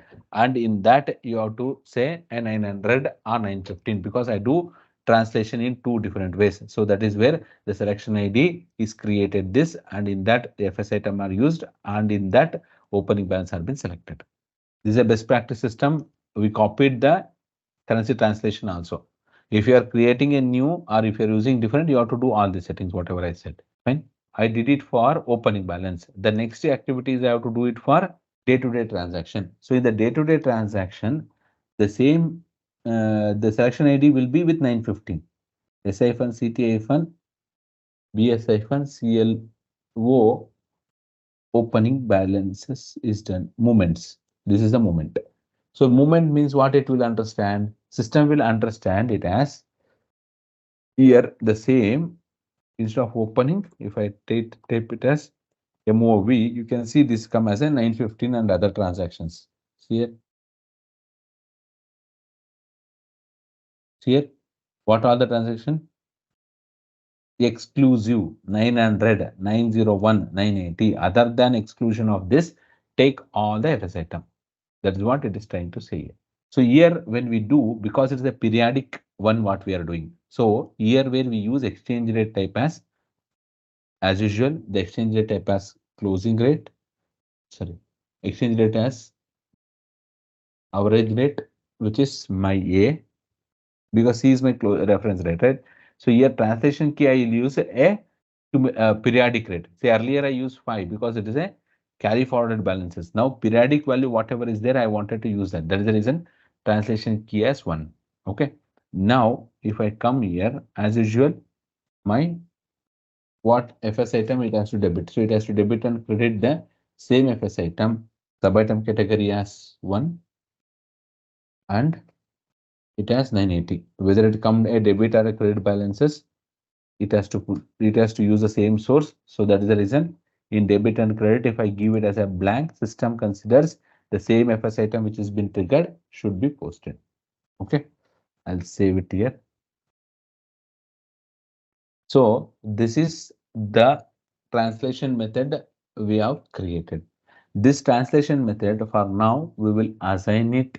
Before we assign it, you have to come and validate it whether your translation methods are correct or wrong. Any issues are there. Okay, you have to select here. System checks that. Check. No errors found. I'm activating it. Save. Data saved. So here in the method entries, we configured the 2 steps. We have activated it. Where you have to validate and then activate. Okay. If you don't do that, you cannot use it. Okay. Until and is active, you cannot use it. I'll come back to my consolidation units and assign this to my consolidation unit. Here where I'll say, I'll come back to consolidation unit. I'll have to go and do the consolidation unit. Here, my consolidation unit, what consolidation units I wanted to run the translation. I have to run for CAD and USD, because other threes are in euro already updated. I don't want to run, for example. So now I will go and select my consolidation units. Here my consolidation units are CA 66. CA 66. Here I'll go. Okay. I will.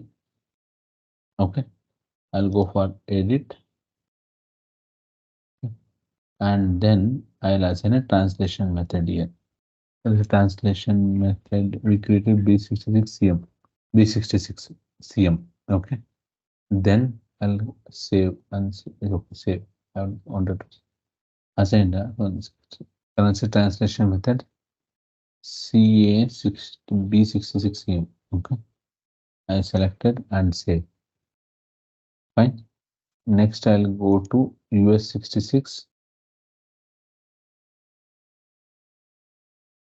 US 66 translation method. So here B66 CM currency translation method 2 we have done. And these are the ones which I wanted to do it. There is one more thing, okay, which I wanted to show. See here, if you see here, I have not assigned exchange rate type. I assign exchange rate indicators. Okay, how exchange rate types are considered? This is what you do here. Exchange rate indicators. Okay, here C means it uses an exchange rate type. Okay, whatever the exchange rate type is been available here.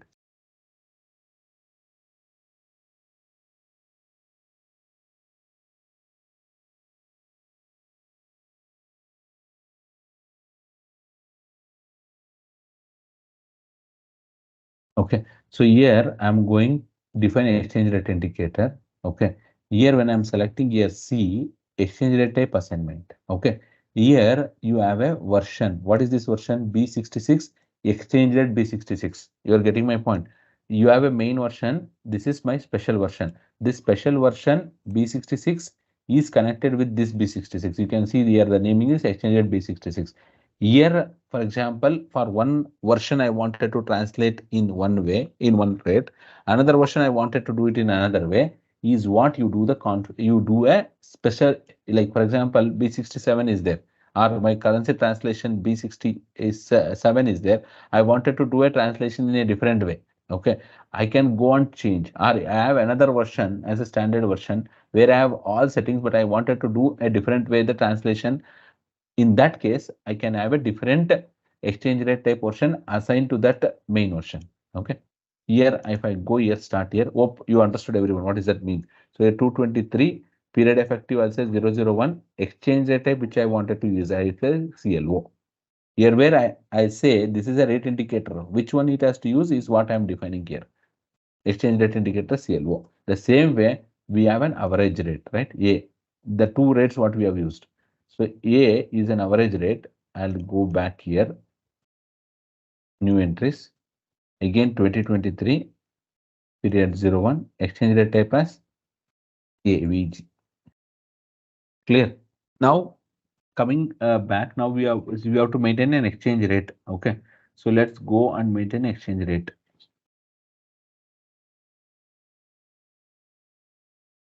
Maintain exchange rate. Okay. I'll go to new entries. I'll say, see, I have to maintain rates like this. Okay, CLO. Okay, what I'll do, I have to maintain in CLO USD to, sorry, CLO USD to last financial year. CLO USD to euro, right? CLO USD to euro. 1 USD is equal to 0.934304 for the last fiscal year, because opening balance to translate. Okay. For current year, the available rate on 39 is 2023. Okay. If you want, we will copy this and change it to 31.12.2023. Okay. This rate. I'll increase to, for example, 0.98. CLO is fine. So this is the one, and this is the one which system uses. Okay. CLO rate. This is last year rate, and this is this is my closing rate is always my reference rate. It uses this, and to do my opening balance translation, it uses this. Okay, and coming the same way, I have to check for CAD to USD. The same CLO from currency CAD to Euro, not USD, CAD to Euro. Okay. Again, if you come CAD to Euro, 3112, I'll retain the same. For example, this one, if you wanted to get updated as of current date, I'll just change it to 31/12/2023, and we'll use, for example, 0.77000. Fine. That is for CLO. And then coming back to a average rate to convert my day-to-day movements, right? So again, I'll say USD to Euro. So 39 0.99 is there. I can retain the same rate also. I don't want to change it. I will retain the same. Okay, you can retain the same. I'll retain for this the same. Okay. What is available recent rate? As we have know all, that will be considered. So again, AVG from currency CAD to Euro. So 13 31 12 20 30. It is a value available 0.73. Okay. I'll copy it. Sorry, CAD to Euro, right? So CAD to Euro. CAD to Euro. I'll copy this. I'll put it as save. So the exchange rates are available, right? Now we will go back here. Go back to, as usual, to data monitor and go to data monitor. This is again my version. Currency translation. I'll do test run to show how calculations happens.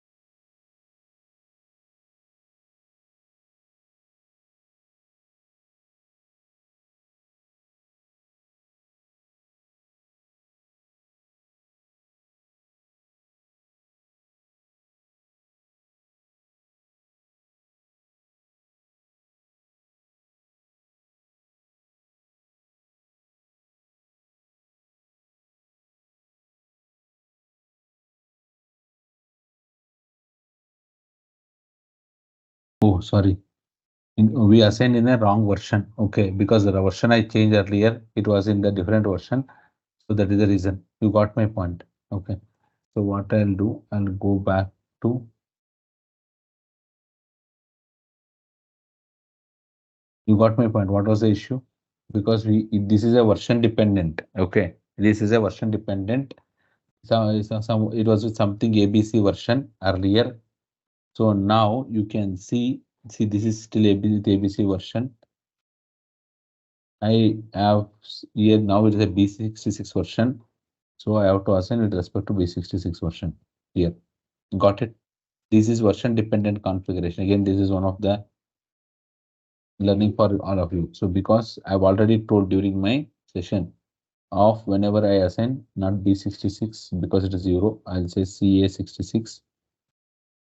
So this is version dependent configuration. Okay, translation method also you can use a different from version to version. So here what I'm doing it for B66. If you see B66, it is showing, it will be showing it as blank. Okay, because the translation method for B66 it was not there. Got it? I'll come back, say US 66.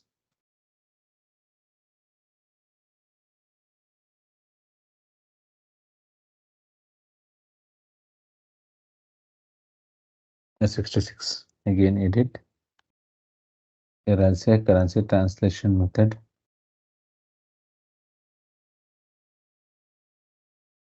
Save. Fine. I assign to both. I'll close this. I select here currency translation method. I'll say test run. See, now the value came. So in order to explain to you, I'll just extract this because I'm doing it in a test run. I'll extract whatever the columns you want. I will extract into an Excel sheet. Okay. If you want, we will put whatever the dimensions you want. Okay. We can extract this to Excel sheet. Fine. So here to explain to you, I'll take US CA56 or one entity I'll take. CA66 I'll take. I will take again one FS item. Okay.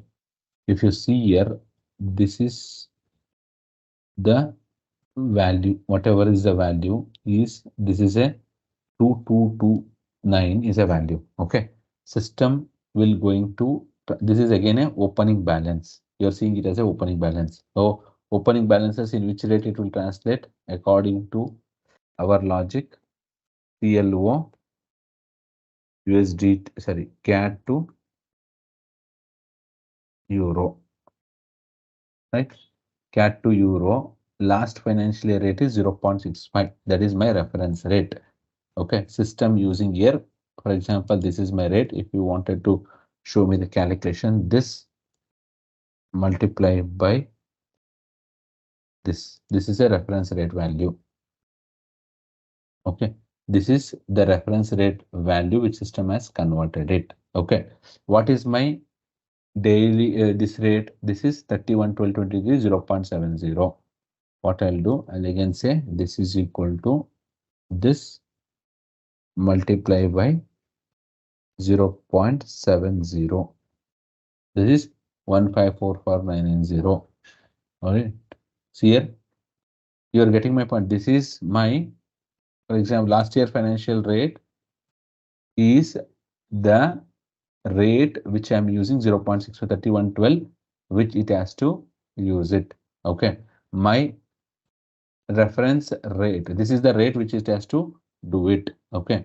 And then the other rate is 0.70. 0.70 is my closing rate. Okay, that is a closing rate which I'm using it as a reference, right? If you see back my configuration, see the first step is this is my reference rate. Which one? B66. This is my reference closing rate. What is as of today closing rate? 0.70. This is my reference rate. Upon that 15449 is get calculated, multiply by 0.7.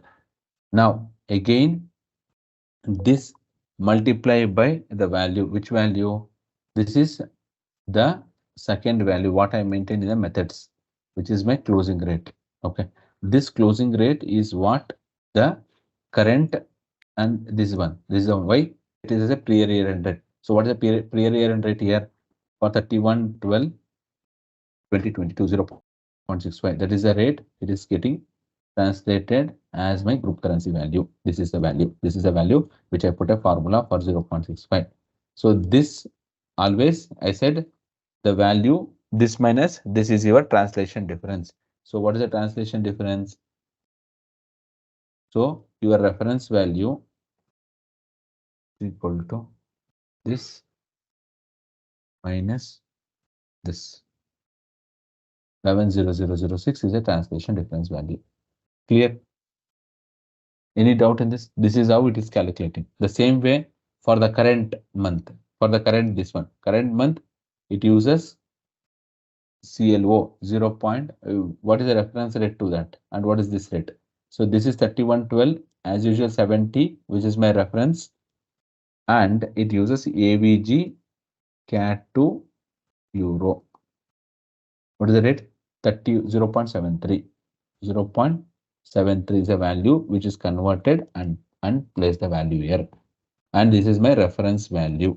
Okay. System does a translation difference. That is 54.720. Clear? Then my as usual, my this rate is remains same. What is the rate? Reference rate remains same. That is 0.65. I said not 0.6 something. So that is this value. Okay. So again, this minus this is your translation difference.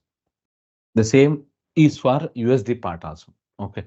So we have done it in a test run. I will not run it in real run now. Why I will not run it in a real run? Hmm? Because I have still other activities to do. I don't want to disturb multiple times to run. So what I'll do, I'll just go and complete the other part. What is the other part? The other parts are my income related FS items and balance sheet with historic movements. Right? There are two more topic is pending. There are two more configurations are coming, which is historic and income related FS item. So historic items includes your investments, equity, goodwill. These are the FS items are considered when I say it as a historic. Income related items includes current year retained earnings and profit and loss FS item. That means all your P&L related along with your current year retained earnings account is what income related FS item which contains. CTA for historic and income related is post to a CTA FS item with a unique transaction type. Say now the transaction type what we have used in a non-historic is whatever the FS items which we have a difference in the same. But for this one, we are going to use a separate FS item. Why separate FS item? Again, it is as per the report. So a reporting standard. If they say we wanted to use for this one also the same, you can just give it as a blank so it posts. Otherwise, if you wanted to post separately the CTA difference, it go to a separate FS item. Okay. So what I'll do now, I will go and do this two-step of configuration also. Fine. In the sequence step 30, again I do a selection of CT-BS- historic. There is an FS item delivered BS-historic. Historic. So again, in the historic also, we have two things. That is your investment equity. What is because it's a balance sheet. So it will have opening as well as this one. Say because it is an investment FS item, we don't do the translation difference. Okay. We don't do the translation differences. So that is the reason I am giving here the translation key as 6, no retranslation of existing group currency. Okay, not required. Whatever the rate is been maintained as a part of reference, system will go and update the value. So I don't want to do a translation differences to calculate for this because it's a investments. These FS items, I don't do the translation difference. I don't keep calculating because my investments, these are all my investments values. So I'm keeping it as 6 for this where the translation is not required.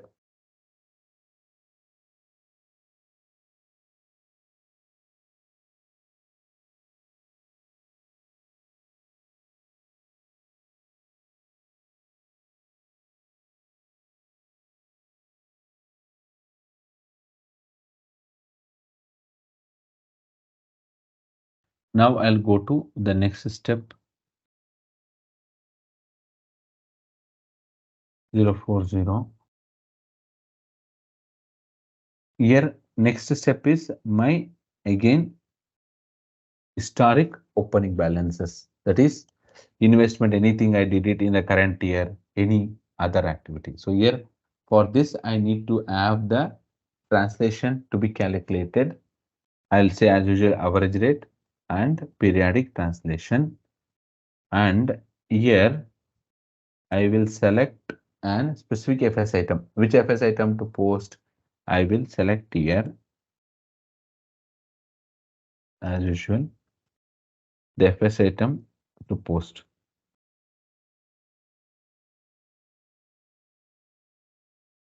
One second, ARCTF contains no item. Sorry, selection is not this one. So I selected S underscore I1 underscore. When I make the cursor, it historic balance sheet. Historic movement. Here FS item, what I will do, I will write directly the FS item or you can give the role. Okay, I'll write directly the FS items. Whether it's a debit balance or a credit balance, it has to post to this FS item, sub item category as 1 and 980 as my transaction type. Clear? I'm using as usual average rate, how I did my other balance sheet, the same way. Transaction key with this one as a period, and I have done this entry 314800 to 314800. Fine. I'll save this. So with this, I have completed my balance sheet part.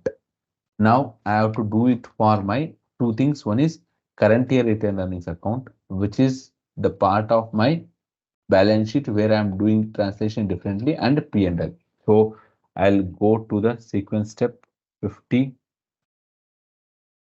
So we have a selection again, SI fund, CTI fund.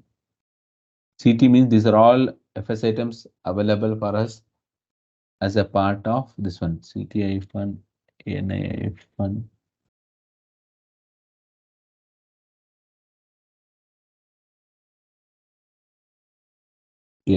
This is the one which is current year retained earnings account. I'll say this as usual an average rate. Okay. And this as my Y as FS item. Here I see here for this I can give the role. What is the role I'll give? SI fund, CTI fund, diff copy, give the both. Okay. As usual, I'll give a transaction type as 980 as a sub item. Okay. If you wanted to see this selection ID,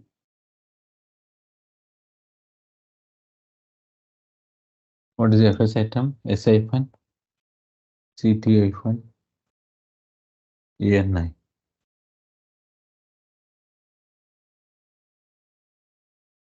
This is the one. This is having AFN balance sheet net income. Okay, these are the two selection attributes. So here if I come, currency translation selection, go 31700000. Here we are telling to post an FS item where we maintain it as item rule as SIFN CTIFN difference. That is item rule. I'll come to that.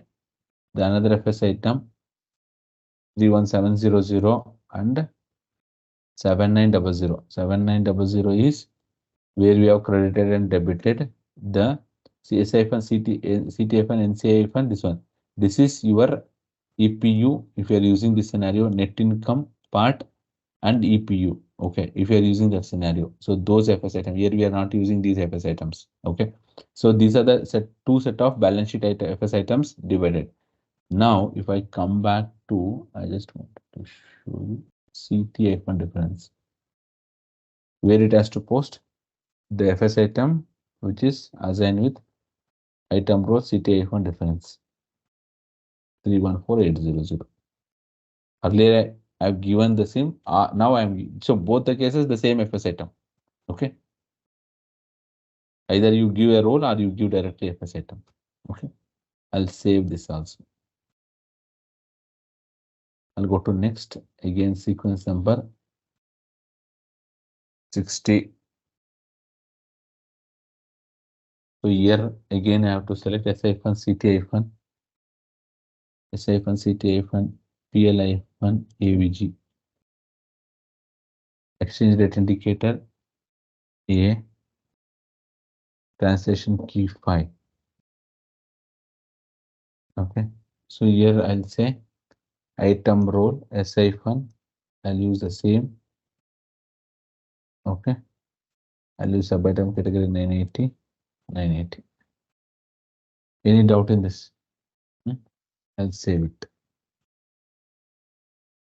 Okay. So this closes my configuration where if you see I have first two items balance sheet which is opening and movement for non-historic. The next two is for historic in a balance sheet. The next one is for current year retained earnings account. Okay. And the fourth one is completely for my P&L. Okay. So now I have done my FS item part. Now already I have assigned the currencies also. Sorry, I have exchange rate indicator. Sorry, translation method to your consolidation unit. Okay. I'll have to just activate here because I have changed it.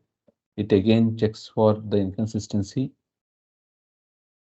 Check here, it's unsuccessful. Then I will say it as active and save. Fine. So now this is fine. Now I can go and do the translation for the entire company code. I'll select here, do custom.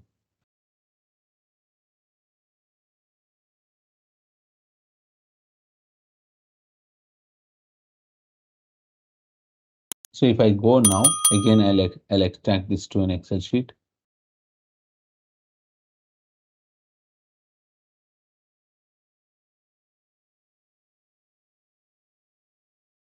If you wanted to do, I'll just select anything P&L to show it back to you.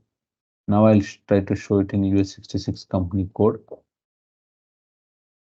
Okay, consolidation translation method. P&L, which P&L should four series.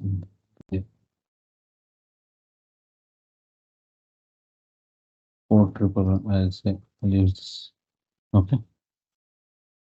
So P&L direct, because if you see here, again the local currency value, okay, and the exchange rate and this one. So here, if I say the P&L exchange rate type as 5, which is added it from USD, right?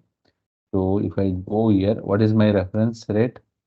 CLO USD to Euro, okay, 3112 0.98. If I see here, this is my this value, this is equal to this multiplied by, sorry, multiplied by 0.98. This is my reference amount. Okay. Next, CLO is done. AVG USD to Euro. Okay. 0.99. That is what the value you are finding here. 0.92. This one is this. So if you calculate as usual, you will find the translation difference is minus of this. Got it? Any doubt in this? And this translation difference, if you see here, it is posting to a separate FS item 314800. 314800. Clear? Whenever you run a translation, when you do a monthly, okay. So this month, whatever transaction happened, what is the transaction happened in the current month? 30, right?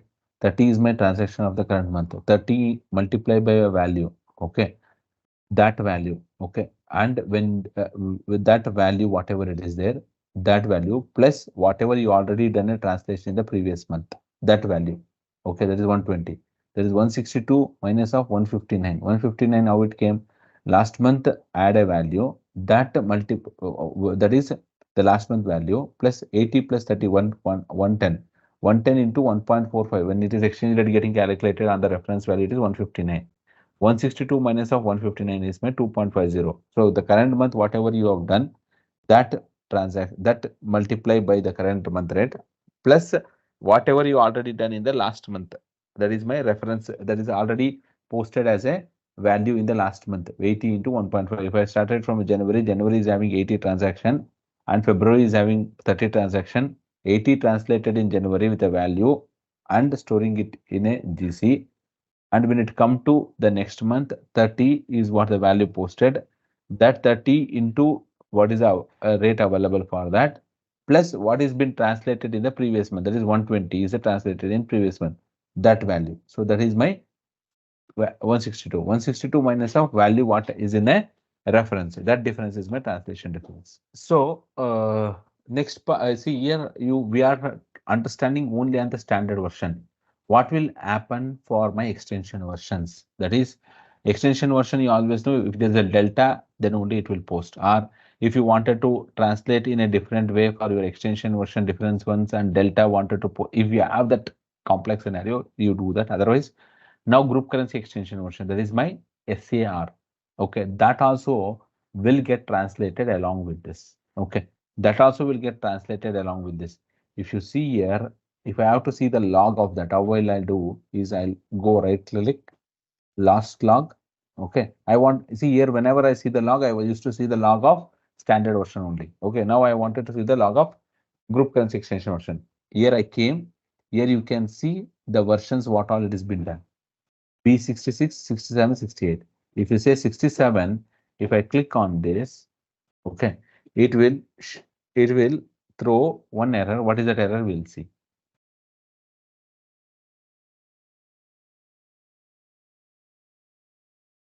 Here system is translating the message here. No translation is assigned for BBFR SW66. Why? Because earlier in my standard version, it does nothing to translate from euro to euro. That is the reason I am not assigned. Whereas the same translation method I am using, okay, because my exchange rate part remains the same special version. So that euro should get converted into SAR. That is not happening. Okay, as because translation methods are not been assigned in this consolidation unit. If I assign a consolidation unit based on the value available from euro to SAR, the same way reference rate and your currency this rate, and it automatically get converted and updated. So I don't need to put any additional effort to do my consolidation in SAR part because the data source for everything is same. It translated to euro also and it is translating into SAR also. I can just straight away go for my other activities. So that is an advantages of using a group currency extension version. Otherwise, if you create another standard version as a SAR, whatever we have done till now, releasing data to year, you have to do everything. Got my point? So here we just need to assign that and do the test and check the log of that also, SAR also. Upon that, finally, I'll run an update run. Got it? So where it update to my main version as well as my extension version. Already in the Fury, there is an like I have told you, like if you can go to this is a standard way how you access Fury. If you don't have link, you will go and type /n/UA2/FLP. For example, that's why if you type also it will come. Otherwise, you can just there is a Chrome Fury Launchpad. If you click on that, it will open up a Fury. That's how I'm doing it, right? Every time when I log in, you guys are seeing that wow, I'm logging. Let me share my screen. Here in your remote desktop, there is a Fury Launchpad. If you click, it automatically opens up a link for you. Still, if you don't have, then you can just it will have 99% every remote desktop is having Fury Launchpad. If you open that, it will open up directly the Fury link. Okay, is that clear to all? Fine. Let's come back to the discussions what we were. So we were talking on the currency translation for my group currency part. So here we have seen the version B67, which is group currency, which is in SAR. Okay, so for these we didn't add the translation method assigned to my entities. So to my consolidation unit, let's go and assign in my consolidation unit for my euro entities. So the consolidation unit is BP66. They go.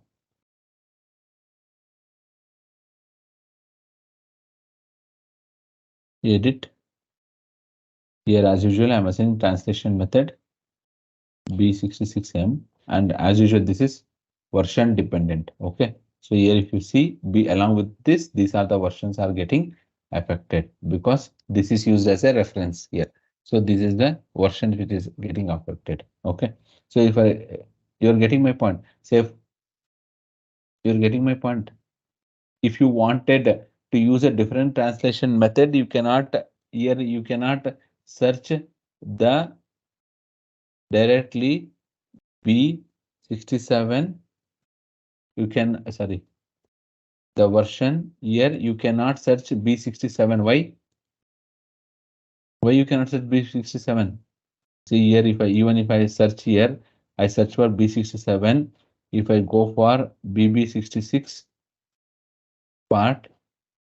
Okay, here B60 version, other affected version, 3 versions. So whatever you do, it got affected to all. So that is the reason. Okay, if you wanted to do normally the translation method, we keep the same. If you wanted to do any other rate, I wanted to use it. I don't want to use average rate for this. For example, any of currency difference, but I wanted to use a different exchange rate indicator. What you will do, you will make a special version for this and assign it in your main standard version, a special version if you wanted to do anything else. Otherwise, the translation method remains same. So I will go back to B66.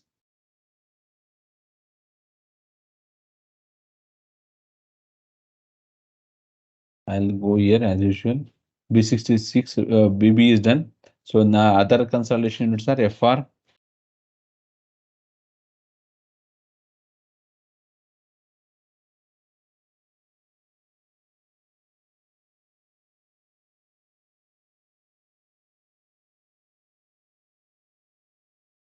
And the other is SW66.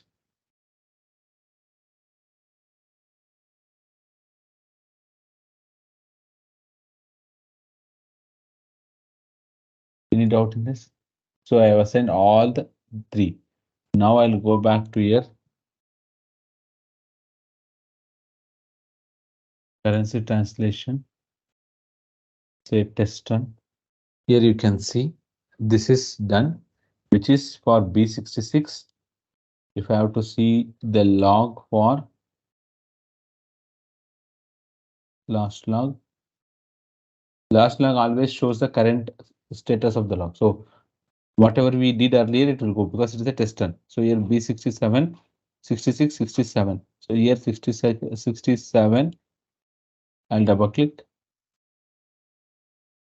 You can see the log for B67. Okay. Here now if you see these are all got converted to SAR. Can you see it? If you see again here the rate, already there are some rates are available. Okay. So upon that we have not maintained a specific rate. Already the rates are available. For example, if you say AVG euro to SAR, okay, average. There is some rate available which is euro to SAR 0.275. Okay. If I see, if I go and open here item 2, enable editing. Here if I go B66, BB66 only will see here.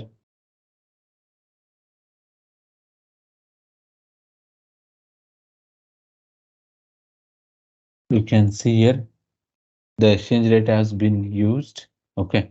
For example, here the exchange rate you are seeing it has been used. You have a GC as well as the reference amount and translation difference are getting calculated. Again, the rates are taken accordingly. Say for example, here I am searching for AVG. Let's search for CLO USD, sorry, Euro to SAR. Euro to SAR it is 39 2023 0.25 is there. Last year is 0.25, 0.24. So here you can see 0.24, which is the value which is getting converted. 0.24 is the value. The reference rate is 0.25. Okay, the reference rate is 0.25. This equals multiply by 0.25.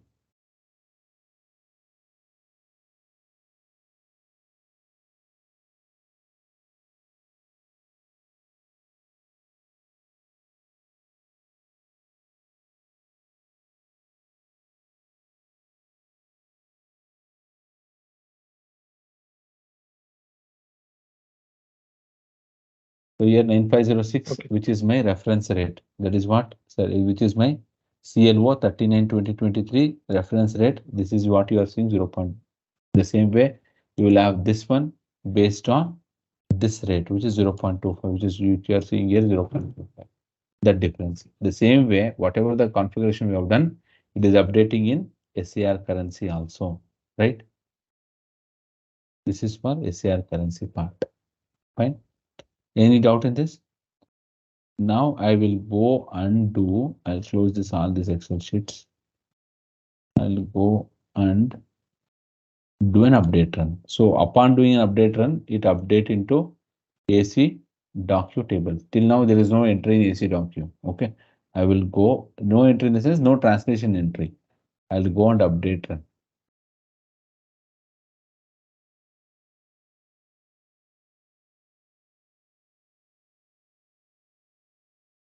Okay. Now let's go to the table analysis part. So here my version is B66, right? So if I execute the data, you can see for CA66, right? CA66, see here, the values, what you are seeing for CA66 is here, earlier loaded data, group currency. Now, system will not going to translate in the same row, okay? Because system cannot identify that. You will have a separate rows created, updated. You can see here, right? CA66 or whatever is the entities we are seeing, US66 group currency. Here, no, there will not be anything translated value. Okay, let's do an analysis for one, how system will post an entry for one of the value, one of the activity. How we'll do? I'll select CA66 only and do the analysis. CA66, I'll take only the FS item, this FS item. Okay, to show it to you how system will do the translation. How system will make the posting is what you have to understand, right? So here, okay. Can you see here? These are my two transactional data which is uploaded into the system. Agree? These are the two system which got updated. Agree? Now you are finding here 900 as two items. 900 as two FS item. Okay. And 980 as your translation difference. Okay. How system will do the calculation? Say 900, which is there, whatever is their value. Let's take the report also, whatever it is finally calculated for your understanding.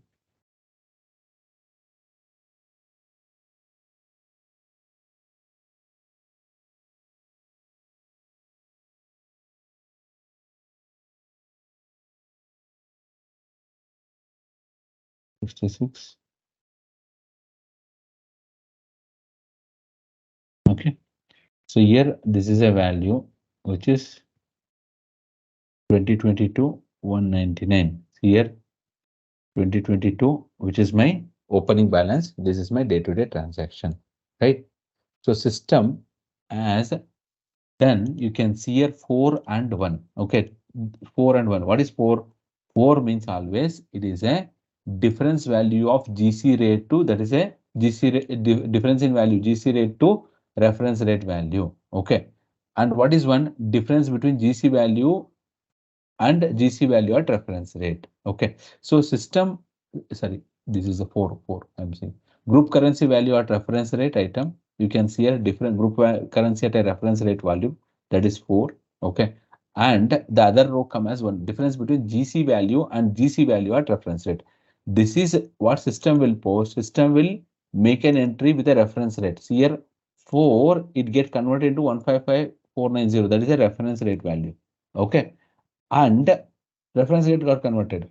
This reference rate minus of this value, okay, this is 11,001,006, which is my, see, what is my value, converted value, this one, right?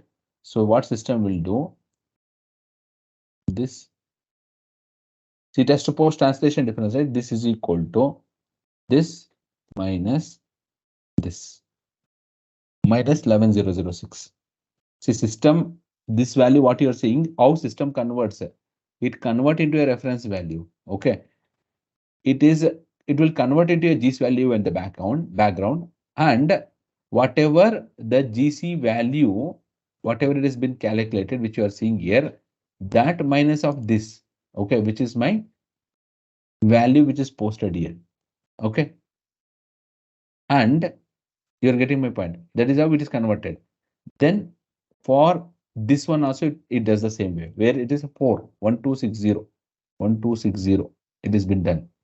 Then after doing 1260, again this one, again GC value, this is equal to this minus of this, which is 54.720. That is what here you are seeing, minus 54.720. Okay. Then system adds both of this. Okay. System adds both of this. This is equal to this plus this. When system adds both of this is negative of this. This is what here it is finding as a translation difference. Getting my point? Or this is one way of interpreting here. You got my point? Everybody got my point. Our system is putting into a different rows. These two rows, this is converted into a reference value. In the backend system converted into a group currency value, and it put. So if you say what is my group currency value, this minus this minus this is my group currency value. What is the value system translated? This minus this. What is that value? This is equal to this minus this.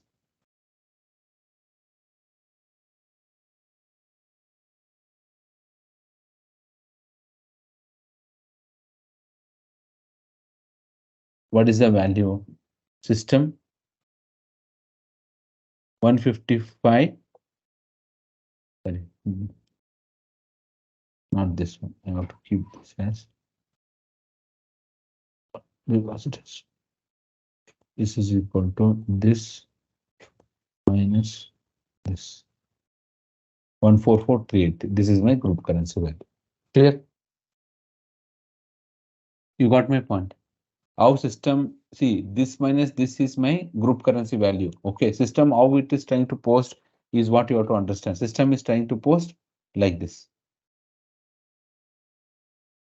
15540, 1106. The difference is 1443. This is 1443. 1443 directly it is not posting and making it to, and it is not posting again a translation differences separately. Okay, because a debit and credit should match up here.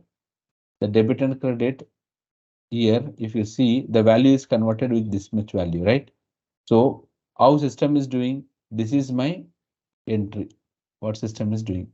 Okay, system is converting this and it is converting this also, and whatever the differences is totally arising is a translation difference. Clear? Any doubt in this? You take any FS item, system does it the same way. Say for example, if I take a P&L FS item 41100, okay, you see here this also 4 and 1.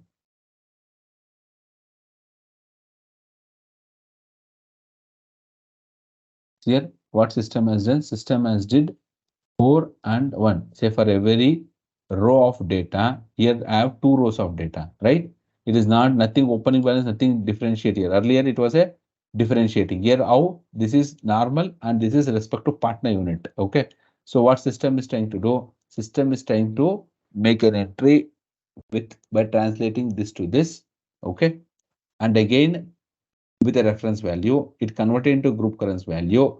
Group currency value of that minus this is your this value. Okay, the same, this is without partner unit because it has to keep differently. This is transaction without partner unit, whereas this transaction is with respect to partner unit, it is updated with partner unit, intercompany transaction. So system makes an entry like this. Is that clear? See here 412000. Here there is no partner unit, nothing. Okay, maybe here it is based on a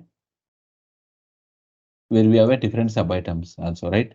So system check all that combination. It has translated this into these two, this into these two, and this into this one. Okay. Here translation difference where it will post to a separate FS item. That is 31800. It is not posting. If you see here, all these are with the 900 and 915 only. There is no Here in the P&L item, it will not post with the same FS item, right? So it will be posting with 980. So here, whatever transaction type you are seeing, it is all 900 and 915, 915 only. Let's see what is transaction type. Sub item.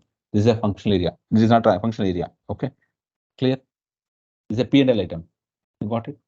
So like this system does the translation for this one.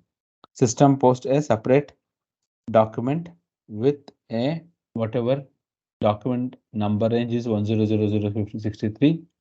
It posted again in the period 12 only entry. Clear? Posting level remains same. There is nothing a difference in the posting level because it is taking, and document type also uses 00 only. There is no specific changes in this. Any doubt in this?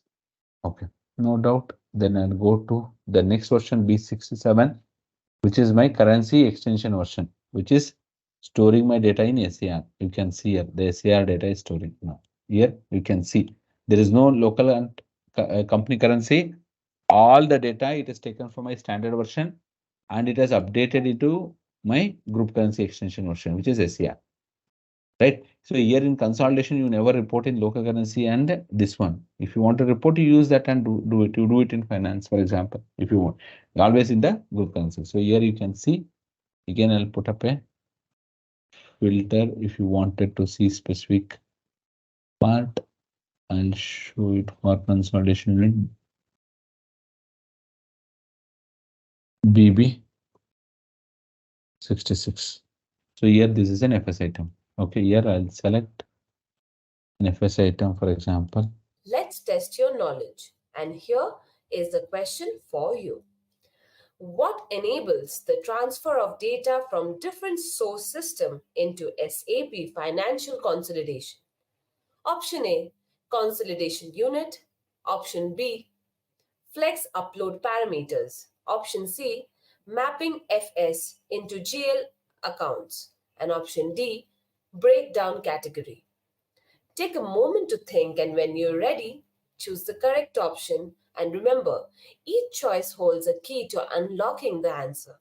Good luck and type the correct answer in the comment section.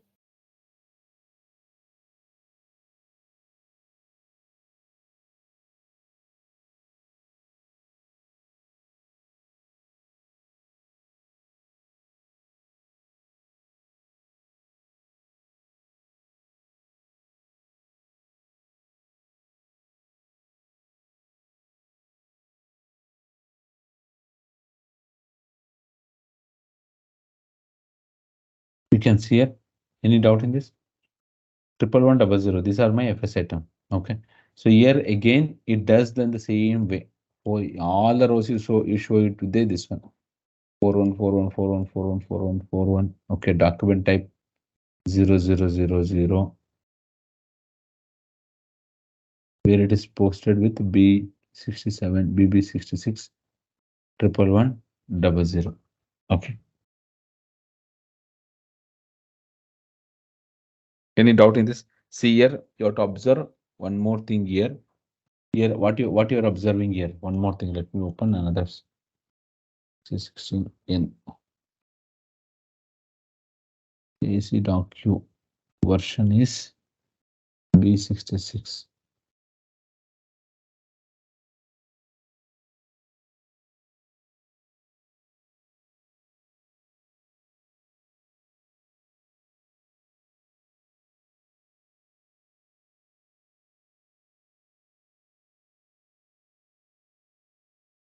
This is manual JV. Whatever I posted a manual JV here, 100. This is my manual JV. This is my manual JV entry that has been converted here, which is converted the, see, whatever it has used the source, the same it uses and do the activity. Okay, so 0F, where we posted in amount in group currency also, that is 0F. Okay, what I am trying to show it to you here is whatever translation it does, it updates with the same document type. So here you are finding 3 document types. Why? This is your loaded data. Okay, this is your manual posting data. Okay, and this is your universal journal data. So this is my universal journal data. This is your universal journal data. That means whatever it is posted in the source, the same document type used. Here also, if you see the translation, it will be the same. The same way here also. Okay, so that you can identify or reconcile, okay, what data has been translated to where. Got it? And accordingly, it uses the document number ranges. Okay, for V0F would have been a different document number range, 10 would have been different, and this would be a different document number range. Then we'll move on to see the report part. Okay, so we have done transactions and all. Till now we have not seen any report. We'll go and see this basic SAP, like the report what SAP has provided as a part of group reporting. So we, as usual, you can use Microsoft Office, where we extract data from CDS views into an Excel sheet and do reporting or a specific CDS views format, all that. Okay. So generically in the Fury, we have a report called group data analysis. So in the group data analysis, there are two things: group data analysis, group data analysis. Again, it says as a deprecated because a few of the additional functionalities came up here. Okay, if you are in the old version, you can still using it. Either of this, you can go and select a group data analysis. So here, group data analysis with reporting rules, I'll come to that later, that how you can design your own report. Okay, that I'll come to. Now this I'm going directly to see a group data analysis. So here my version, my chart of accounts, my consolidation group, my key date, whatever it is, I'll say and say go. Okay, so for now we have not made any hierarchy. I told there are hierarchy. Manage global hierarchy is a centralized hierarchy, a hierarchy app provided by SAP. Central hierarchy app provided by SAP. With that, we are having all this as an app. Okay. So here, if you see, these are my FS item. In this, you are seeing it in a particular, what is the balances with respect to document type. Okay, with respect to document type, you are seeing it. Okay, so here you are seeing, if you, like for example, if I have to remove it here, I'll remove it. I wanted to see by consolidation unit. I can bring the consolidation unit to rows, or I would have bring it to columns.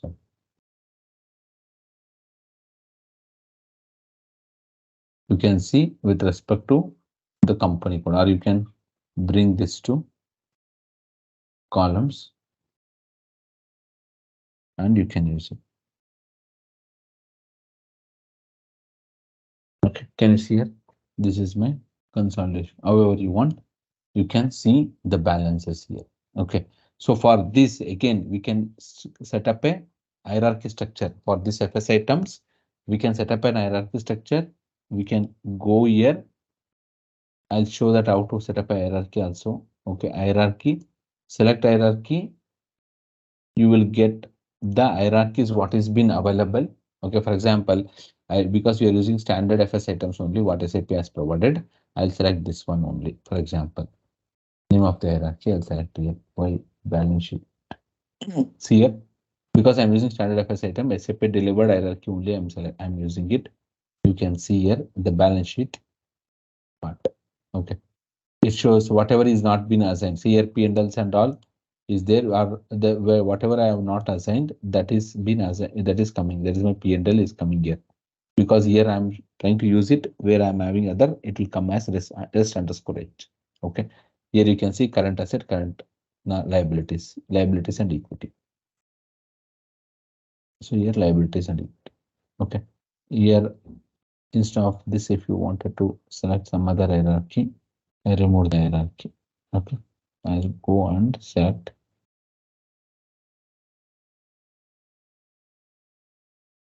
and I say search.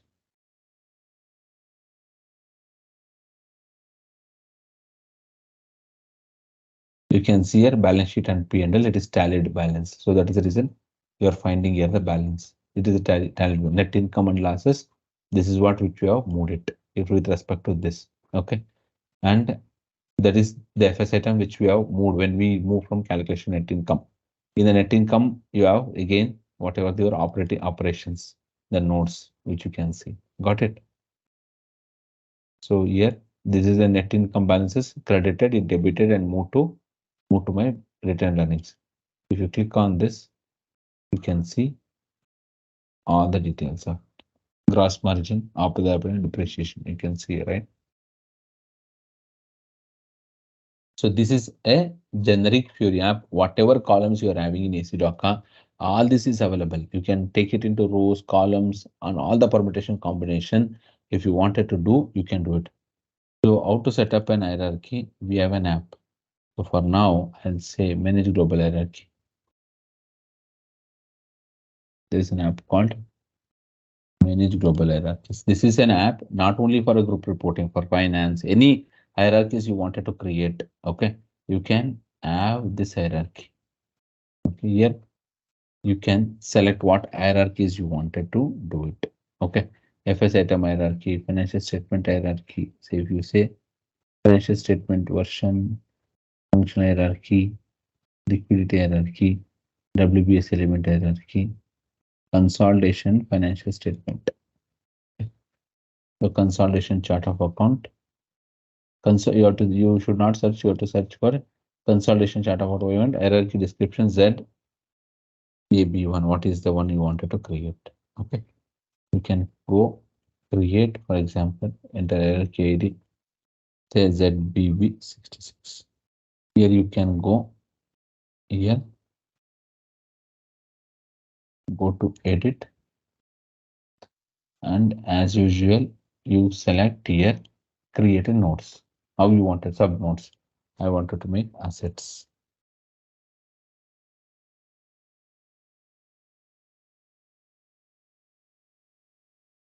Under assets, I wanted to add consolidation FS item. For example, you give what FS item you wanted. Okay. What FS item you wanted to include? I wanted to include triple one double Z.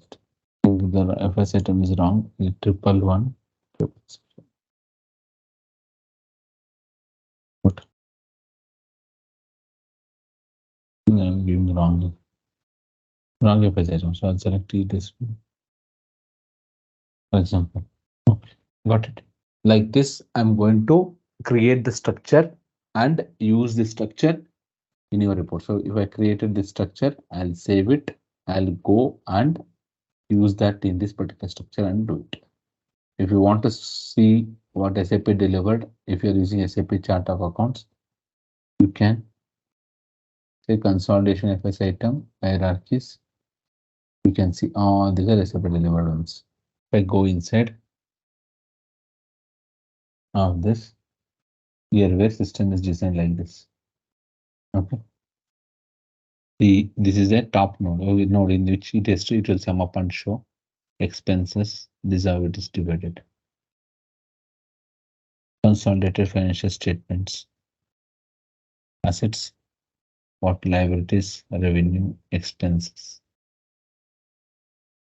Here still you can have the still more drill down, drill down, drill down. Right? So this is how you can create a structure and use it in your report. Okay. If you don't have any doubt in this, so with this part, you can see here we are completing all the activities. Validation of standardized data. Say now we have done a translation in group currency. If you wanted to validate, you can validate whatever formula or validation rule you defined here, or validation method we created here. We will just go and assign to the step of validation standard data and run the same. It will do it in a group reporting. It will do it in a group currency and does it. Okay. Or if you wanted to make some other rule and do it, you can do it and assign it to this particular task ID and you can run it. I'll leave it to you because it's already been shown. I'll leave it to you guys to do it as yourself. Okay. So, and this is not a mandatory steps to do to go for a next activity. So with these, my all data monitor activity steps have been completed. Okay. Now the next is I have to go for a consolidation. Now that means I got a data and I'm keeping my data. Okay. Now I have to start a consolidation. So once I have to start a consolidation, I have to do first step is intercompany elimination. So that is a prerequisite to run your consolidation. That means once your data is ready in group currency, you have to do your intercompany elimination. So how we do intercompany elimination? You can do like you have to reconcile before you eliminate. You have to reconcile. Upon that, it is eliminated. It is not straight away I close the eyes and go and eliminate it, right? So I have to do my intercompany elimination activity. So for that, I have to do a reconciliation. So to do a reconciliation, SAP itself has provided a tool called ICMR. Okay. By using that tool, you can run a reconciliation. You can run a reconciliation as a part of group reporting, or you can implement this process of reconciliation in the finance module, because the finance are the peoples who are the owners of the transaction. If you find any differences there, they only should correct it. It is not that you can correct it. Whatever they correct and confirm, that value you just eliminate is the functionality of a group reporting.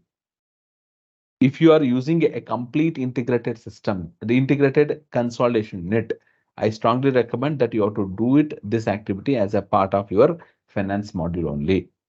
If you have non-SAP data also getting loaded into group reporting directly, okay, that reconciliation activity you have to perform before you start it. Then in that case, we implement this ICMR functionality, or ICMR means reconciliation activity.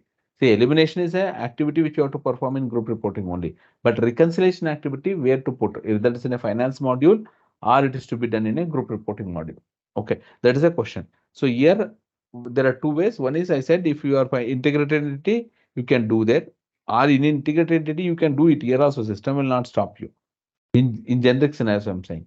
If you are non-integrated and everything loaded, they just loaded, but you have to reconcile before you do it. You wanted to use it, this tool as a part of group reporting, you can do that in a group reporting. That is, you have to reconcile. Upon you happy on the reconciliation, you are going to eliminate the difference, okay, and proceed further. So that detailed part of ICMR, because it takes hours to complete, we will take it up in the next session. So if you have any doubt till now, we can cover up. So now the basically eye level, there are two topics which is pending. That is ICMR and consolidation of investment. ICMR is again a big topic where we have to eliminate ARAP, we have to eliminate intercompany sales and purchase, and intercompany inventory. Okay, if you treat it as an inventory, all this, what we have to do it as a part of ICMR. Then we will go for consolidation of investment by using rule-based consolidation. Hello everyone. I wanted to provide a brief overview of ZaranTech's training program of SAP Group Reporting. This comprehensive course covers key concepts and tools you need to create consolidated financial statements across multiple companies in an SAP system. Over the past few years, hundreds of professionals have leveraged ZaranTech's SAP Group Reporting course to expand their accounting skills and advance their careers. After completing the training, many have graciously shared their success stories in ZaranTech's testimonial platform. In just few weeks, you can learn how to set up group reports, reconcile transaction between different company branches, convert currencies, combine financial data using the popular SAP software, and this can open doors to new finance job opportunities to or help you deliver more value to your current role. If you're interested in learning more about SAP group reporting with ZaranTech, visit the link below for course details. Getting started now with this training is a smart investment for anyone looking to boost their SAP group reporting expertise.